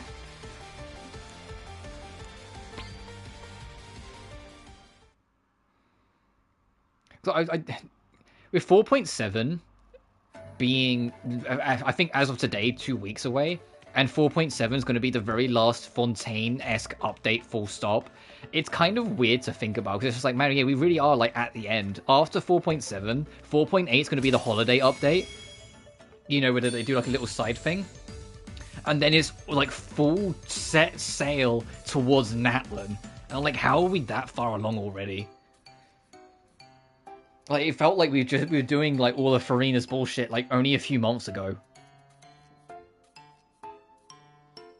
Okay, my weapons. Out there. Oh, in the store it's Rishi. What's he doing? Espionage. Looks like he's writing something down. Is he studying? Just waiting for some time to focus. Alright, let's move in.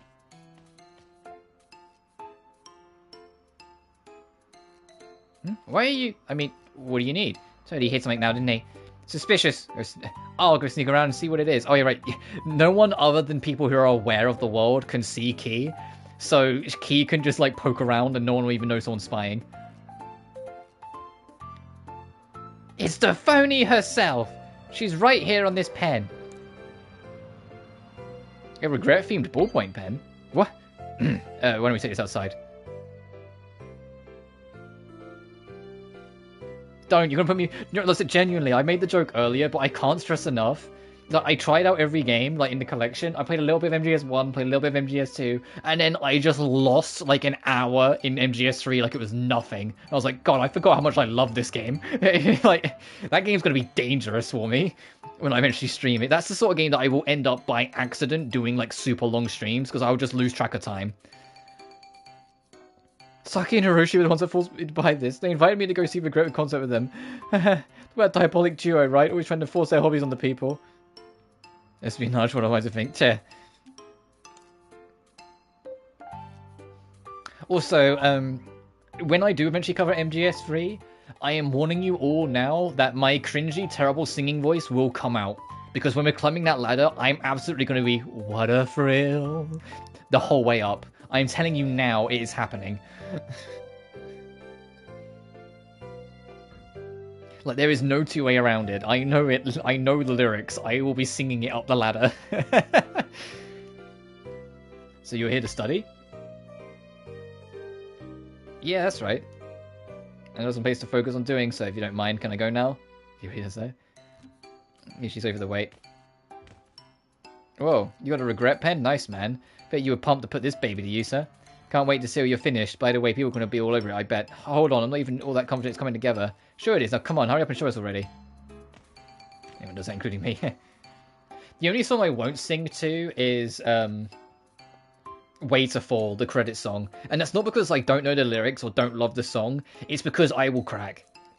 If there's ever a song that consistently, without fail, makes me, like, choke up and get tearful, it's Way to Fall. So it's like, I won't sing along with that song because I won't make it. You know, I will get about halfway through and my soul will just break.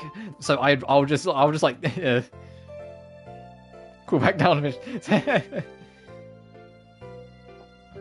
at those guys. Wait, didn't he say he was here to study? Well, whatever he's doing, I'm sure it isn't with any girls. Guess that means there's nothing to worry about. So you got me curious.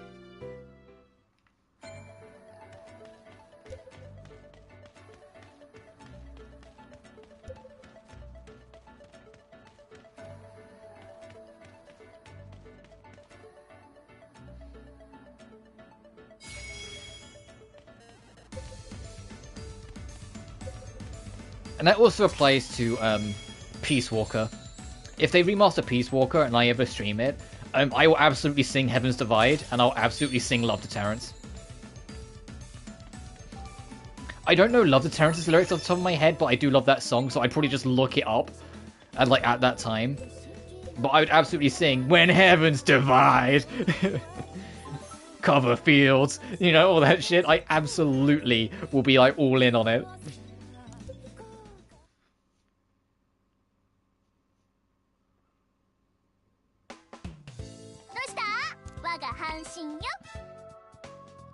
Every Rising song, but the Blade Wolf DLC boss song, I know the lyrics to. And the only reason I don't know the lyrics to the Blade Wolf DLC is because I, 1, don't like the boss, 2, don't really like the song, 3, don't like the DLC. So I never committed any of it to memory. I did it once, only once, and went, yeah, nah, I'm good. Metal Gear Rising's main game is what I'm going to come back to. Which, for the record, if they ever do remaster Rising, that's probably how I'm going to do it. I'll probably just do the main game. I love Jetstream Sam's DLC, but don't really like the Armstrong fight in that like in that DLC. And I just don't really like the song. It just doesn't hit with me. Hot Wind Blowing. I know a lot of people love it, and that's fine. It's the only song that just doesn't strike a chord with me. But I genuinely fucking hate playing as Blade Wolf, so I'm not doing that.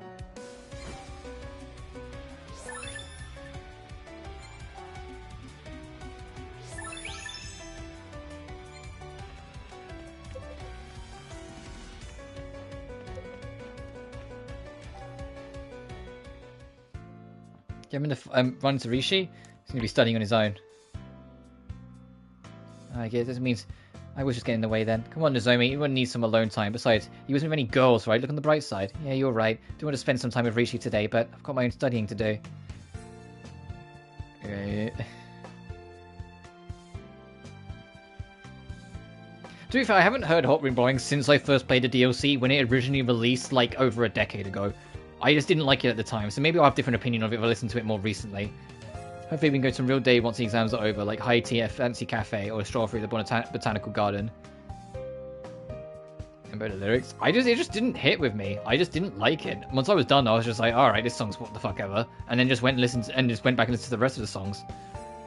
Not to mention the planetarium. Oop, getting ahead of myself, aren't I? Are you kidding? You should just make your move and confess to him already.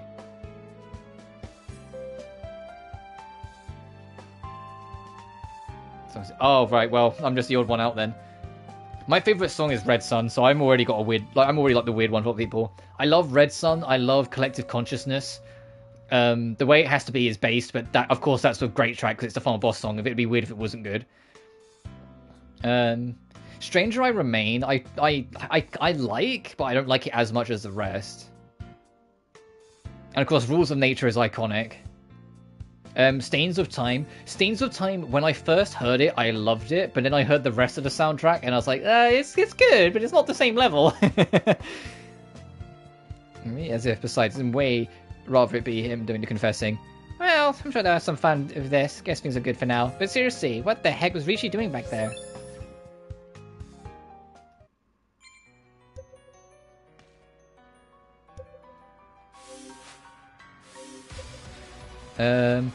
Platform 2, go breaks with Hiroshi Kuno. What song should have been switched? Oh, fair enough.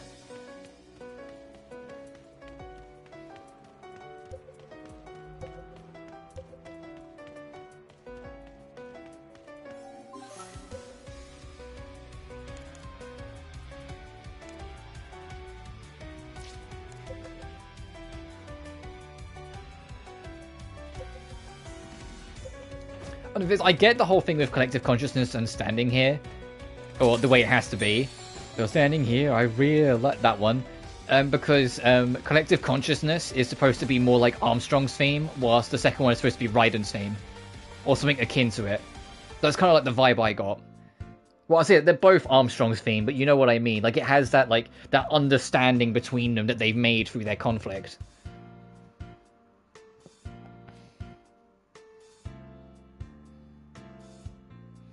Literally standing here, I realize, you know, it's literally all about like the understanding the two have between each other as warriors.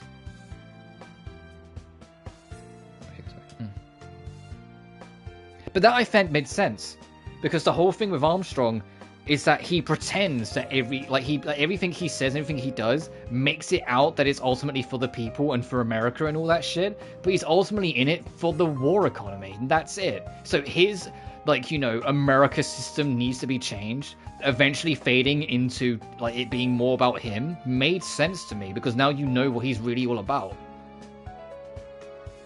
So collective consciousness being the American song when you just think he's the American politician being a prick makes sense. And then the way it has to be being the real him once you understand him better makes sense. Yo, Phyllis, finally free from exams. I just managed to pass everything. Good thing we have each other to tutor our weak spots, huh? Yep, you scratch my back, I scratch yours. That said, I'm a little worried about Rishi. Okay, same here. Rishi's always ranking at the top 10 of our class, so imagine our shock when we end up placing loners. I personally like the order it's in. But that's literally just me. I mean, you don't have to take my take for anything with Metal Gear Rising. I already said I don't really like anything to do with the Blade Wolf DLC. Do you really think my take matters? You know? He's always ranked in the top 10 of our class, so imagine our shock when he ended up placing lower than us. He'd be depressed about it, but invited him to hang out with us. Problem is he isn't responding. We're calling him in his house, but he wasn't home. If he doesn't know if you run into him, I'll keep an eye out. Thanks, man. Appreciate the help. Maybe it's just me, but Rishi hasn't seemed like himself since he went to the concert with us. I can't quite put my finger on it, but he feels like he's been busy with something else. Something other than studying. Hey, you mentioned it. He didn't exactly look like he was hitting the books back when we saw him in the cafe. We just have to ask the guy himself, which means it's up to you to find him. Like, for me personally, it's like collective consciousness represents what we think Armstrong is. This, big American politician who wants to disrupt the way of the capital one way or another. And the song itself is just a banger that I think really suits the Metal Gear Excelsis. Whilst the way it has to be is when we know the true self of him and that he's actually in it entirely for himself, and it's very little to do with politics other than war and war economy, that I feel that song being more personal to him makes more sense. And because the song's all about having that mutual understanding between warriors, that they're both just here to kill each other at the end of the day, I think it suited that fight, because it's like Raiden isn't here to bullshit. He's not here to uphold justice. He's here to just kill him because it's what he desires to do. Hence the whole speech that Raiden does, literally like the whole "this isn't my sword" speech just before he then fights Raiden. So I felt that this has to be it has to be this way. It made sense in that sense.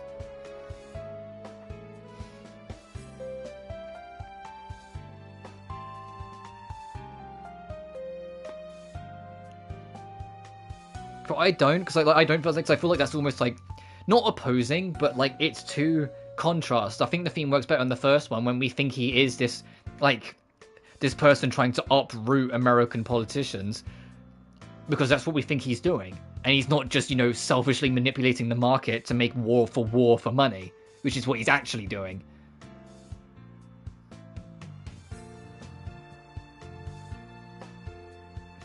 Try to find a sea which have a look. Let's have a look for this guy. Anyway, where the fuck is this guy? And do I need anything? Mental fortitude, and speak to him at the station square again.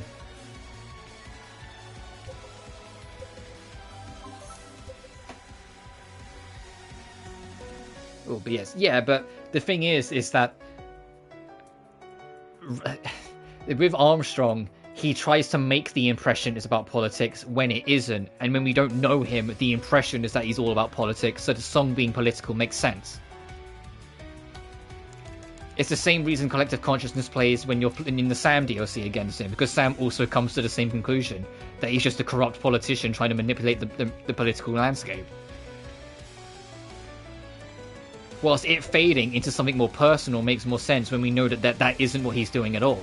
And he actually understands what he's actually about, really.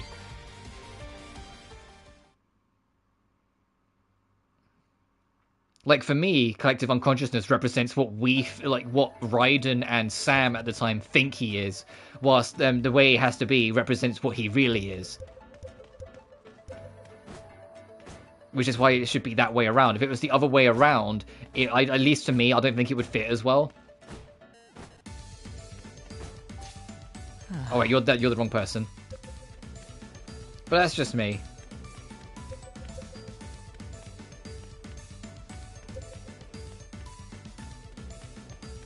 I don't know if there are any songs I would rearrange, honestly, because I genuinely enjoy most of the whole soundtrack of the game. I don't know if there's any track I would actually be like, oh no, swap this one with this one. That one suits better. I think at least for me, every song does its job and fits where it's supposed to fit. Oh, right, I need to quit mental fortitude. Whoops.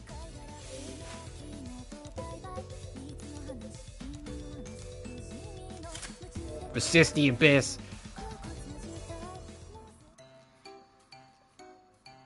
So,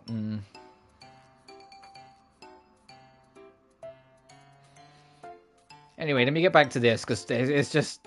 It is what it is. I just really can't see it in that way around. I just don't think it suits, personally. Anyway, Richie spotted! Oh, and there's the other guy. So isn't like the same as last time. Oh, it's you. Actually, in the middle of something, if you don't mind. You tanked your grades, didn't you? You mean my exams? So my rank went down. What can we do? Besides, I've got something far more fulfilling than cramming facts in my head. Whoa! Who is this guy? And what do you do, Mr. 24/7 cram session? Another that brother Ricci. It's the perfect chance for your masterwork to win us another convert. It'd be a disservice to humanity for us to keep this grand gospel of yours to yourself. Oh, please don't tell me you became like a regret cultist. My thoughts exactly. Well, alright. Here you are, the fruits of my research. What is this, a notebook? Say, the complete notebook of all things regret. This, put lightly, is a supreme... He wrote the fucking Bible of regret. Got it. Ugh. Hey, dude, you don't deserve to go. Put lightly, is a supreme reference of regrets, charms, and appeal, documented painstakingly from every possible angle. Ricci here has only been into regret for so long, but yeah, he's managed to pick up on details even us longtime fans couldn't. Reading it was like reaffirmation of the many reasons we love regret. Come on, guys, enough of the praise, it's time to embarrass me. Oh, please, enough of the humility. Yeah, you can give it a try. One flip through this, and you'll be on one-way trip to idle hell guaranteed. Really? With just one flip? Mental fortitude. No, don't do it, partner. Shield your eyes. There he is, Rishi. Who? Nozomi. This is what you did your girlfriend for? Yeah, cultism? Writing the Bible? What do you think you are? The Jesus of regret? Ugh. Nozomi, what are you doing here? I got worried after seeing your test scores, especially after knowing how hard you've been studying. What happened? And who are these people? Well, I found something else to put my heart into, something more important to me than studying. But I guess it's more than finally admitting it to myself. Here it is, the complete handbook of all things regret. Yes, I put this together to help others see what it is that makes regret so great, including you, Nozomi, if you're willing. Ricci, you're an idol freak now?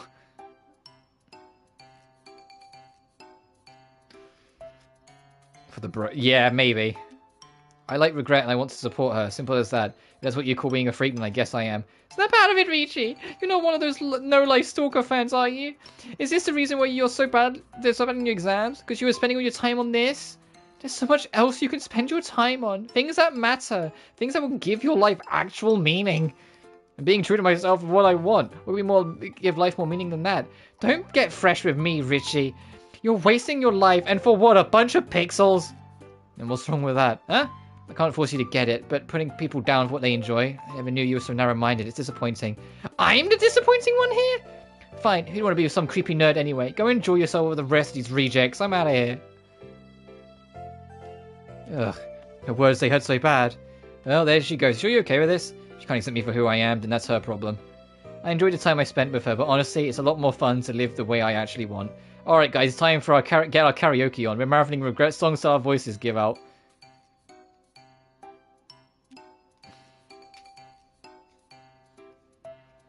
Well, that almost got ugly, but all's well that ends well. Hiroshi and Saki are going to be stunned speechless when we tell them how much Rishi's changed.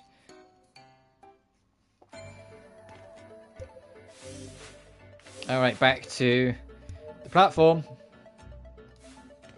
Actually, let me sort out my equipment.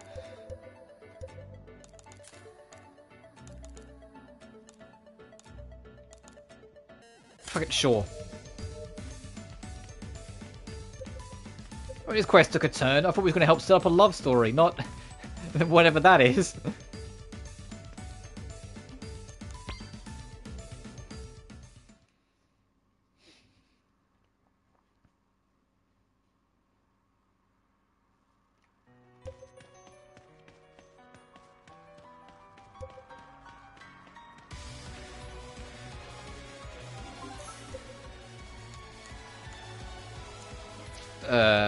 Was it this one?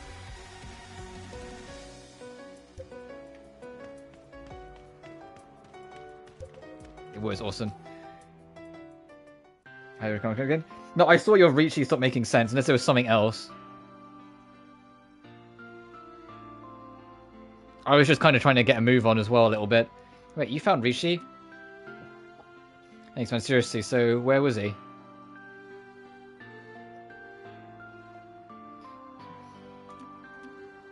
Don't bother, it was going to design me. I saw that too, instead we set our own expectations. I was just in the quest. Sorry, that was sort of what I thought was not a given, but just kind of went with it. See, speechless, not as any surprise. Ricci, about time he gave in. Right, honestly though, I thought you'd hold out a bit longer. Huh? What's going on? You already knew. Actually, that Ricci secretly liked regret, I mean. Yeah, for a long while now. What? They did? Oh, well, he's happy. The guy tried so hard to pretend he didn't care. Went to all the trouble hiding the merch he collected too. Take his writing mat, for instance. Opaque cover on the outside, limited edition regret design on the inside. Yep, you can't fool our eagle eyes. Apparently not. His close friends were, yeah. I feel for that girl a little bit, though. Like, she actually had a crush on him, and he was so blind to a fucking...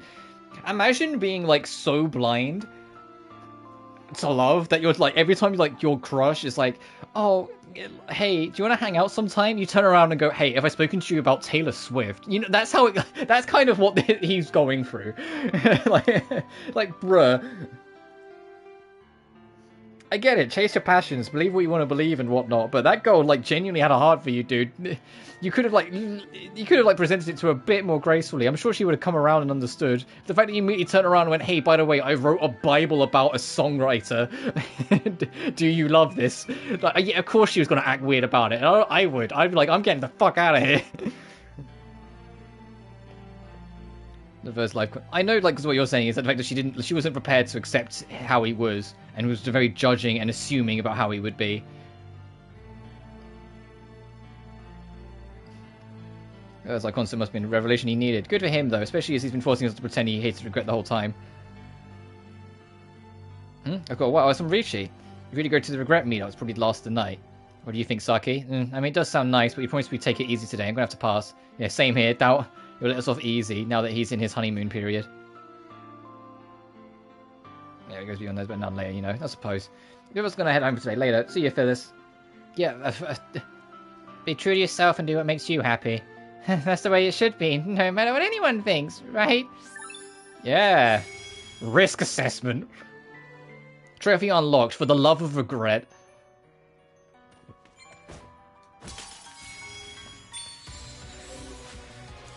Yeah, because problems that are there early on will manifest later on. Call the week! What the fuck? Holy shit! Hey, I put on this personality trait. Oh, what have you put on for this? Yeah, it's called Call the Week. No! Increases damage against high-risk foes. Okay. Right there. Sure, I'll equip it. Do more damage to foes that are like close to being staggered. That's wild. I don't think we can do the other two quests because we're missing equipment. I can only assume it has to be somewhere within the final dungeon then. Yeah, like, it's funny how that circles back around. Because, yeah, we don't have initiative, I don't think, and we don't have Tete Tete. Let me double check, but I'm pretty sure we don't. I know we don't have Tete Tete. It's the other one. Espionage, Mental Fortitude, Will of God, Wait and See, Counselor, Revelation, Supplication, Reconnoitre.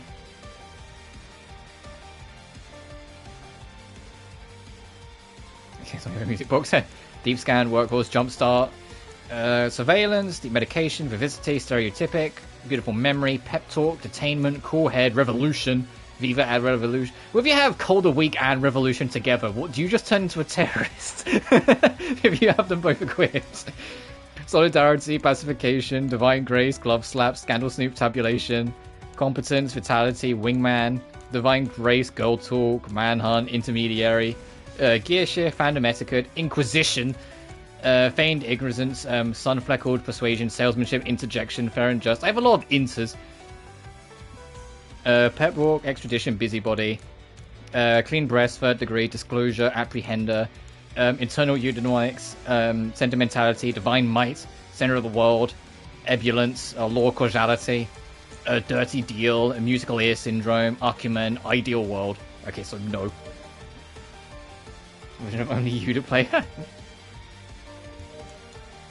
So yeah, we don't have what we need. So I'm going to assume they are in the final dungeon then. And you just, once you get them, have to backtrack out and do the quests. So let me return to the Express and save. What I'll do between today and tomorrow, though, just to be sure, is that I will quickly go back and run through every single previous dungeon to make sure there's no other treasure chests I'm missing that could be tied to those quests. But because we've still got 2 quest lines to do, yeah, I don't think we're going to finish it tomorrow. Because, like, how far along even are these quest lines? I don't think either of them are too far, are like that far along. Actually, they're both a stage off, so maybe, depending on how tomorrow goes. But I don't think we'll finish the game tomorrow. We might get close though.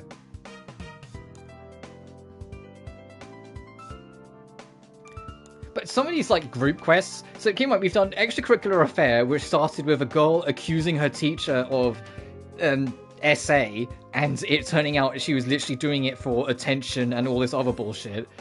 Like, to try... Eat Your Heart Out was the food addict. Extra journalism. Oh, that one was the competition between journalists. Hustled and Bustled was the Yakuza dude. Part-Time Tyrant was what we did today with the supermarket. For the Love of Regret, we just finished. Prince of Lettuce was the fucking stupid plant one, with like in the forest where he hit all those fans and then got carried away. Love, Loss, and the Omega Nebula was the couple that found love through their love of space. Nurse for Worse is what we're working on, and Birth of a Salesman is what we're working on. The group quests are actually pretty good. Like, they're a really welcomed addition.